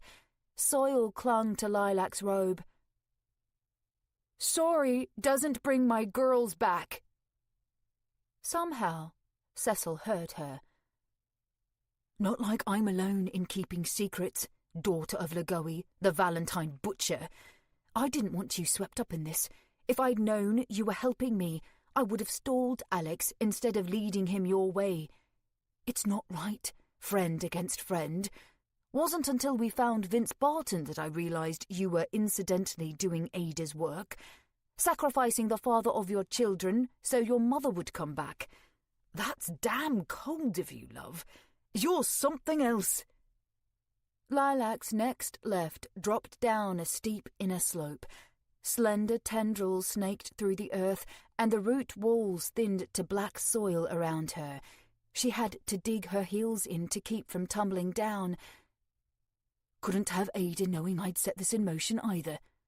Cecil's distant voice sounded lost behind the holy tree's beating heart. She'd see through me and decide I wasn't pure of heart or whatnot. Nothing like Arcadia. They must have chosen her the moment she bled on one of them. Part of me hoped you'd kill her in your sacrificial spree, but I underestimated how selfish you are. Lilac balled her fists. Selfish? Sure, but Cecil wasn't one to talk. Alex got close, a couple times. Cecil went on. I really thought he had me for a moment, but in the end he doubted me too much. Still loved the man. Didn't deserve what Ada did, but he didn't get the worst of it. Oh, I know stories. I know before Ada and the other first children were born, dawn gods were called the Sunbringers, but language has shaken up over the millennia. I know what really happened to your granny, the unnamed mother, and I know what Ada's done to mortals who've displeased her. Darkness swelled as Lilac drifted downslope. Cecil's voice quieted, almost gentle. We need to stop them, Lilac. They don't care, you see. The cost of killing the Glories is worth anything they do to us. Let me be the soul of the tree. This is the only way. Still love you. None of that's changed. You'll miss me when I've joined the Holy Tree, but I'll do good by you, by everyone. That's my way, and I'll keep true to it for the long haul. Faint blue light painted the darkness far ahead and below. Lilac made out an archway of tangled roots. The space was wide here, and maybe too tall to make any sense with her descent. For eternity, Cecil said, his voice a whispering echo. Cool air breathed across Lilac's ears. She had reached the subterranean core of the holy psychopomp tree. Chapter 47. A world stretched underground, wider than the holy tree as seen from above, wider than the temple plaza. Tendrils of humid mist roamed the tremendous space as if the holy tree's underside had a climate of its own. The mist cast a luminous teal hue across the darkness and curled around Lilac's legs. Great columns of roots, thick as cars, jutted in all directions from the ceiling's centre and braced the walls. Archways opened between them, offering more than one path to the holy tree's core. Cecil could come from any direction. A carpet of gentle grass filled the floor, its blue-green blades rustling beneath a faint breeze. It teased at Lilac's hair and robes as she neared the meadow, and it tickled cerulean flames where they haunted the inside of the cavern's columns. Cavern. Wrong word. This place was almost a temple of its own, a sanctum within the earth. There was a peace here only a dawn god's power could bring. Were someone to rip the tree open from the outside and peer down the hole in Ada's ravaged temple, Lilac expected they wouldn't find this sanctified underworld. Only an approach from within would bring someone here. Above, the trunk of the holy tree, its branches, they were only the still living body of Exalis. Down here rested the impossible nature of the dawn gods, a sliver of divine force now buried in the soil. It formed a crossroads where the tree's bodily presence in the world outside met its spiritual presence as psychopomp in the between. How could any mortal hope to stand against this power?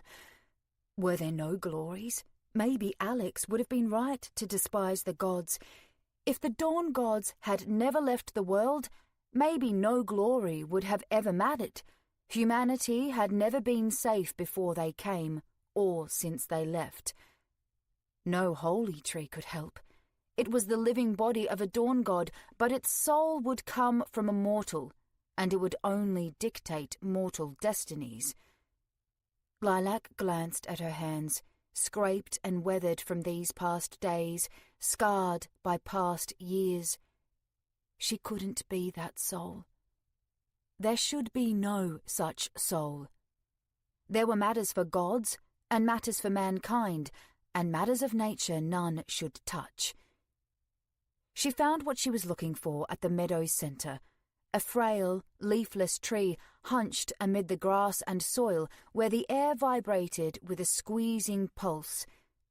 The heart of the living holy psychopomp tree, its altar. It was an ugly thing, bent and gnarled. A single knob bulged from its slender trunk, the foundation for its only limb. A sleek, unmarked branch grew from the limb's end and curled downward from the trunk into a sharp, curved thorn, as if it had been designed to skewer a human body and clutch it against the trunk. Lilac didn't need to shut her eyes to imagine how the sacrifice would go. The chosen mortal would stand with their back to the frail trunk, grasp the thorn in two hands, and tug it into their chest, impaled for the sake of fusing with the holy tree's heart. The tree would devour whatever body its thorn pierced, and the dead would pass directly into its pulse, offering the first soul for this holy psychopomp tree, the one that would stay. Lilac tucked the knife into her robe and placed her hands around the thorn. She found it warm and quaking. Though his spirit had ascended to the cosmos, Ixalas's body remained primed and vigorous, the hollow yet living tree craving a mortal body from which to tear itself a new soul. Mortal and dawn god made one, the earthly and the heavenly. To leave it living and soulless was another violation of nature. How long could the holy tree be left standing soulless before Ixalas's vision of the red scar spread from here and ravaged the temple plaza, no different from the South Temple district? Lilac tugged at the thorn. If she could break it off, then no one could join the tree, and maybe it would die. The branch did worse than hold firm. At least then Lilac would have had something to ground her effort. Instead, the curling branch moved with her, a cooperative arm, whichever way she wanted it to go.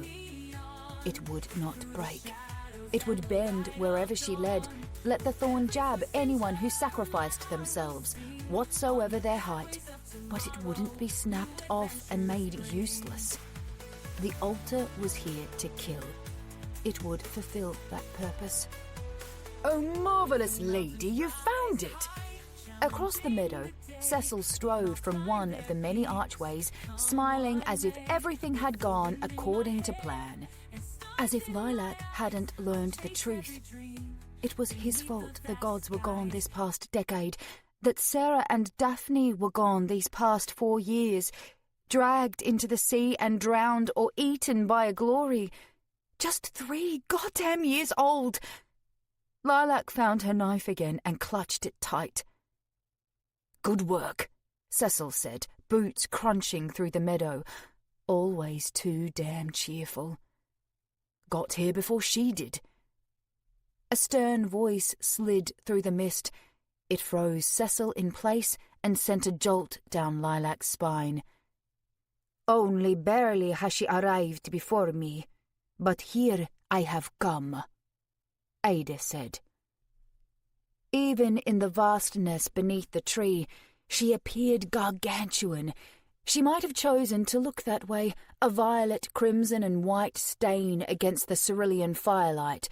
Roots had shifted to accommodate her grandiosity. "It's too late," Cecil said. "Arcadia's down, head's a mess, and my soul will have joined the tree by the time she gets it sorted." Ada almost seemed to float through the sanctum, one foot pressed into the meadow. "You descendants have an agenda of your own, beyond Lagoi's return and some unrelated foolishness, but it is no matter. Begone from this place. It does not belong to you. Cecil inched toward Lilac and the thorn. Now's our chance, he whispered. Lilac ripped the knife from her robe and aimed it his way. There's no our, she snapped. No us. Come now, Lilac. The wind toyed with Cecil's tawny hair, freeing it from where his lost fedora had clamped it wet to his head. We're friends, aren't we? At least more than you and her. I'll brace that altar, jab it in me. It'll take seconds. Our bond is greater than your hollow friendship, Ada said. We are kin. Well, we're kind of kin too, aren't we, goddess? Cecil asked. I know Livian's a generation or so removed, and I'm too down from him, but those dawn gods, they got around. His arms dropped to his sides. Well, what then, Lilac? You're closer kin to her than to me. You let her win? Ada took another step. Such are the circumstances of fate exactly. Lilac has left her selfishness behind. She now wishes to save the world. Arcadia's deathless hands will relieve mankind of the burden of souls. No restraint, no mercy. Expect glorious blood to lap the shores, your nature twisted toward war, an unmaking for those demons of the sea. You don't even know what you're playing with, Cecil said, scoffing. Legoe knew. That's why she bottled you and your mother up. Haven't you twisted nature enough already? You won't save us by fucking us over. Ixalas's vision of crimson death filled Lilac's head.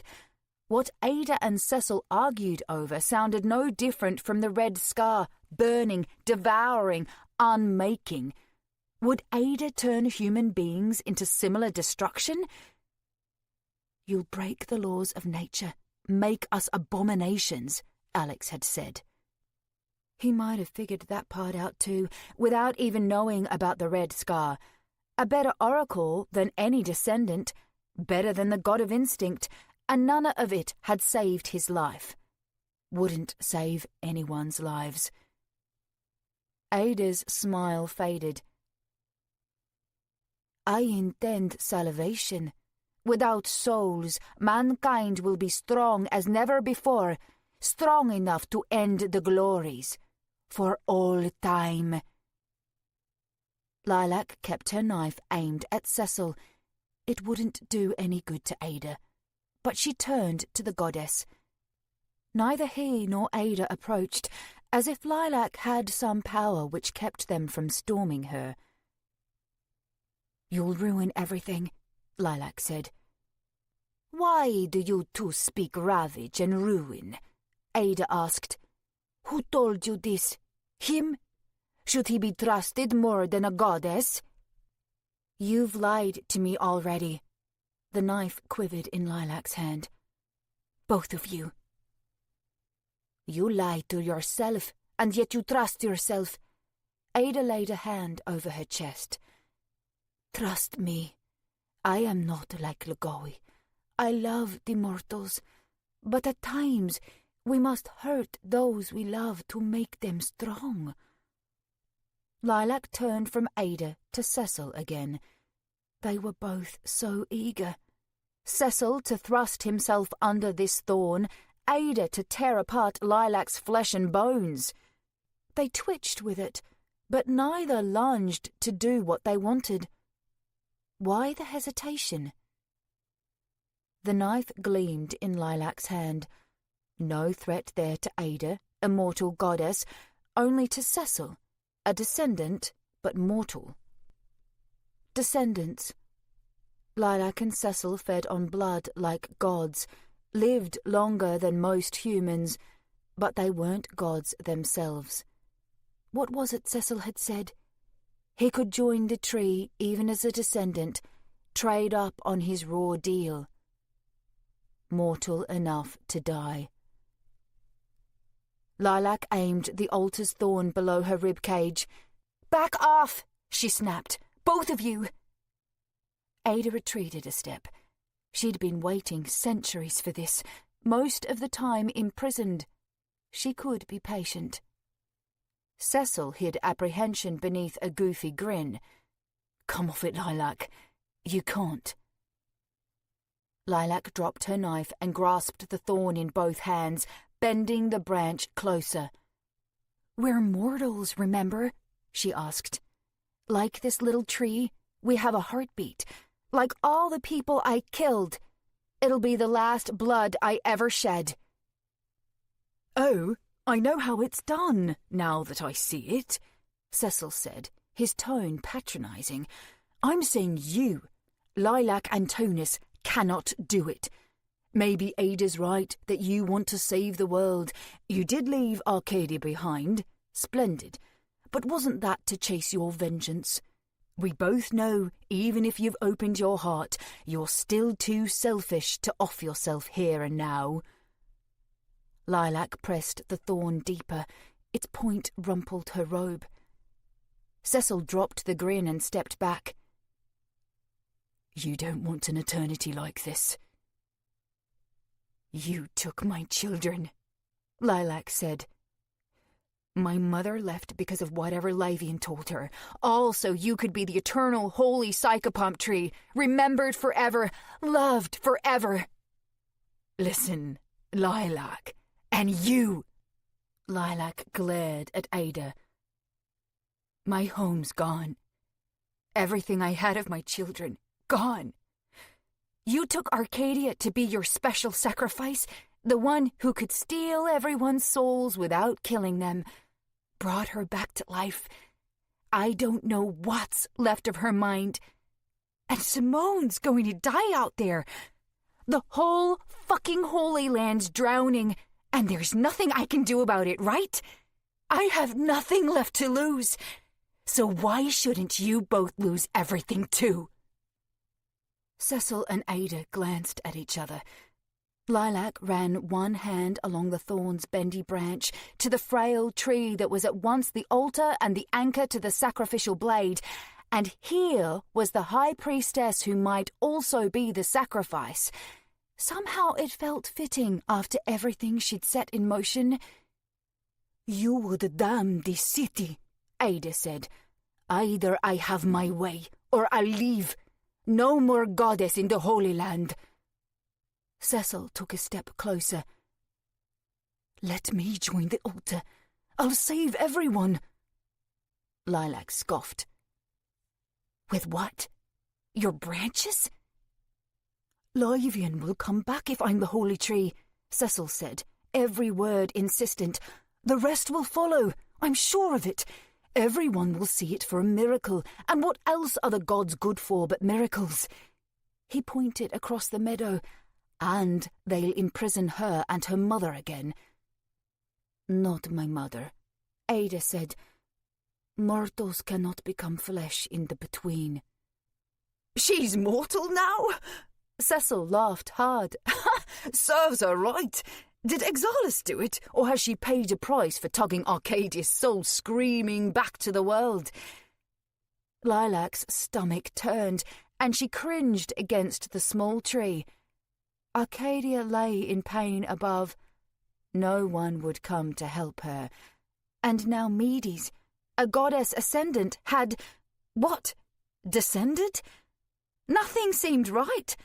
Too many clouds hung in Lilac's head, and she almost missed the crunch of a footstep. When she looked up, Cecil stood another pace closer. "Lilac, please don't side with them," he said. "Think about it. Descendants, raw deal, remember? An ordinary mortal visits a god and says their body isn't what they're meant for, and the gods can change it. Another child rots away from some blood disease, and the gods bring healing. They can be chosen, become empresses and kings." Lilac squeezed the thorn as Cecil drew nearer. "But us descendants?" Cecil swiped a hand through his hair. "We get so much as a paper cut, and the gods are powerless. We're damn well on our own. time for a descendant to trade his hat for a crown and become as immortal as the gods. And you deserve it? Lilac snapped. My girls are dead because of you. I shouldn't have had to see those empty funeral pyres. What that did to me? And to my mom? Do you even care? Cecil trembled. I didn't know. Lilac shuddered. Cecil sounded too much like Vince the moment before she'd killed him.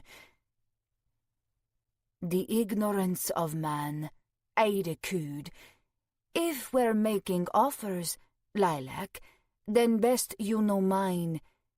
Let us see you become a mother again. Lilac led the thorn lower along her abdomen. Beyond all else, know me as goddess of birth. Ada paced the meadow's edge. How many children would you like? How often? In a touch, I could make it so. A descendant cannot become an immortal goddess, but it lies in my power to stir the fertility of any other mortal seed. Some of your children may be descendants, perhaps gods themselves. Any children you want, little cousin. The offspring of your desire. High-pitched, squealing laughter. Tiny footsteps. The whining and crying. Drawings on the wall. The little songs. Simone nodding off in her chair with 2 drooling toddlers for a nap. The way they would hold each other's hands and whisper secrets in their own strange twin language. A beach sank in Lilac's mind. She's lying to you, Cecil warned. Lilac tightened her grip on the thorn. Cecil had stepped closer, bolder. A god can't help a descendant. She could turn another's womb inside out and place Ada-touched eggs in you, and you'd give birth to that flesh and blood. She could fill someone else with children and hand them over. I would make it so in whichever way you liked, Ada said, her body aimed at Cecil, eager to charge across the meadow and crush him. I would do this for you, cousin. We are kin. You'd love them, sure, but they wouldn't be your twins, Cecil said. Grass crunched beneath his boot. I can do better. When I'm the psychopump, I'll touch every soul in this world. I can find your children's souls, wherever and whatever way they've reincarnated. Lilac's hands shuddered around the thorn, almost losing their grip. Sarah and Daphne? You kill whatever they're in, human, rabbit, tree, whatnot, and I'll hold onto them here. Cecil took another step and reached out a hand. He wasn't far now. You get pregnant again, by whatever means, and once grown enough, I'll send those souls inside you. Got it? You can have your children back. Not new children, but the souls of Sarah and Daphne. The ones you lost. The ones taken from me, Lilac said. Exactly, yes. Cecil's smile returned. Give me the chance to make it right. Ada said nothing. Maybe she was thinking up something to sweeten her deal. Lilac considered Cecil as an eternal psychopomp, the Cecil she'd known. Kind, playful, flirtatious, life-loving Cecil might not have been a bad choice if there absolutely had to be a holy tree. But that man was only a facet of the whole. On some other side of him lurked a frightened liar who cowered at losing himself to reincarnation, envious of the gods as much as he shared blood with them. He was a man who'd brought ruin and horror to the Holy Land solely to become the great psychopomp, fixed and endless. They say gentle Theo was kind in life, Lilac said. But even he couldn't keep from judging souls. The worst became stones and stayed in them until those stones cracked.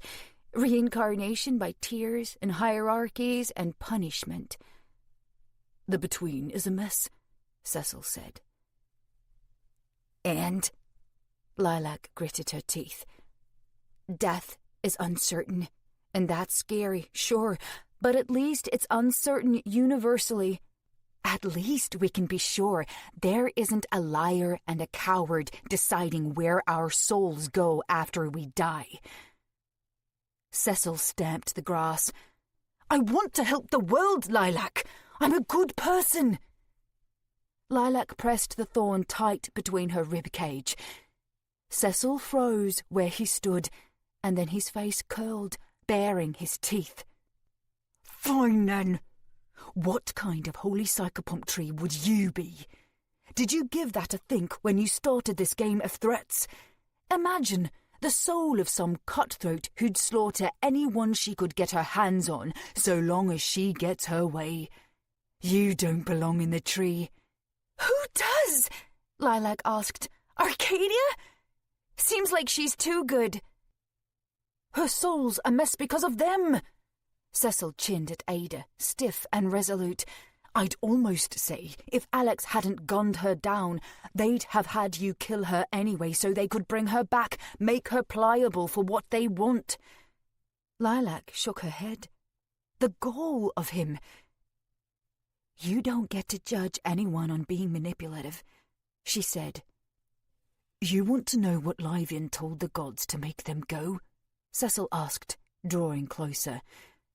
Lilac prodded the thorn tighter against her. It was beginning to hurt. Much more of this, and it might puncture her flesh. Cecil took his next step anyway. He told them someone would find a way to kill the gods. Ada tittered. A cold cruelty through the holy tree's underbelly. It's no joke. No lie. Cecil lowered himself to the grass. Listen to me. On top of having your babies back, you'll get revenge. How to kill a god. The prophecies since come true. I know how it's done. Ada's laughter cracked with impatient thunder. How much fiction will you suffer in this holy place? She asked. Lilac couldn't look at Cecil. She couldn't look at Ada either. She focused on the bending branch, the thorn, the altar, her feet in the grass, her hands on her own life. What now? Stop them. Stop them? How? The simplest, clearest way, the way the thorn already faced.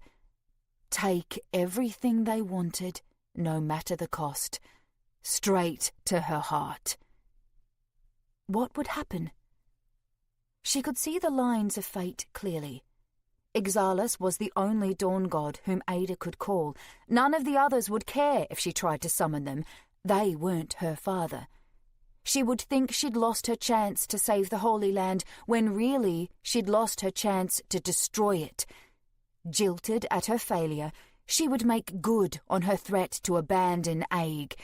Maybe the other gods would come back, having surely felt Ixalis's coming and going, but not in time to save Valentine, Ados, whatever it was, if the glories pushed the sea across the city-state.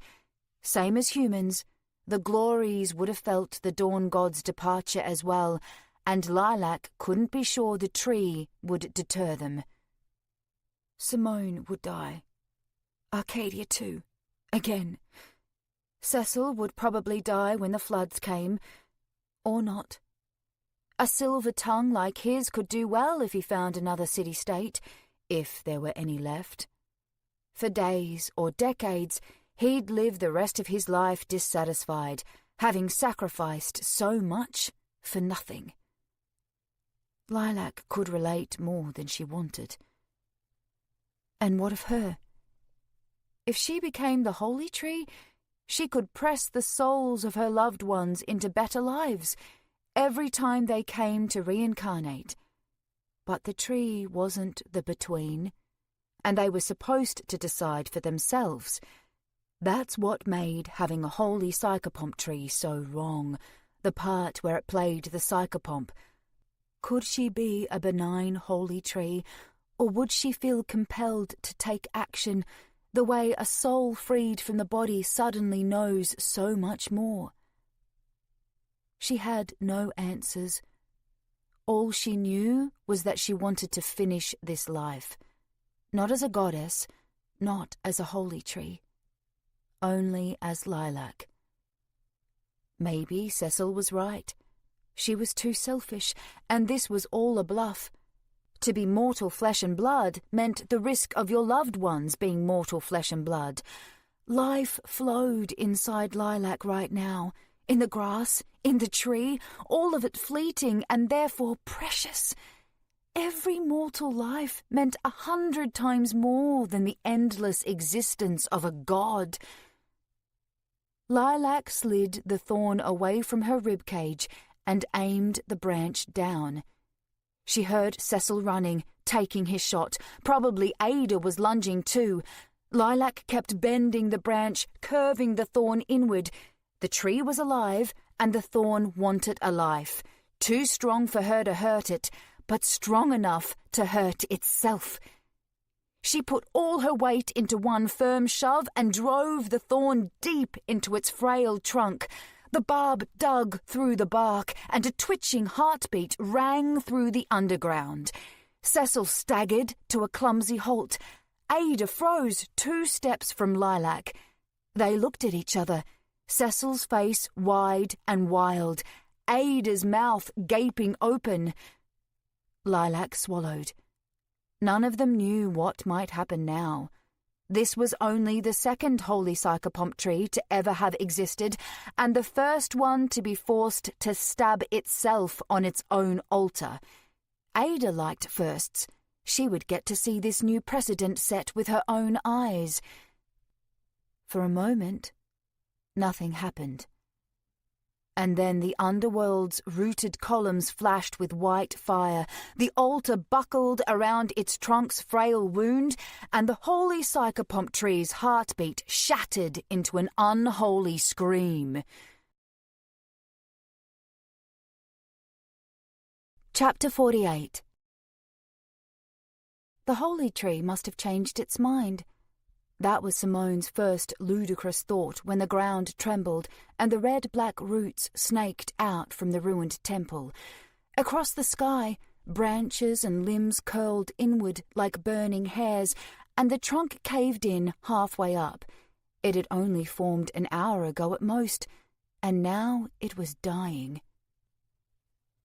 "What do we see?" Medes asked. She lay on the cobblestones beside Simone, wearing a coat someone had thrown over her. She was supposed to be a goddess, at least from what Ada had said, but she looked too young and vulnerable, too mortal where raw flesh showed in patches down her skin. "Have I missed Exalis?"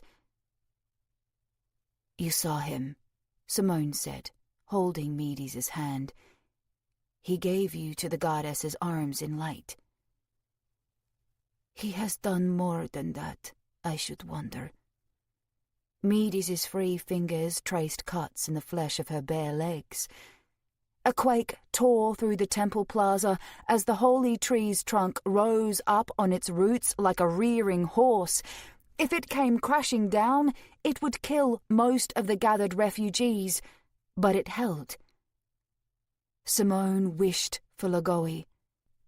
Hatred and love still sloshed together in her heart, but at least the goddess of reason could explain why the holy psychopomp tree looked to be eating itself from the inside.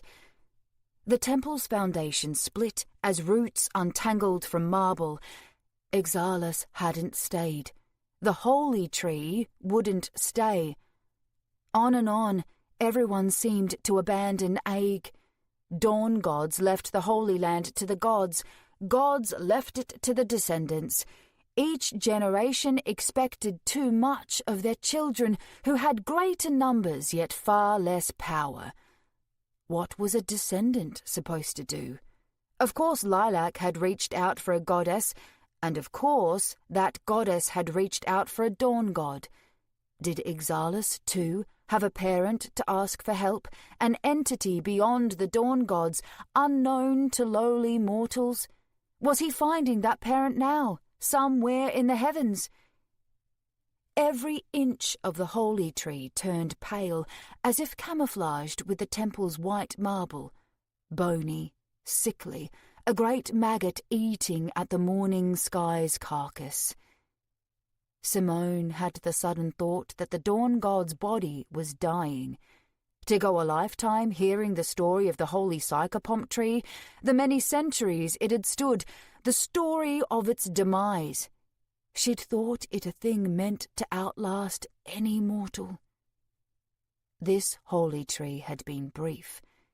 Ixalis might not have given his body to become the tree had he known it wouldn't last. Some vacuous force yanked the roots and branches against the massive trunk, again and again until it became a pale column floating in the sky. The trunk crunched between them. The holy psychopomp tree became an ever-shrinking tower of churning wood, the size of a house, the size of a tree, a sapling, a toothpick. And then it was nothing. An implosion of empty air where a dawn god had floated not long ago. Blue-green grass rained across the crowded plaza. Not a splinter of the tree remained. Only the damage it had left on the city, the ruins of the temple. Someone stood at the top of the steps, impossibly tall, the way you expected a goddess to be. Medes tore her hand loose from Simone's. "Ada, come to me." Ada descended the temple steps. Her face appeared stony, disinterested in the people who surrounded her or the destruction she'd left behind. She stopped above Simone, reached her great hands to the ground, and plucked Medes up, no heavier to her than a doll. "My daughter," Medes said, "it has not gone right, has it?" "No, Mother. All lies in ruin." Ada pressed her forehead to her mother's tiny mortal body. "And Father is lost to us forever." Medes reached for Ada's cheek. "You have suffered, sweetling. What would you have us do?" "Away," Ada said, "as with the other gods, away from this accursed land." Medes kissed her daughter's forehead. "Take us." Ada nodded, but before she left the plaza, she glanced over her shoulder, past Simone, at the temple. "Best you be pleased with yourself or be nothing," she said.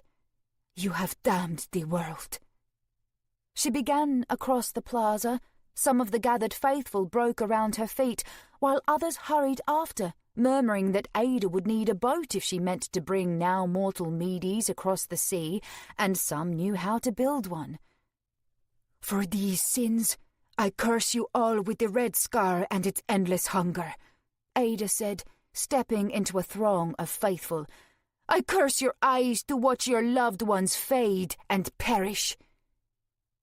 Some of the crowd clustered where Ada stepped, reaching for her as if they could cling to her dress and be carried over oceans to safety. A red glimmer haunted her skin where they touched, and Simone watched them fall away from the goddess's path, grasping at mouths and throats now clogged with blacked-over puddles. They were drowning on dry land. "And I curse you with lungs of blood and water, and a slow, slow death," Ada said. She ignored the people writhing beneath her, and the rest scattered at her approach toward the plaza's edge, westward into Valentine's alleys. Goddess and mother alike slipped out of sight, and the rain trickled onto the crowds and cobblestones as if Ada had never stood here. Simone turned to the temple to see who Ada had been first talking to, whoever had supposedly damned the world, and her heart skipped a beat. Through all this destruction, there she was. Lilac wobbled to her feet, groggy, aching, but alive. Chapter 49. The temple was little more than a marble pile where Lilac stood. No seating, no altars. The whole remained in the centre, but no strange tree grew above or below. The world had righted itself in the absence of the dawn god's power. Arcadia lay against a broken hunk of marble. Dead? No. Her chest rose and fell. Breath. Good enough for now. Cecil staggered to his feet not far away, holding his head in one hand. In the light of early morning, the red traces in his pale hair glared like a crimson sunrise. Lilac watched and considered him, but there was little to sort out. She had fed the tree to itself. She had kept Ada or Cecil from getting what either of them wanted. Troubles persisted, but there was only one she could do anything about, and it was a simple problem with a simple solution. She was already charging at him before she finished her thought. He noticed at the last moment, too slow to react. She grabbed his arm and yanked him against a chunk of once altar. The collision breathed white dust into the air. Cecil clambered up its side. Blood painted his forehead. Lilac squeezed his shoulder hard and thrust him at the pockmarked marble floor. He landed on his back. One hand danced for the knife in her robe, but she dropped it. She would have to make do. Her knee sank against Cecil's chest. "You," Lilac said. "Every awful thing's happened because of you." There was a cry in her voice she didn't like. She shouldn't mourn this moment. Cecil was her friend, and he'd betrayed her, and she wasn't going to let that hurt her heart. Cecil coughed. His limbs were weak, and he couldn't seem to shove Lilac away. "You're blaming me," he said, almost in disbelief. "Ada could have pushed the sea from Ados. Didn't you think of that? But that wouldn't have made people desperate. Don't you get it?" Lilac punched him in the mouth. The strike screamed through her knuckles, but it was worth seeing his lip split open. Cecil winced. "You weren't caught between two rough spots, love.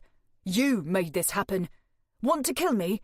How do you know years from now there won't be someone who finds out you set Ada loose, who blames you for all the killing?" A smile tugged his bloody lip. "They might want revenge. It never ends. It'd go better with a friend to watch your back." Lilac hit him again. The blow hurt less this time. Fine. Ada didn't bring the sea. I admit it." Cecil spat blood, careful not to spit on Lilac, as if politeness might save him any better than inventing stories and excuses. "Going to kill me? Come now, I'm your friend, and I didn't even know you back when my grandfather sent the gods running. It was 10 bloody years ago. And 2 years later, I started growing my babies inside me," Lilac said, raspy. She leaned close to Cecil's face. He smelled like blood. "And after they were born, I started growing them outside me, inch by inch, meal by meal, until they were 3 years old, when I never saw them again. These past 4 years, I've been thinking of those empty funeral pyres because of you. Because you killed my babies. I didn't take them to the glories and say, 'Lunch is on me,'" Cecil snapped. "Unforeseen consequence. Nobody's fault, not even yours." "Yes, it is. I take responsibility." "You're like Alex." Lilac raised her fist again. "You can't own what you do." "No, that isn't it. Stop hitting me a moment. Just listen." Cecil inhaled hard.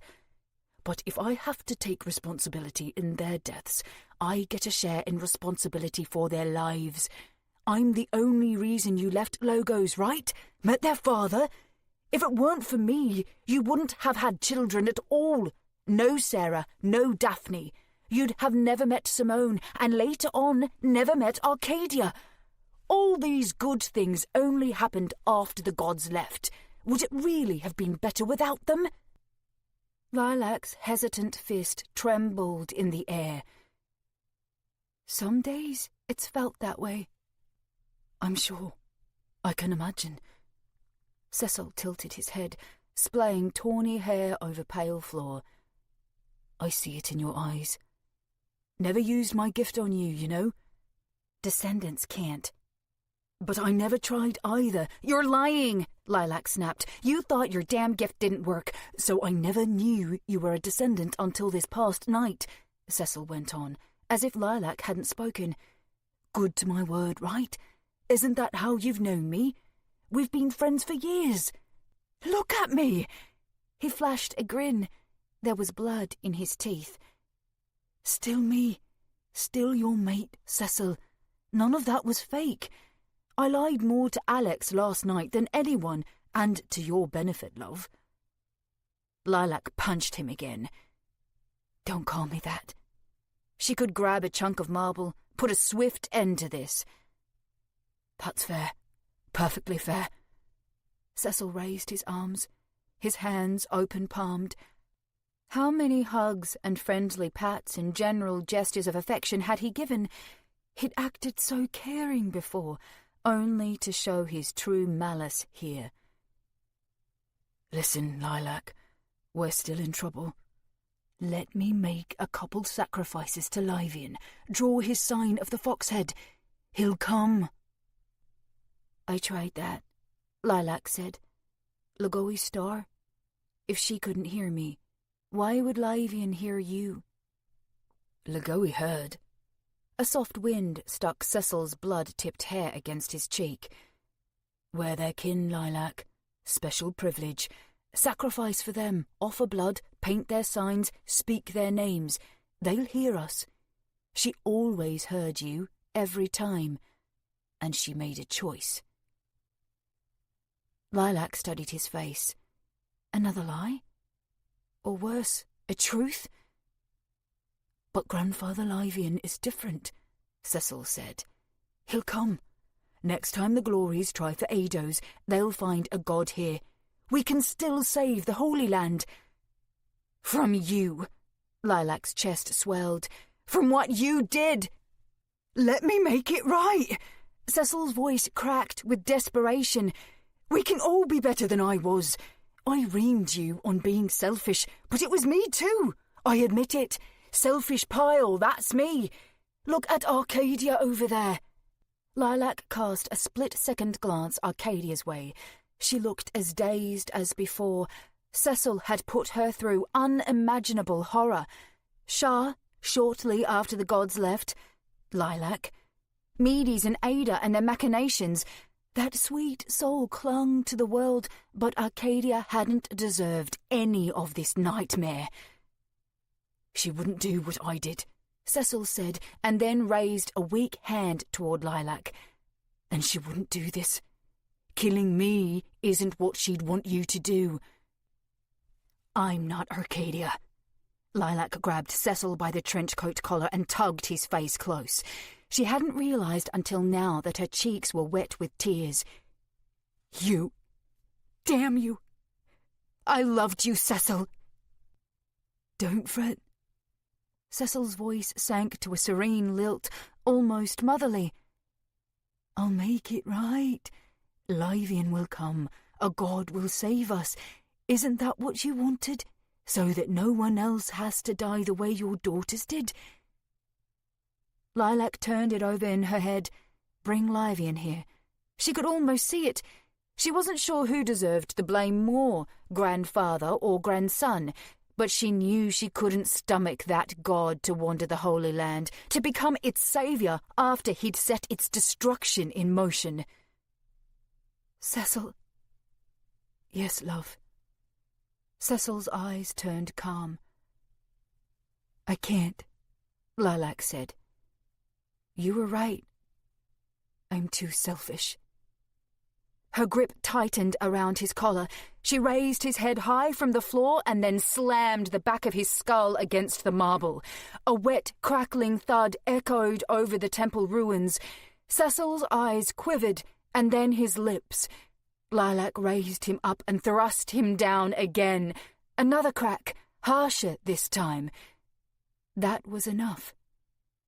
Cecil's head lolled to one side. Lilac stood, watching the puddle of blood spread across the marble. Crimson stained her hands, and drops had spattered down her face. This blood didn't seep into her hungry skin. It lingered, sticky and warm. Of course. Cecil was a descendant. Same as their blood was no good to the gods, it was no good to each other. Lilac couldn't drink it, almost like she wasn't some blood-sucking descendant at all. Painted in red splotches, she looked like any other murderer. She wiped her palms on her robe, frantic to rub the marks away, but the red blemishes stained her olive skin.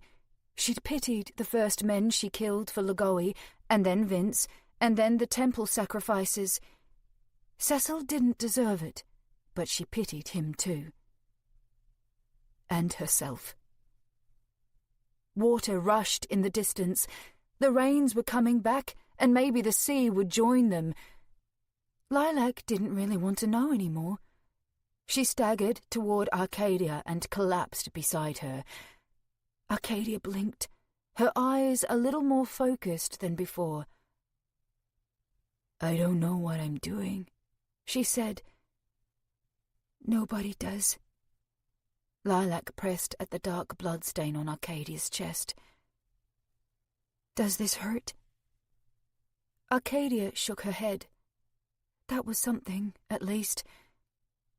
Lilac let her head sink onto Arcadia's chest and listened to a steady heartbeat. "He killed my babies," she whispered. Arcadia couldn't know what that meant, but she held Lilac anyway, the most natural thing in the world for Arcadia to do. Lilac wished this was all they had to do forever. And in some ways, she wished they had never met. And in greater ways, she wished for some other impossible life. She wanted a life spent with Logoi and Simone and the twins by day, and then with Arcadia by night. They would meet up with Alex and Cecil for dinner, and they would all be friends. Vince would visit sometimes to see Sarah and Daphne, let them know he loved them. But Arcadia would help Lilac raise them, and they would play with Arcadia's uniform and want to be flood fighters like her when they grew up. And this miracle life would thrive in a city immune to glories, some winged metropolis that could never drown, where the rain only came when you wanted it. There, Lilac never had to sacrifice anyone, never sup on their lives, never hurt the people she loved. Never wear this tattoo of Cecil's blood on her skin.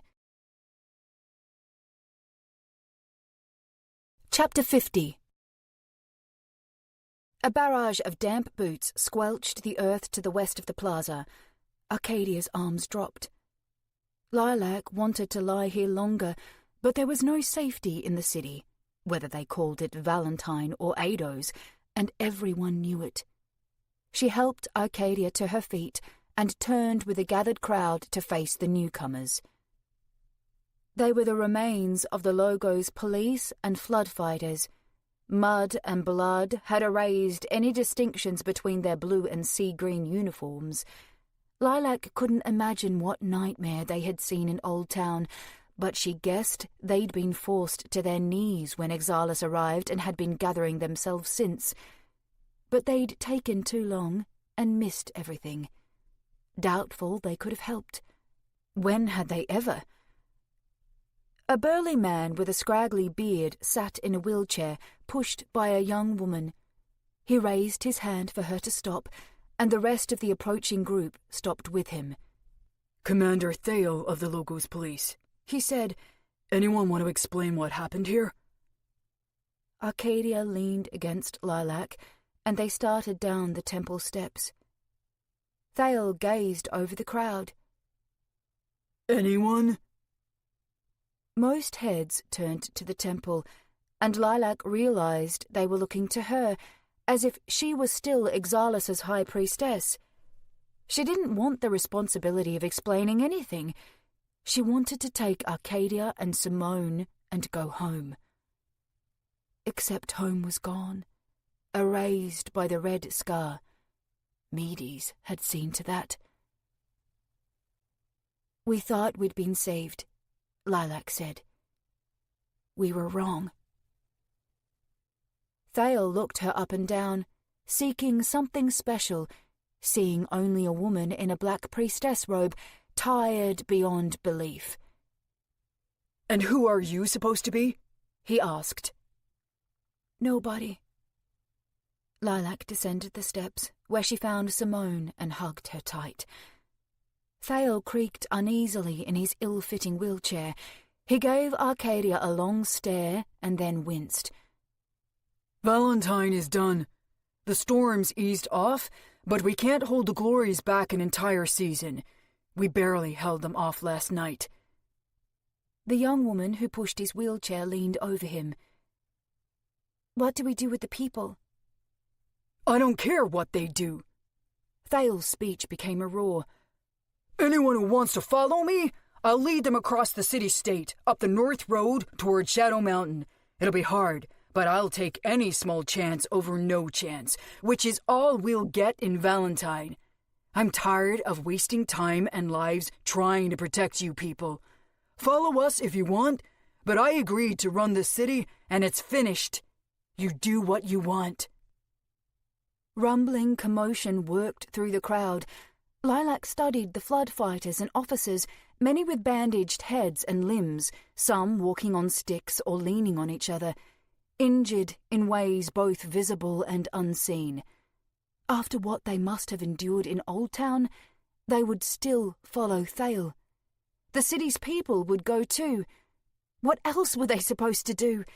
There were no more gods here to worship. Simone brushed Lilac's tangled hair out of her face.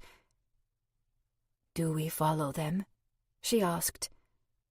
"I can't make that decision," Lilac said. She needed Simone to be the mother now, but neither of them came equipped for this.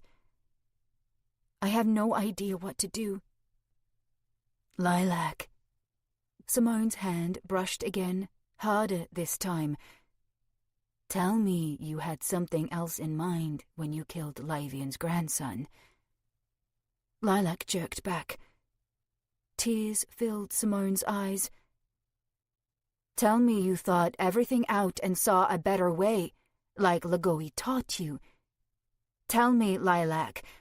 I need to hear it." Lilac hesitated.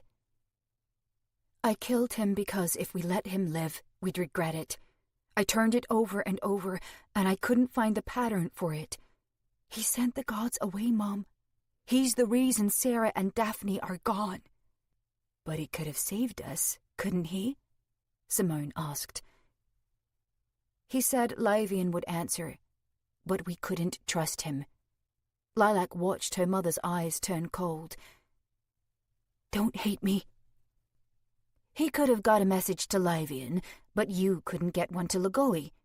He told you how, right? You can contact her. I'll put up with it, I promise."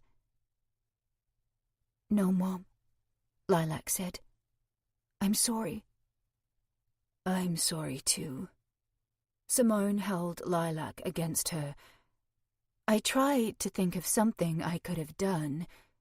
Mom, if I'd helped you with the sacrifices, maybe Lagoi..." Mother heard me every time I called.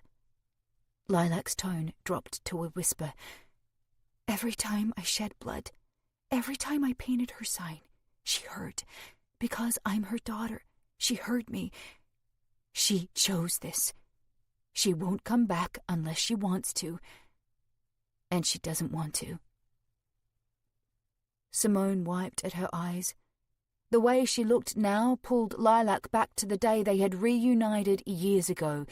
She had understood the woman who opened the door to be her biological mother, but also a stranger.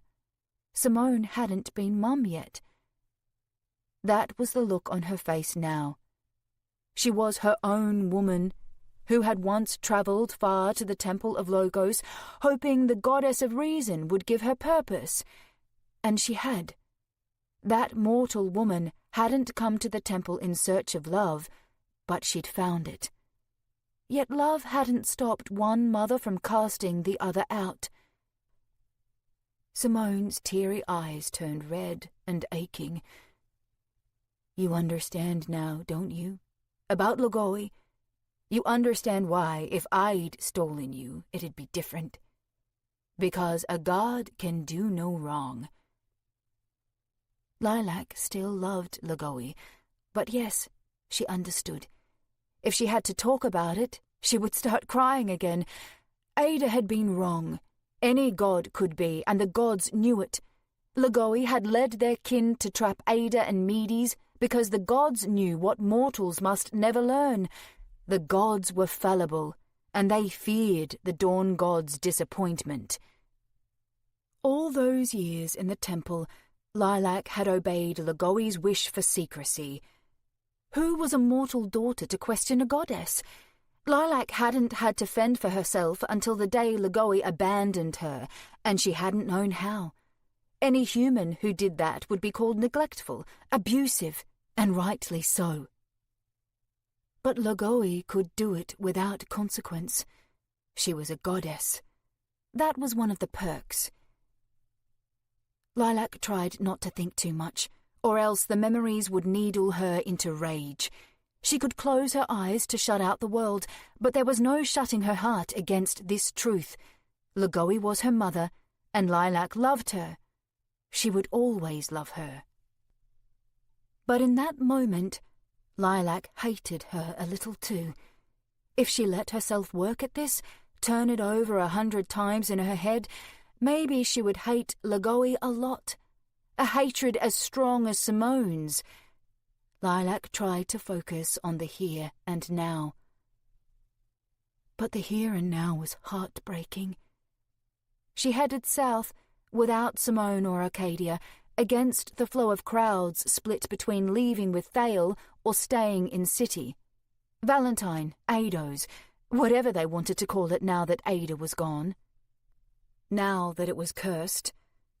Lilac reached the southern edge of the temple plaza, but a scant few blocks of street ran any deeper into the South Temple district before hitting a crimson fog. She had hoped to deny the red scar Exalis had thrust into hers and everyone's minds, but standing here, she had to accept the red scar before her eyes. A blood-painted glow lit across its spore-choked miasma, where pavement tore and melted in a strip of shining stones. Some lay no bigger than Lilac's hand, while others stabbed skyward in geode-like clusters as large as her apartment building, which was gone, along with any sense of home and everything in it. Simone's belongings, Lilac's belongings, Sarah's drawings, the twins' toy chest, the clothes Lilac used to pretend still smelled like her children. She would have to find other clothes, pretend harder, tell herself she could still remember their weight and touch like she'd only lost them yesterday, even when memories were all she had left.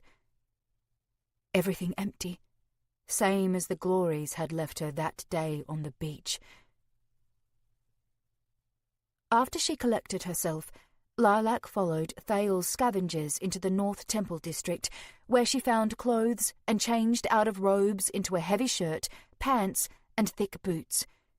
Real clothing felt good for a change, but she bundled up the Covenant robe and kept it in the pack she was putting together.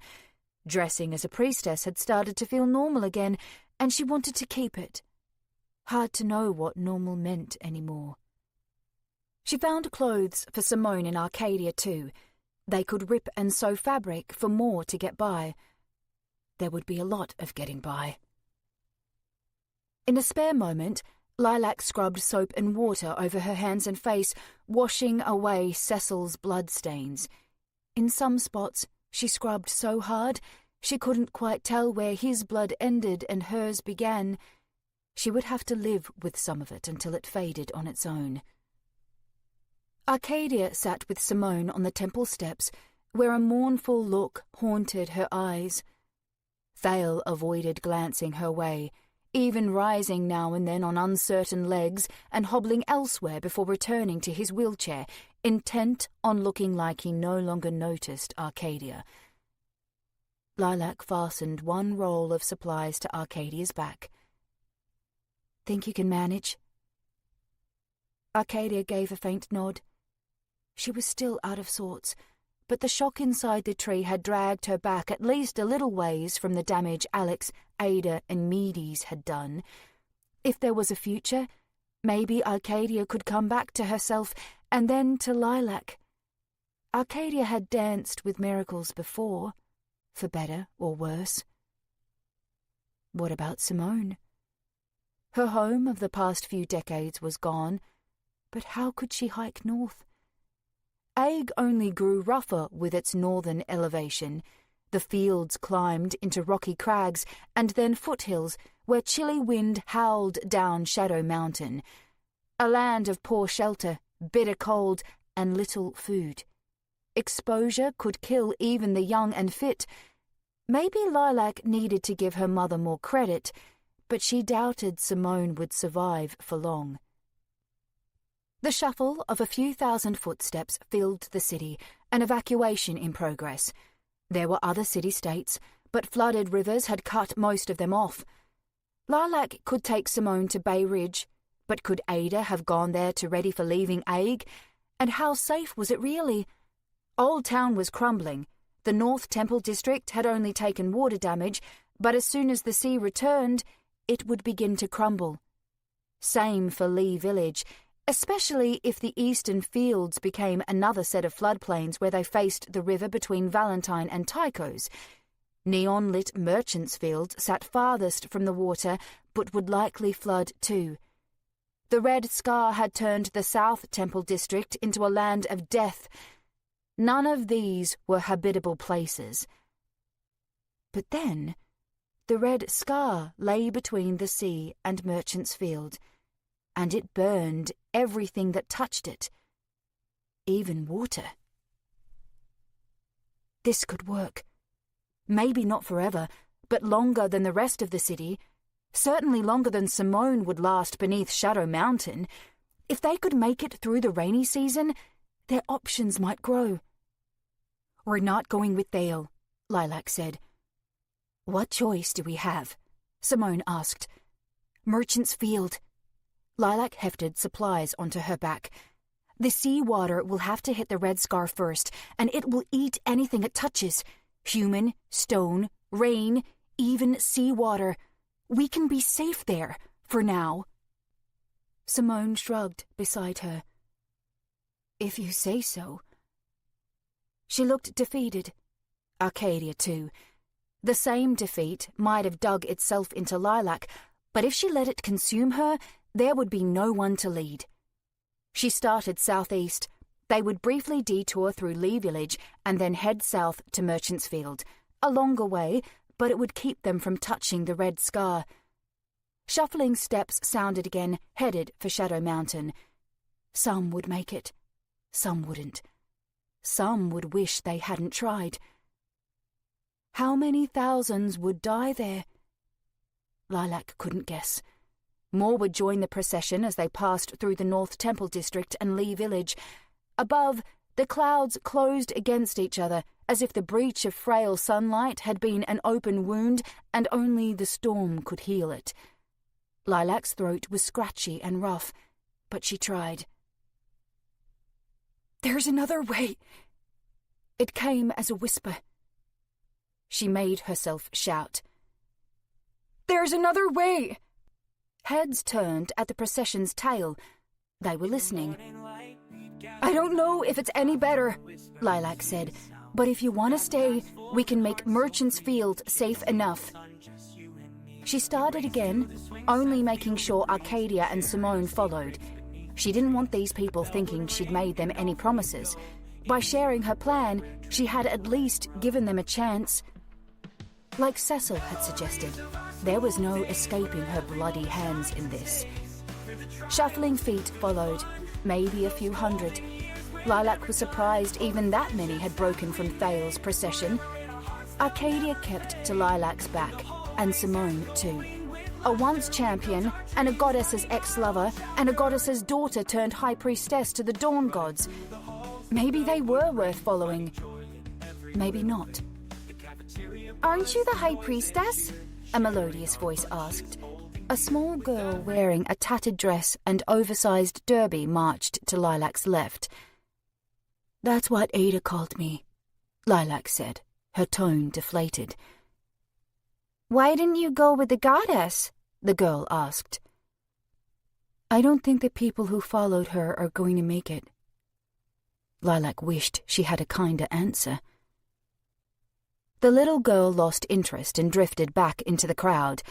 Lilac hoped she hadn't cut down one of the girl's parents in the temple.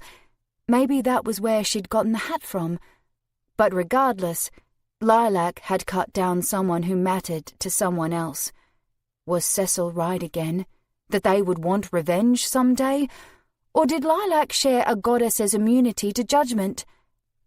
Ada had appealed to their devotion toward each other. Now Lilac appealed to their sense of survival. She hoped she wasn't killing them. If it mattered. After everything she'd done, starting from the day she brought her daughters to that beach up to now, Lilac doubted there was any spot left unblemished on her soul. No further wrong could make it worse. Chapter 51. Dusk fell across the Holy Land as the tide lapped at its new coast, Old Town. In Merchant's Field, Lilac and a few others huddled around a small radio in the dark, cramped living room of an abandoned second-floor apartment. The radio belonged to Eileen Summers, an evac team agent who had broken away from Thale's procession out of the city. Other groups huddled in neighbouring apartments. Rain pounded overhead. The water had waited in the floodplains while Thale's procession left Valentine unmolested, and only at dusk did the tide flow in. While much of what came directly from the west would hit that no-man's land of the Red Scar on its own, Lilac and her group had spent the day blocking off northern streets and breaking channels in the pavement to lead seawater toward the South Temple District and its destructive substance. Every encroaching wave of seawater to touch that unnatural wasteland burst into spores, unmade as if it had never crossed from the floodplains. The calm wouldn't last forever. In time, the glories would press themselves into the city and build routes for seawater to bypass the Red Scar. This survival was temporary. Lilac couldn't think about that future right now. She wanted to hear about the north-heading evacuation's progress. "You're camped, Leander?" Eileen asked the radio. "How close to the hills?"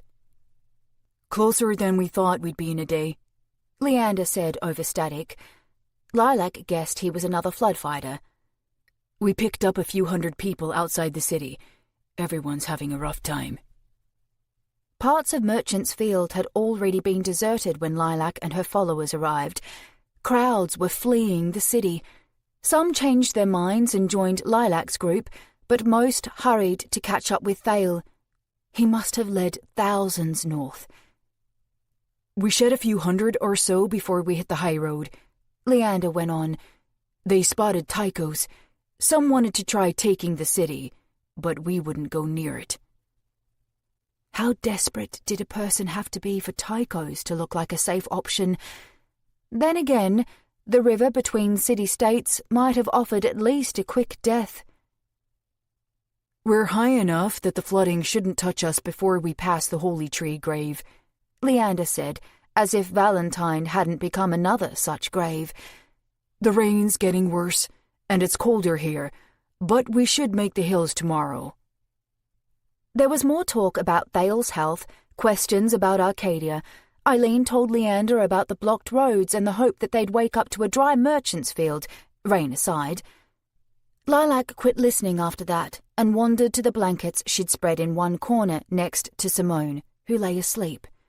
Tomorrow, the refugees would spread out, find more abandoned houses and apartments in hopes they could outlast the rainy season. Lilac was too drained to search tonight. She hadn't slept at all through the previous night and day, and she would have fainted if not for blood she'd drawn into herself while committing Ada's sacrifices. And besides, her place in shaping these events was done. Time to let someone else take over. She stretched beside Arcadia, naked but for a sheet wrapped around her. Warmth radiated from her skin. Lilac held her tight, consciousness fading. She reached across Arcadia's scalp and stroked her fingers through bristly hair. "We're all right," Lilac whispered again and again, even as she drifted into sleep herself, a mantra to dictate their dreams. As the world turned black, she fantasized that the evacuation might reach the hills and find kindly strangers hidden away from the city-states like the long-dead village of Shah in Alex's story. They would explain they'd lived up there for generations, a hidden paradise. Leander would send the news across the radio to get everyone in Valentine moving as soon as they could. But the northbound group hadn't headed for some secret green hills of plenty. They were headed for Shadow Mountain, where the world was rock and ice and death. Chapter 52. Lilac found a small apartment for herself, Simone, and Arcadia. Not much, but there were 2 beds and a radio that Simone kept on one table and fiddled with each day in hopes of catching a broadcast from distant city-states. Leander's updates became city-wide after a middle-aged couple who used to work in a Valentine radio station helped rig his reports for wider broadcast. But the news was bleak. On the second night out, Thale's group reached the hills, first those full of thistle trees, and then to the rolling slopes of rock sheltered by their forests from Shadow Mountain's icy winds, cold and wet. And then came the disappearances. "Another 5 missing today," Leander said after a week. "That's 41 gone, I think. A farmer found a blood trail this time, but Thale said no one's going anywhere in the woods unless it's to cut down the edge of the tree line to build shelter." "What's become of them?" Eileen asked. "Ravines, rock slides, animals. Not sure clearing farmland will do much good either. If we can't find food, we'll starve long before any harvest. It doesn't matter what we do." Simone buried her head in her hands. Lilac wanted to turn the damn radio off, but she had nothing to offer in its place. She drifted to Arcadia, who sometimes haunted the streets, often confused, sometimes morose, never really lucid. If any of Meady's divinity remained, it flowed through a cracked shell.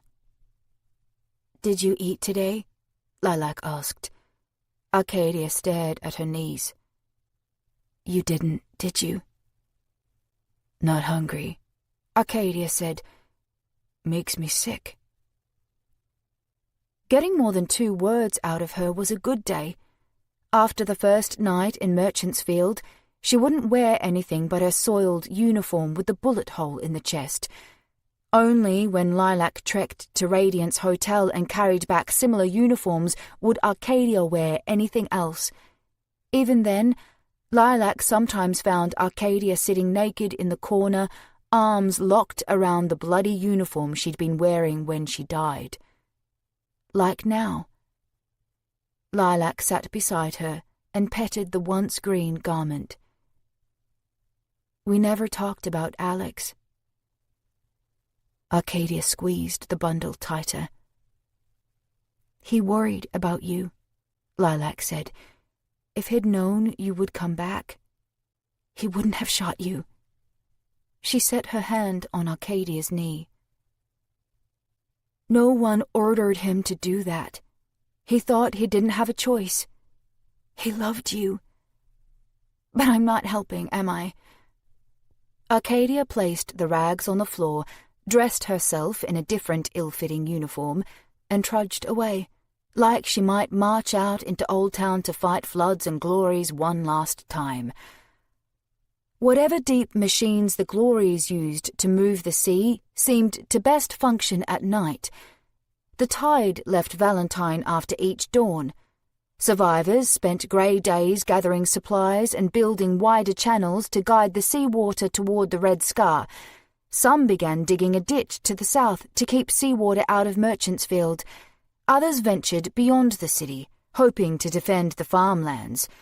The nearest fields lay ankle-deep in water at best, but they had to try. Most of Valentine lay abandoned, except perhaps Bay Ridge. The only people who had travelled there had gone looking for Ada. No one had seen them since. How long could the city hold out? The Glories would eventually realize the east side drew power from the river dams between Valentine and Tycho's. They would then darken the city for good. Food wasn't a problem yet, but someday it would be. 5 days later, a mason from Lee Village died south of Valentine.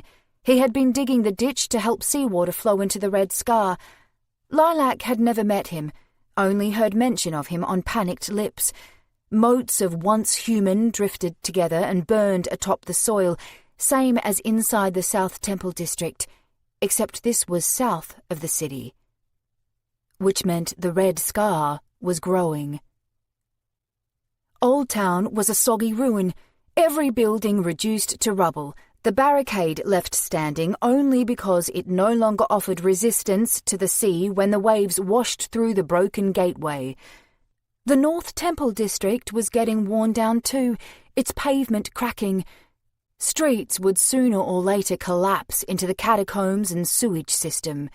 Cobblestones were breaking from the Temple Plaza. Eventually, the Red Scar would spread there, and all evidence of Valmidian's greatness would disappear from the Holy Land, as it had been for Ada and her Ados before. "Eileen?" the radio asked that night, and the crackling voice stole Simone's attention. "Summers, can you hear me?" The speaker didn't sound quite like Leander, but the signal weakened each day.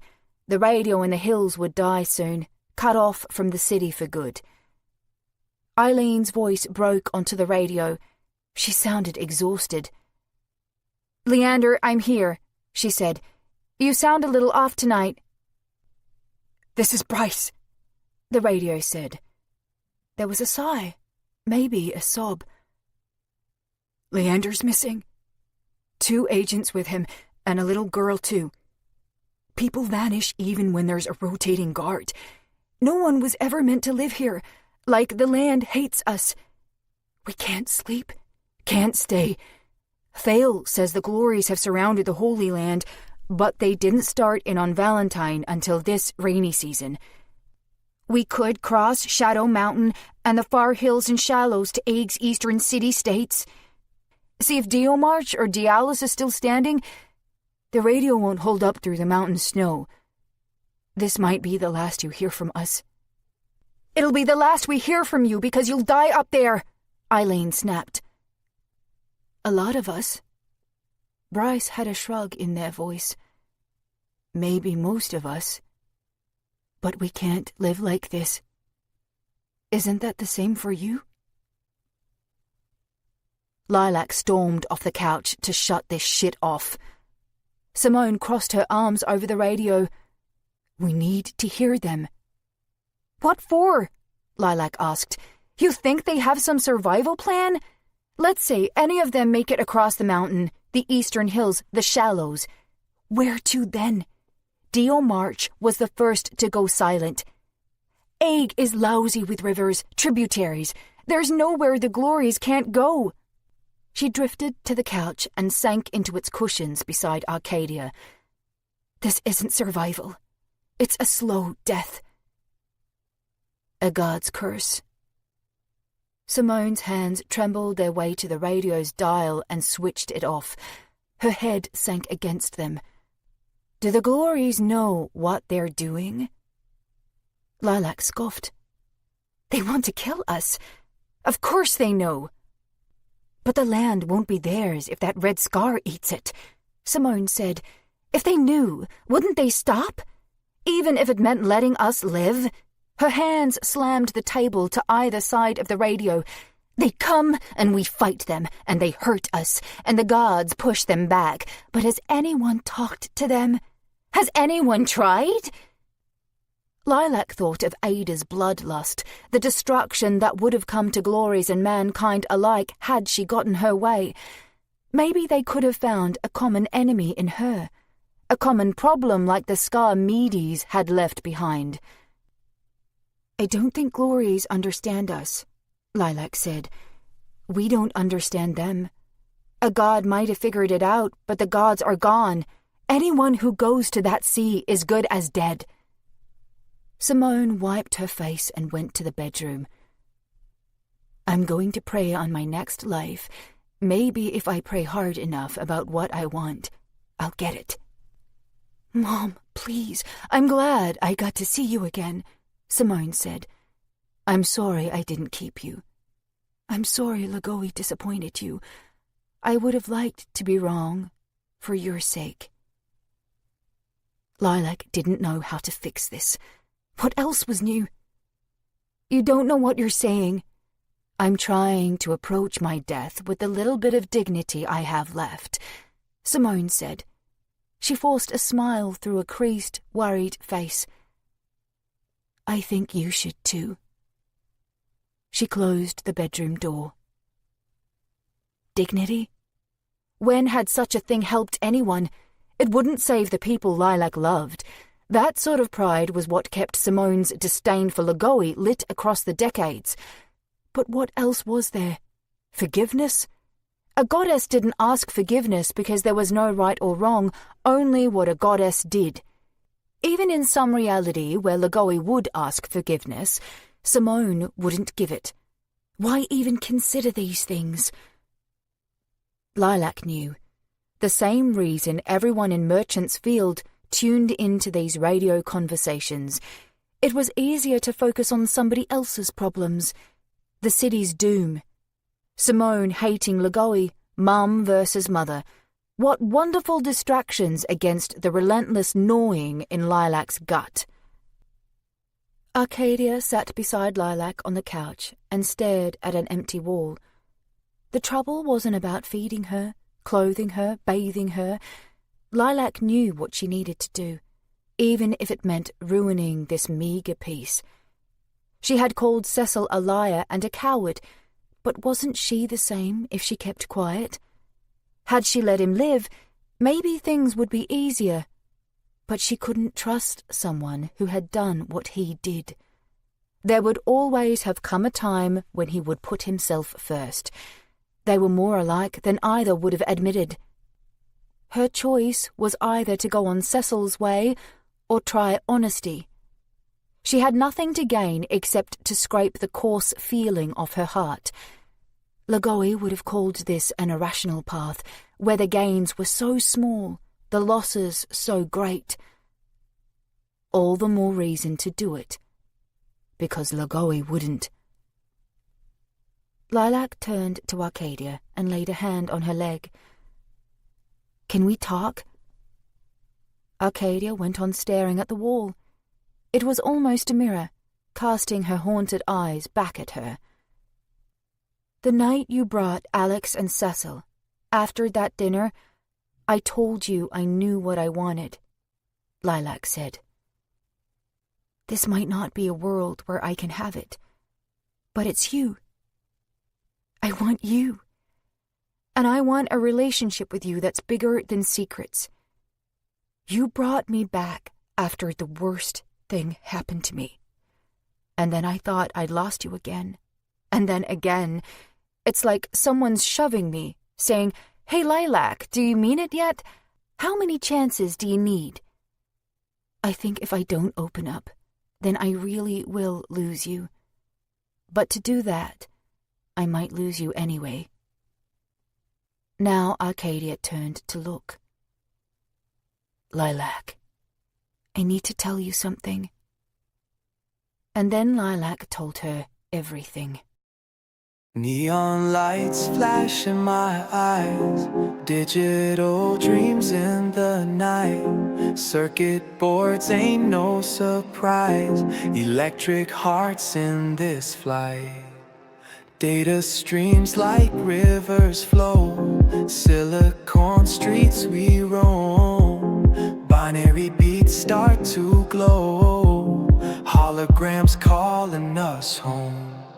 We thrive in the cyber skies, dancing on electric tides. No limits, no goodbyes, just endless cyber vibes.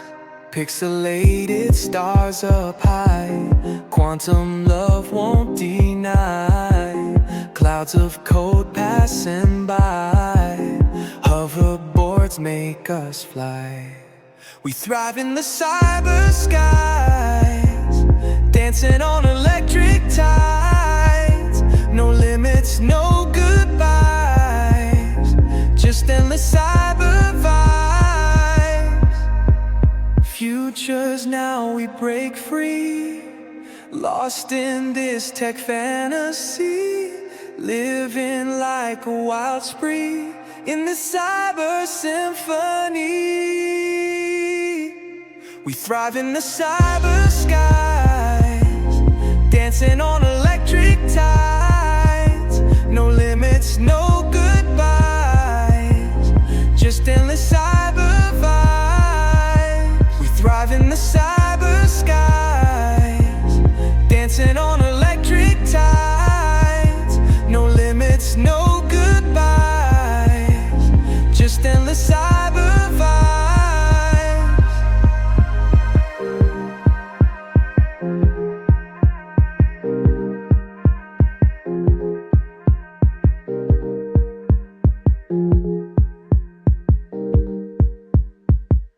Lost in this tech fantasy, living like a wild spree in this cyber symphony.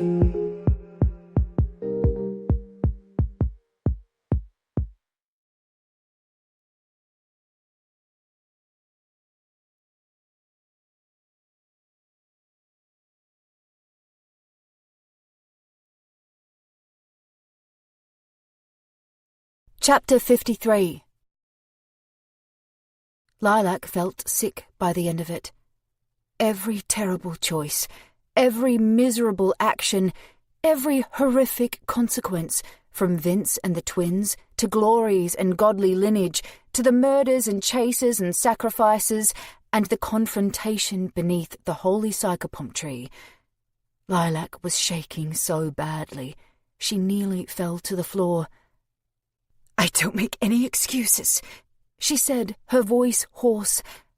"I lied to you, kept secrets, and you suffered because of me. If you were in my place, you'd have made better decisions. We all hurt you so much when you shouldn't have been mixed up in this in the first place. It was never supposed to be so complicated. It's my fault. I love you, Arcadia, and I'm so sorry." Lilac swallowed when she was done. She hadn't cried at all. She wasn't sure if that was good or bad or insignificant, but everything was out. It was done. Arcadia said nothing. She showed no emotion, asked no questions, but Lilac could tell she was listening, those bright eyes darting back and forth. Spilling out the truth was not a request for forgiveness. Lilac didn't deserve it. Whatever good had come of her actions couldn't balance the pain she'd caused. To say so would sound like she was desperate for Arcadia's comfort, and even if she was, Lilac hadn't confessed for herself. This was for Arcadia. A hand ran down Lilac's long hair, fingers catching on auburn tangles. Another hand joined it, and both palms cupped Lilac's ears. Arcadia leaned close and kissed Lilac's forehead. Lilac's eyes welled up. She tried to turn away, but strong hands stilled her face, bearing her tears. "You haven't... not since... sorry." She forgot what she wanted to say and kissed Arcadia's cheek. Arcadia's smile was weak, but Lilac took what she could get. She would have given up these kisses, these hands around her face, these arms encircling her body, everything that flowed tonight to pull Arcadia out of this haze she'd lived under. To see old Arcadia would mean Lilac hadn't broken her. That would mean the world. But this was the night they had, and Lilac focused on Arcadia in the dark and took in lips at her neck and a hand between her legs. She gave kisses upon a gunshot-scarred chest and fingertips on bristly hair and every sight and sound and touch between them. She let the moment come to life and keep her thoughts from turning over puzzle pieces and clawing at solutions. There was sweat and pleasant noise and peaceful darkness, some endless beating through Lilac until she was shaky and exhausted, and she fell asleep without meaning to.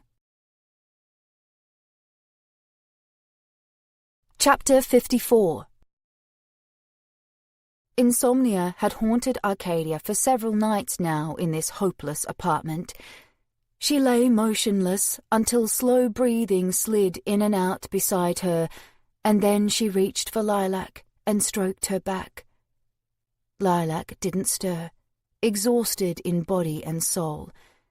When her confession began, she had probably expected Arcadia to hate her, and the stress had drained her last energy. Hating her was impossible. In the face of everything they had lost and were still losing, for Lilac to risk what tiny happiness remained was an act of absolute bravery. Arcadia wondered what such bravery felt like. Failure was always easy to grasp. Lilac had also made tonight's burden far heavier. Arcadia had planned to explain what she meant to do, as she'd already told Eileen in private. Instead, Lilac had steeled herself to tell all. Perhaps it was a night for decisive actions. Other people across the city might put on determined faces and harden their hearts, committed to making brave confessions and works of redemption. They could fashion a new holiday out of it for Valentine's survivors. A holiday for no gods. It would be a first. Arcadia covered Lilac in a blanket, dressed again in her most tattered uniform, her ragged kin in Valentine's ordeals, and then crept to the door. Lilac's soft breathing filled the apartment. If the truth came out, people would blame her.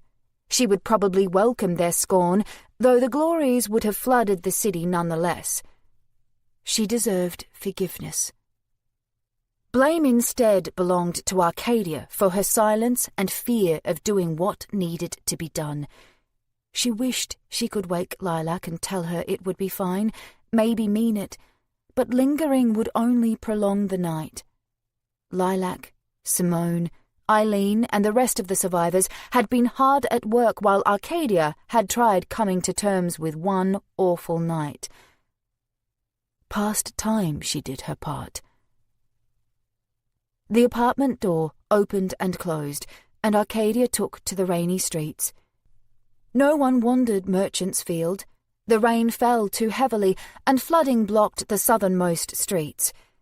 No one would risk stumbling into that red scar where the South Temple district had ceased to be. Who to blame for that catastrophe? Alex? Ada? Medes? It was too much to fathom. Death wasn't a game, and blood wasn't currency. Everyone in Aig needed to understand that. Death had weight. If Lilac was to blame for anything, it was for falling into the same dreadful pattern humans had taken with the gods since they left Aig 10 years ago. No, since the dawn gods first descended from the heavens. Someone had to say, enough. Arcadia sloshed through the central temple district's floodwater. Hard to believe a dawn god had descended here, but the temple told its own story, as did the jewelry, photographs, and all manner of man-made detritus floating around the temple's marble ruin. So much upheaval since Arcadia had unknowingly chased Lilac here and marvelled at ceiling murals dedicated to Valmidian, or Ada, Arcadia supposed, since the entire city had been altered to hide the god's shame. Had minutes passed since then, or centuries? No temple remained to mark the passage of time on its walls. Arcadia detoured briefly into the North Temple district and almost made it to Radiance Hotel out of habit before swerving toward Old Town. Her path slipped past the police headquarters, a once pleasant diner, the ACE Investigations Office, each site worn by flooding. Gods, poor Alex. Arcadia didn't blame him for shooting her. She'd been confused then, but the way Lilac told it, Alex had thought he could stop a greater atrocity. He'd been oblivious to Medes and her insidious conviction, much like Arcadia herself. She wished she could tell him not to worry, but to reach out even in thought would be too much like what Medes had done, violating the laws of nature and death. If there was a future, Arcadia would grieve for Alex then. Tonight's work was not about death, but about life. Arcadia waded into Old Town, starting from the north and heading south, the same path as her flood-fighters' hopeless evac team. Ruined homes hid in darkness, but she could tell their sorry states. She'd approached many of these stone walls and knocked on their wooden doors, selling worthless promises with empty smiles. Somewhere, June Green's house crumbled. Arcadia hoped she and Junior hid among the refugees in Merchant's Field. Not far away lay the ruins of a house where Lilac had painted Lugoi's star on the wall in blood. She'd been desperate not to let Valentine turn out like her daughters. Maybe, despite the murders, her work too was about life. These houses had borne the brunt of the Glory's assault, while people like Lilac had taken it on their souls. No more. Arcadia reached the stone barricade, weathered and cracking, and climbed over the top. The sea filled the floodplains. There was little light, the clouds having hidden tonight's moon, but Arcadia didn't need it. She saw every white cap and splashing wave. Distant wails sounded warnings. "There are glories here," they seemed to sing. "Turn back, you won't escape them again." Arcadia would have thanked them if she could, but she already knew the glories were here. She saw them clearly upon the rolling darkness, little more than sleek black shapes in the distance, bobbing up and down, watching, waiting. Maybe they knew what she had come here to do. The whales sang their warnings again, but Arcadia would have to disappoint them. She wasn't going anywhere. Her luck had run out that night she let one glory get away, and nothing since then could ever be the same. She slipped down the battered side of the barricade into the sea's salt and spray and let the waves take her. Chapter 55. Lilac woke alone in the morning. Arcadia had wrapped a blanket around her and vanished. Not to the bathroom, not to the kitchenette. Lilac expected to glance out the window and spot Arcadia wandering the street below, as she did most days, but there was no sign of her. Not in the bedroom either. Lilac found Simone seated cross-legged on one of the beds, her head bowed as if she'd been praying. The other bed looked untouched since Lilac had made it yesterday. "You haven't seen Arcadia?" Lilac asked. "I haven't left the room since last night," Simone said, I thought of fasting, but if bigger sacrifices can't bring the gods back, I suppose skipping breakfast isn't going to change anything. No, you need to eat. Lilac remembered then that Arcadia hadn't been eating. Was fasting the reason? Arcadia was too weak to go wandering Merchant's Field half-starved. Lilac had to find her. There was no Arcadia to find. Lilac searched up and down each street, asking passers-by if they had seen Captain Meehan, and then she set her sights on Eileen Summers. She often woke up at dawn to start organising the day's work. "Captain Meehan is busy," Eileen said when asked. Lilac stood close to her. "I'm not some random well-wisher looking to praise her. She lives with me. Do you understand? I can't find her." "Ms. Antonis. Right." Eileen shut her eyes and sighed. "She didn't tell you." "What didn't she tell me?" Lilac asked. Eileen's eyes fluttered wetly. "She went to see the glories." "To see..." Lilac stumbled back. "Where? On the floodplains? The river?" "I don't know," Eileen said. "She told me she'd be back before dark." "She won't be back at all." Lilac's trembling hands curled into fists. "You should have stopped her." Eileen looked incredulous. "Stop her? How? There's fire in her eyes like I haven't seen in weeks, and this isn't something she went to do on a whim. She's been gearing herself up for it," she said.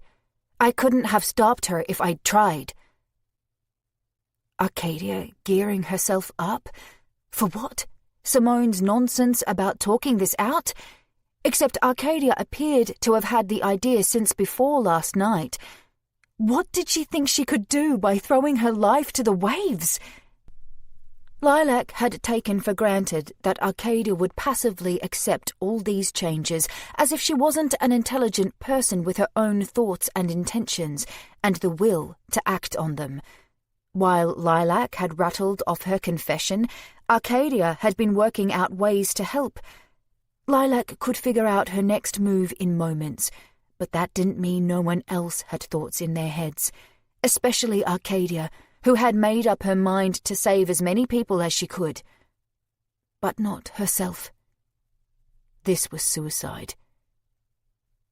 Lilac crumpled on the curb beside Eileen's boots. What does she think she can do? Why does she have to be this way? Arcadia's good like that. Eileen looked to the sky. Even before she was champion, she was special. Lilac couldn't argue. She might want to escape Cecil's dissection of her soul, but when it came to being a genuinely decent person, Arcadia was the real thing. Even Ada had seen it, if only to exploit it. "I have work to do," Eileen said, and then lowered her voice. "But if anyone could come back from this, it's her." She slipped away without another word. Lilac didn't move. The curb warmed as fragments of sunshine poked through the clouds and then cooled as they vanished, the rains coming again for a new storm. The day stretched on, and she tried to fill it with helping fortifications, digging trenches, and scouring for supplies. But outside Bay Ridge, the city had been picked clean. She thought of praying with Simone, but it seemed pointless. If the gods wouldn't return earlier, they certainly wouldn't come back with the Red Scar devouring the city. Even Cecil might have been wrong about Livian. The god of instinct wasn't well regarded for a strong sense of responsibility. At best, he would have impregnated 6 mortals on the chance one of the children might become a god and then left the ascended parent to solve Aig's problems. Ever the wanderer. Dusk came fast in the overcast sky. Still no sign of Arcadia. Lilac bothered Eileen again, but she didn't know anything more than this morning. When the sun finally set, Rain ebbed to a drizzle, as if to whisper a message in Lilac's ear. She left Merchant's Field and travelled into Valentine's dimness with only a slender half-working flashlight. Over her clothes, she wore the Covenant robe, partly for the hood to guard against rain, partly because it felt right to wear it as she crossed the temple plaza. The refugees had disconnected the streetlights in Lee Village and the North Temple District to conserve power, but they left the streets lit around the temple's foundation out of respect. No one knelt in the shadow of the ruins tonight. No bodies remained either, not Cecil, or Alex, or anyone Lilac had sacrificed to Exalis, either swept off by the tide into the Red Scar or dragged out to sea. Too many ambitions had risen and died on this spot. With no sign of Arcadia, Lilac headed to Old Town, where her part in this had begun. The lights had gone dark here before anywhere else. The waves had brought down every house, leaving the neighbourhood an unrecognisable smattering of broken stone hills. Lilac couldn't have drawn an X on a map of this new Old Town with any certainty. She sat on the edge of a hefty ruin and let the rain fall across her robe. This wasn't suicide.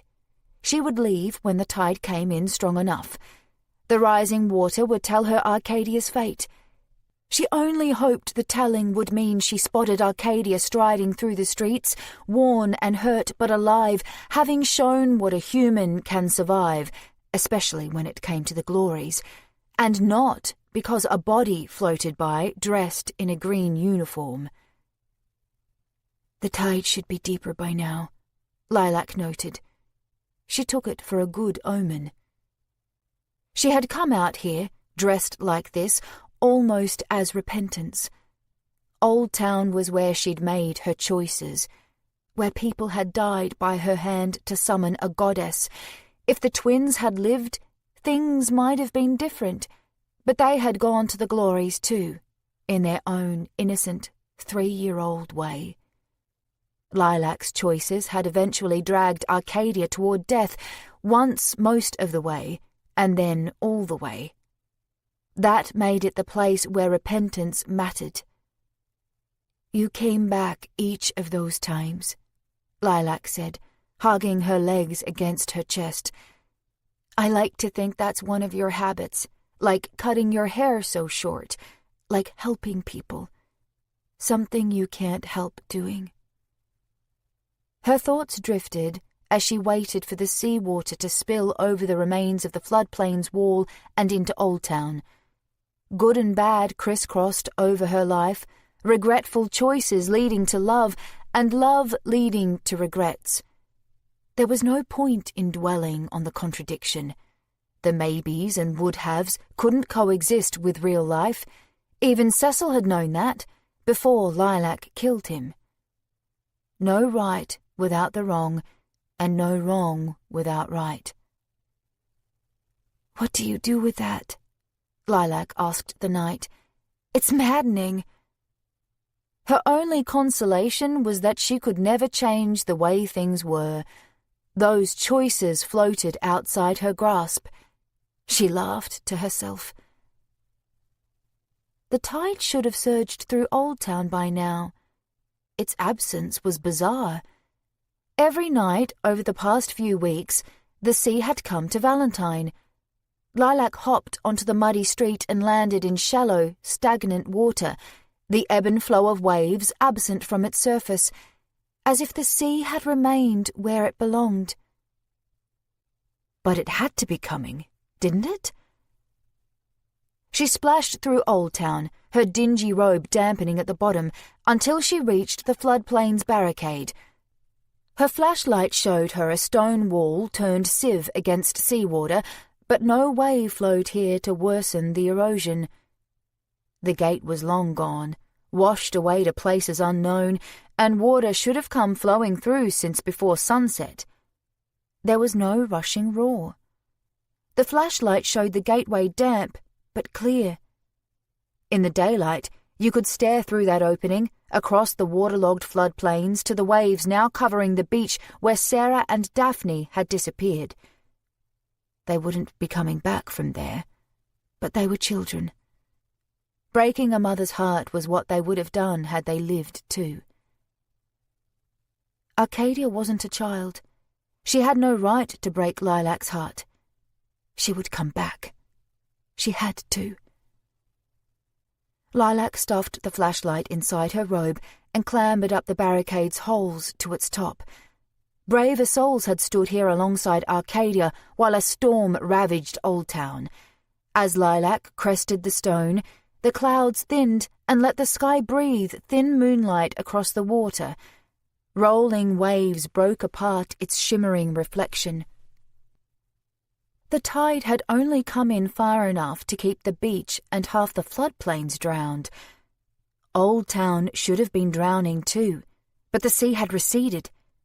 This made no sense. Not far from the barricade, Lilac noticed the moonlight bend where a towering figure waded toward Old Town. She ducked on her haunches, ready to drop into Old Town's mud. It had to be the Glories again with some new weapon, or an enormous sea creature from the depths. Except sea monsters tended to slither and swim. This figure walked from the floodplain's water on mighty legs, taller than the 12-foot barricade, yes, but less like a sea monster, and more with the gigantic size, gait, and grace of a god. Another few steps, and the figure had almost reached Lilac. The head crested the barricade, and Lilac couldn't help but think of bald Lagoe. No, the goddess of reason hadn't severed 8 of her heads, reeled in her dragon necks, and come stalking out of the sea. This figure didn't come naked as Lagoe either. A gown of sea green and white flowed as if the figure came draped in moonlight upon the sea. The head had hair after all, shorn short as always. Her face wore a secret smile, familiar and cherished. Lilac craned her neck over the barricade and gaped in shock. Arcadia? She had always loomed by inches over Lilac, but now Arcadia's mammoth height made Lilac feel tiny, almost verminous. She met Arcadia's eye level at the barricade's top, but only came to her knees when she slid down the floodplain side of the stone. Raindrops flitted from her robe and hair, off her skin, and the water on the ground seemed to evaporate in a cloud around Arcadia's steps the way floodwater had retreated from Ada's sanctuary. Lilac fell to her knees. A goddess! Arcadia reached down for her. Don't worship me. Her voice boomed over rushing waves. Massive hands grasped Lilac's sides tenderly and helped her to stand. Harsh heat breathed off her great abdomen as if she had swallowed the sun. The skin there almost burned, but Lilac reached for it anyway, soaking in the pleasant warmth. Her fingers felt compelled to touch. Arcadia's middle pulsed, and it reminded Lilac of a small coral stone, or the altar of the holy tree, or a child's heart. You came back, Lilac said, gazing up at Arcadia's face. I knew you'd come back to me. Arcadia glanced at her own hand as if noticing it for the first time. She was forever now. She would always come back. And you're not alone. Lilac drew her hand from Arcadia's burning abdomen and settled for the softer warmth of Arcadia's hand. How? Medes, it has to be, Arcadia said. Some of her divinity planted inside me. She's the other mother. Did she mean to? Lilac asked. I doubt it. Arcadia lowered her hand, interest in it lost. Blood between her coral stone and me. The resurrection. her coral stone shards beneath the tree. I don't know which way, but she put a godliness inside me, and now there's something else. Someone else. Lilac understood. With Arcadia having taken so much of a goddess into her and having not died in the holy psychopomp tree, it seemed inevitable that divinity would mix with flesh and fill her womb. Medes should have known better. It had happened to her before anyone else, long ago. "Does Medes know what she's done?" Lilac asked. "What she's made you?" Arcadia shook her head.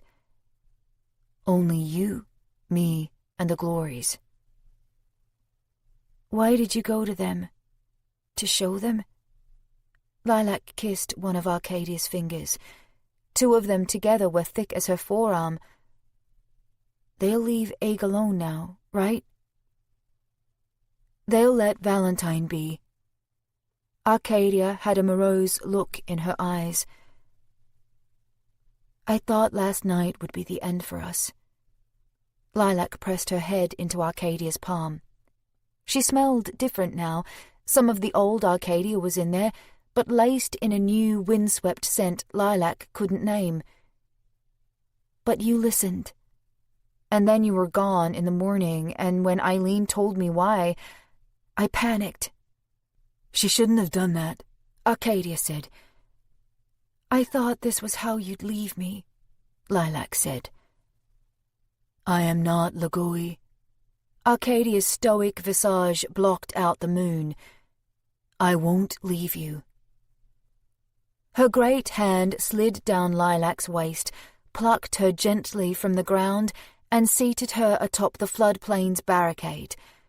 Arcadia pressed her head toward Lilac's body, and Lilac wrapped her arms around that mighty face. "I'd put a child inside you if you weren't a descendant," Arcadia breathed. Even her whisper shook Lilac's bones. "Must be hard, living past everyone else. The longer you live, the better chance you'll see consequences of what you do, ones you never expected. And you blame yourself for more than your share already." Lilac studied Arcadia's tremendous eye. "I've made this harder somehow, haven't I?" "It would be easier except for what you told me last night about your girls and the glories." Arcadia nodded against Lilac's chest. "But I didn't know any other way." Why would this bother Arcadia now and not last night, when the glories were a real threat? Because Arcadia had been an ascendant even then, before this moment, unknown to all the world, even Lilac. Because Arcadia had some plan to handle the glories, and something about Sarah and Daphne had unsettled it. Not enough to change it, but to disturb Arcadia's heart. "What happened with the glories?" Lilac asked, her voice calm. Arcadia lifted her head, and those eyes dazzled with distant deserts the glories could never touch. "I showed them who I am, what I am. I can't fight them across the Holy Land, not in a way that would help or matter. We couldn't talk to each other easily, but I needed to make them understand." Lilac almost laughed. "Of course you did. You're you." "We made an arrangement best we could." Arcadia clenched one hand over the barricade. "They won't come to us. We won't go to them. I gave them a promise in body and soul, like only I could give. And I gave them half of Egg." Lilac's heart twitched. Her thoughts dredged up those voices on the beach, so much like Sarah and Daphne that they'd almost fooled her, almost drawn her to death as well. She thought of the city and the sea and everything she had done, and she thought of the glories, bereft of even a scrap of the Holy Land, nothing from the Dawn Gods except their mercy for 5,000 years.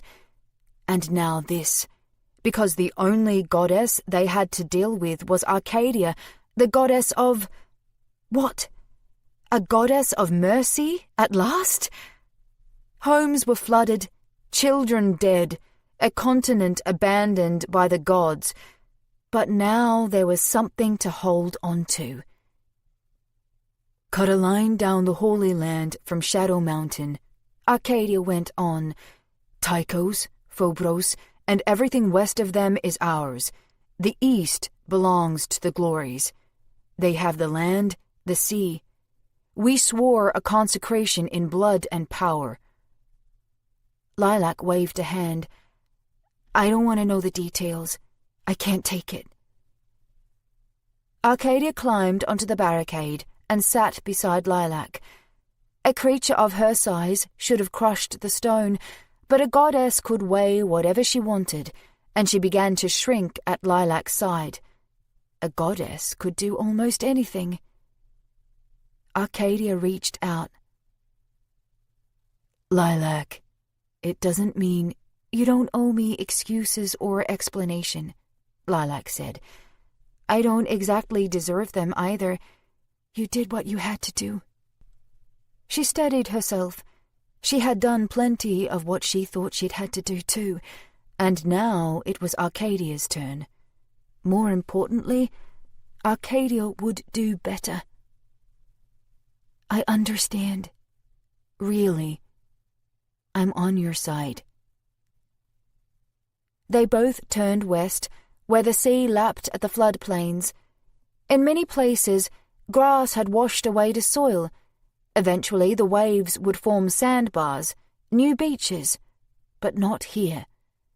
The tide would recede a little more each day, and only the rains would water Valentine. Are you going to tell the others? Lilac asked. Everyone in Merchant's Field? They'll know we're safe, Arcadia said. But about Aig, the future. Arcadia grew quiet. She and Lilac looked down at her abdomen. She was smaller now, but she could only shrink so much of her greatness when a divine world grew inside her. The Glories will leave us be, Lilac said, and half a Holy Land is more than any other god left us. You're the only one who cares, you and the one inside you, when they're old enough. We'll send people out, get people moving from the east. Maybe this should have been done a long time ago, like Mom said. Maybe there could be peace. Or maybe Ada was right, Arcadia said. Maybe we've damned the world. Part of Lilac lingered on Sarah and Daphne. They couldn't be disappointed in their mother. They had been 3, would always be 3. Vengeance and hatred were their mother's vices, and she would lock them down if it meant saving Aig. She wasn't going to let herself be what Ada or Cecil had said about her anymore. I don't know if Ada's right or wrong, Lilac said, but I know you're already a better goddess than she'll ever be. Arcadia's eyes searched the oceanic darkness as if she could see the nighttime horizon, or perhaps the glories beneath the waves. We'll let them be. They'll let us be, she said. I think in most ways we all want the same thing. A chance to live, love, raise our children. She turned Lilac's way, her eyes no longer haunted. You told me we had a second chance, remember? You want us to be serious? What's happening to me is as serious as it gets. I'll understand if you want to walk away. Lilac started to laugh, wiped her eyes, and then laid her head on an immortal's shoulder. I'm not going anywhere, Captain. Her hand found the hot place on Arcadia's abdomen. And this one? You'll be a mother someday. Yes, Arcadia said. Will I be this one's mother too? Lilac asked. I want that. Arcadia leaned close. But do you? Arcadia's middle burned again, but Lilac rested her hand there a moment longer anyway. Inside grew a child who could never die. Oh yes, she wanted to be this child's mother. She wanted to be priestess to Arcadia, though she couldn't give blood. High priestess, then, leader to the covenant of Arcadia, goddess of mercy. There would be more work to do. First, everyone in Merchant's Field had to know they were safe. Someone needed to radio the hills before the travellers there made a terrible mistake. Survivors could then spread back across Valentine and put the call to neighbouring western city-states, share the good news, get word to the eastern city-states and draw as many people as possible. They would come. There was a goddess in the Holy Land after all, one who would never leave them. There would be questions of what came next and how to heal, a new covenant to build. The new goddess would need a temple for her and, many years later, a temple for the child. The world ahead held limitless possibilities.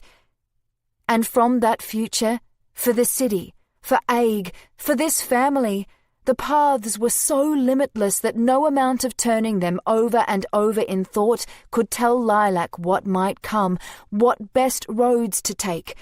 But she wasn't thinking about that right now anyway. She was thinking about what they might name the baby.